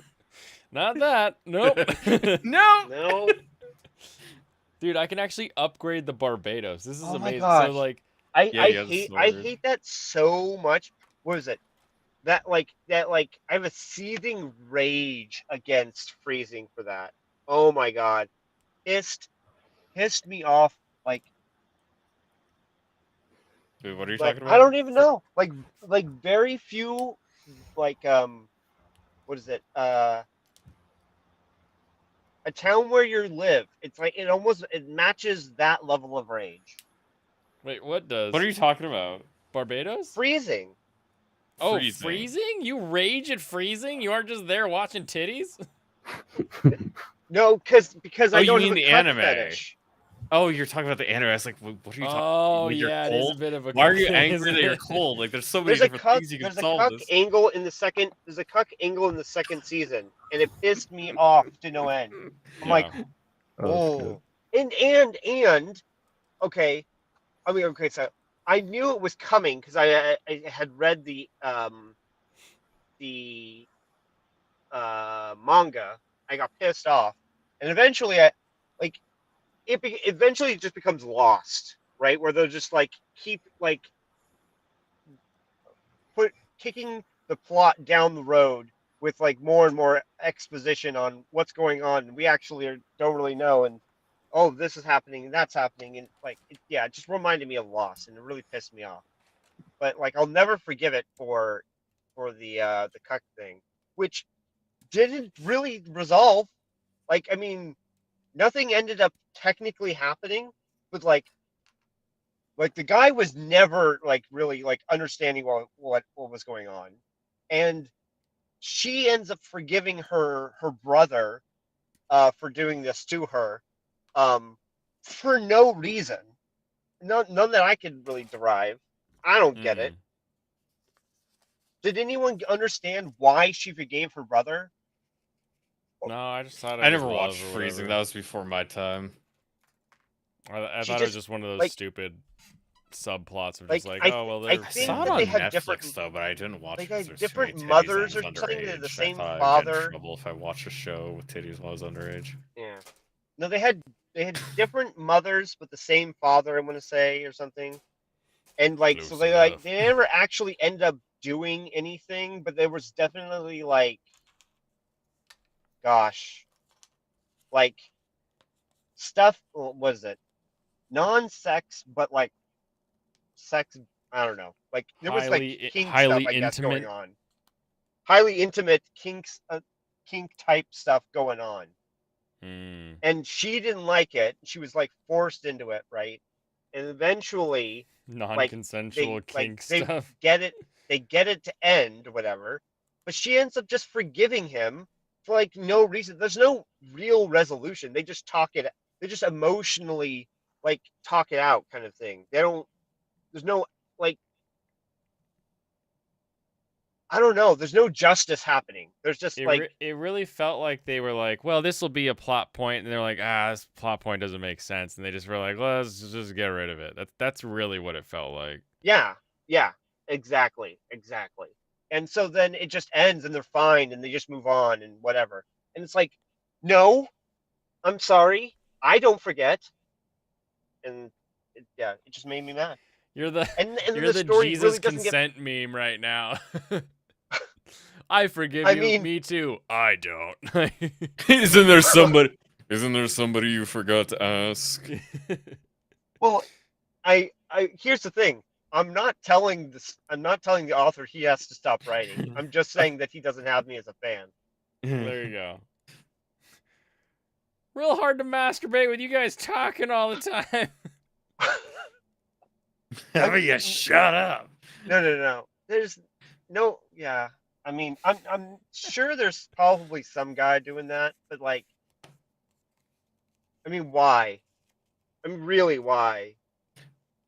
I guess one more mean- anime we like skipped over because I wouldn't consider Oshinoko to be good for the mystery, even though like, yeah, that's like a core part of the story. That's not like the every episode thing. Yeah. Is not the mystery is not like the definitely. focus of the show every episode. Sort of an overarching mystery that involves That is the overarching the, plot. Yeah. Yeah. that involves like idol culture in Japan. The episode by episode stuff is drama. It's episode by episode. The drama and the character work is what you're there for in Oshinoko. Yes, that is amazing series. Yeah, I think it's amazing. It's just not. I wouldn't. I was thinking, it's like I wouldn't put under the mystery. It's like that's not why you're watching it. It's sort of there. I mean, that's. Wait, it's no, the no. Like I B-plot. said, it's like a core part of the plot, not but it's the- like what is that's it? not. That's It not is like the the every yeah. episode thing. It doesn't. It shows up at the end Exactly. of arcs. Well, exactly. What is it? To a similar extent, but not really. Was it mystery? It's more like the revenge, but it has it's almost Yeah, the exact. because he wants to well, get revenge. Yeah. No. I was gonna say. Oh my gosh! Why am I blanking? Why am I blanking? What were we I trying know to say? that. One second. Hold on. 1 second. He'll get it. Oh, there you go. Skip beat. Skip beat is like kind of the same thing, but like it's revenge. But it's all about like acting and all this other and like idol work and whatnot. Yeah, and a stuff. very very similar setting. So, but like the overarching plot about all of this is, Well, Aqua definitely. Skip Beat Aqua is, will definitely try to get revenge. revenge. Aqua's definitely going to try to get revenge. Then I mean, Yeah. killed his mom. Same so, thing. Yeah, yeah. he definitely will. She died in his arms. Even right, if he hasn't before like he- explicitly stated he's yeah. gonna kill that guy, That's like one of the worst. He's gonna scenes, kill. Man. He's gonna kill that guy. Yeah. I like I love don't- how like I the, don't the cry first when I episode get, was like a like, movie. emotional, Like, it was but like like full blown I'm just feature like I gotta length. do wasn't it? something. Yeah, it was a Wasn't, like, hour. Yes. it Hour was and a half, or No, I like think an it was hour? like an hour and a half. I want to It was say a It triple. was like an hour and a episode. half. Or actually, I guess it's only 22 minutes for most episodes. So yeah, it's even more. Yeah, it was basically a full movie special. Yeah. For the entire first arc was turned into a movie. Yeah. Take that, Demon Slayer. No, Demon Slayer is going to show you the last episode of last season, and then it's going to show you the next 2 episodes, and you're going to have a good time. Hey, Oshinoko season 2 is going to come out this year, is what they're saying, or that's Oh, what's nice. listed as. Good. So yeah, if they do 1 season per year, that's going to be pretty great. That's like the pace I like to see shows keep. Yeah, yeah. We don't need every week. We don't need, and preferably. Oh, I think we don't every want- week, like year round, I think that is bad. I think that's terrible for Yeah. production. Yeah, Mhm. it is. But every week 'Cause during the season that you you- say you're gonna come out is important. that's okay. That's what we I mean, want. even every other week. 52 weeks a year, though. That's not okay. No Daijobu. Daijobu Nai. No Daijobu Nai. Oh, you know what is? I've Ooh. seen a bit of it, but I Ooh. again, I feel like it's one that I like to watch with other people. Was it How many people do you have to watch anime with? Yoshinobai? The Yoshidobai? Yaminishibai, the ghost story one? Or like Yeah. the haunted stories? yeah, Those are fun. pretty great. Anyways, I'm gonna get going. You're gonna be doing that. I'm almost Wrap it done. up soon. I have Yeah. completed the Gundam in his original form, and now there's Nice. actually this cool thing where you can like add his like shoulder pads and stuff to turn him into his like final form in the series. So, or not final Oh, form, neat. but his second form in the series. So I'm Yeah, working yeah. on that a little Oh bit. yeah, when I looked up haunted stories, it showed up as ghost stories. Oh, of Oh, course it no. did. No. Completely different. All right, Andrew. Where can people find you if they want to hear more on Locke and Liberalism. detective anime and liberalism? No, I don't talk about anime on my channel. You don't talk about anime. You should. That's gonna But be one you of could yours. mix it in. You'd be like, look, anime could. Trump. But here's the thing. Yeah, here's the thing is that like I was wanting to talk about like anime, movies, and all this other stuff, but like the thing that people keep coming back to is my political talk. So I guess that's why I'm just gonna be a political channel. Oh well, I Alright. found I'll be Andrew the- instead. Sorry, I'm subscribing to him. We're always here for Uh, you if you want to talk about anime. Yeah. All right. Cheeple, what was But that? yeah, check me out. You look- Organized chaos is systemically bad faith. 100% is. correct. It is. Yeah. As- We both watch a lot of EFAP, don't we? Yeah. No, I mean, you. Yeah. Watch my video. I worked hard on it. Yeah, I will. I hate organized chaos. No, organized chaos is. He does not pay attention to what people say to him, and he cannot replicate the arguments of the other side. Like, it's so. I would watch. I have streams where I'm watching him review other people content, right? So it's like It's FAP horrible. Inception It's horrible. kind of thing, yeah. right? And so he's like baffled though by people that he watches all the time. I'm like he's baffled by their arguments. It's like no, you should know this. You watch them all the time. Why can't you? And even if you were arguing against them, why can't you like say what their argument is? Why are you confused by what they're saying? Yeah, You it know? was just yesterday that they So he doesn't take in anything. Yeah, just a refusal to listen. Yeah, it was just yesterday. Organized chaos there was an EFAP highlight of organized chaos Yeah. trying to tag Mahler for something. Did you see that one? Yeah. No, Yeah. I was considering including that footage in my video, but like I had a really high bar on what I was considering because I didn't want any accusations that I was taking him out of context. And like so I had a high bar on what I was considered to be in and out of context. And yeah, that video, like, I mean, there was some good stuff in there, but like, it didn't make my cut anyway. Mm-hmm. But yeah, no, he watched Mahler's video looking for not just things that were wrong, but things to complain about, Yeah. right? I can't imagine pursuing content in a way like that. Because when I see stuff, I'll be annoyed when I hear it's like, ugh, or it's like it'll be not just for like video essays or responding to somebody. It's for like shows I watch. Because I watched so many shows with Michael, and he could attest that. It's like Yeah. anytime I have anything I'm gonna bring up, I notice it basically right away. Yeah. It's like Yeah. little animation quirks that look horrible, like a lot of them. Yeah. Story beats is like that doesn't make any sense. Yeah. Yeah, the only time I point out something before you is when you're not looking at the screen to see it. Yeah. Because whenever I look at anything, I made a Twitter comment on this. Whenever I look at anything, I try to be extremely invested and detailed. Yeah. Well, and I here's the think it thing comes across about how I my am. media analysis is that I like to.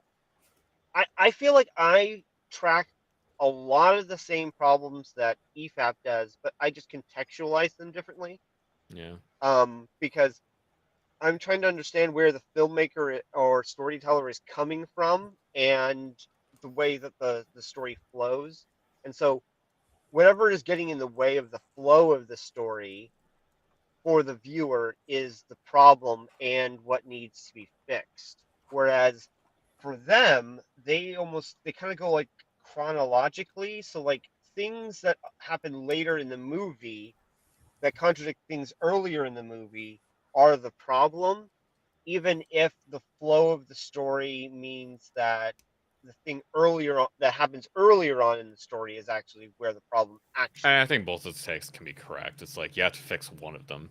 It's like that's really I one of these has to be fixed. Basically, it's like but the either way story you look at it. that's trying to be told is like why the story is there, right? It's not coincidental. This isn't like a simulation that went awry that Well, I needs mean, to a be lot of fixed things are somehow. way too much of a coincidence in terms of like people setting up their stories. Like it's just like really stupid. It's like people Sure. just come up with bad ideas, like straight up. It's Yeah. just like this doesn't. It's like there's a much better way you could set this up that is pretty But like simple. here's a good example that like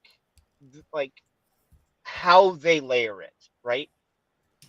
In not the Last Jedi, in the Rise of Skywalker, Mahler says that it is a problem that the final order on Exegol doesn't know how to leave the planet. They don't know which direction is up. And Yeah. we even will cite Poe saying they don't know which way is up. Well, the point Poe is making, and he actually even kind of details it a little bit, is that they are That's beautiful. directionally confused. That they don't know which way is up is an idiom that for being directionally confused. Now, Well, I mean, the problem is also they and what we literally do this not is know which way is up, though. That is no what no no happens. no no Isn't that what that seems to be what's presented? Is no they no no they literally do can't not. escape they can't escape the planet. There is an obstacle that is not shown or explained. Well, yeah, That is the problem. It's not that they don't know which direction is literally up. It's that there is something in the way of them escaping, and we're not shown or explained what it is. That's the problem. I don't That see was that cut as from the I don't movie for see some reason. either way it is. It's still a problem. I don't think the assessment of it is actually wrong. Still, it's like saying that they Well, don't know no, which way is up, because that is the only context you get. That's why it's a problem. well, I understand in the sense, and see, this is the value of EFAP, is that this is like a viewer who is simply watching the movie and listening to what's being said and Yeah, paying we're taking attention it. to what's being shown. They will like, wait a minute, why aren't they just leaving? They can just go up. Why aren't they just going up? What's going on? Versus me, who is like trying to understand the story that's being told from the storyteller's position, right? And I'm putting together the what's there, what's not. Why is there an issue here, and how is it best explained and fixed, right? So the issue is we don't see this obstacle. This obstacle is kind of alluded to by Poe. It's alluded to by the fact that they're not leaving, but we don't see it, or it's not Yeah, explained. like I said, it literally does not exist as far as the story's concerned, because it isn't presented at all. you have to make assumptions for the film to assume that there is some other thing rather than literally Right, they don't know. See, That's why because it's it's not bad shown and storytelling. it's not explained, he comes to the conclusion that it's not there. Well, Right? that's what I mean. And Is that's like you have to fine add for you the have to add additional steps to explain a way for the filmmaker for it to make sense. It's like right. I'm not saying, and see, here's the thing. This is what I'm talking about, tracking the same problems. We just have a different context. I see that as a very big problem in the same sense that he says it's a very big problem. I just have a different explanation and a different fix for it. yeah, I mean that can you can still fix it in two different ways, but yeah, I think their assessment is totally correct. So yeah. I don't think I have any kind of conflict with that. And you can still have different ways you'd fix it, you know. So yeah, That looks pretty great. We did it. that we does built, look pretty great. We built Barbados, But and now. I have got to go. Yeah. All right, have a good one, Andrew. Have a good one. Bye.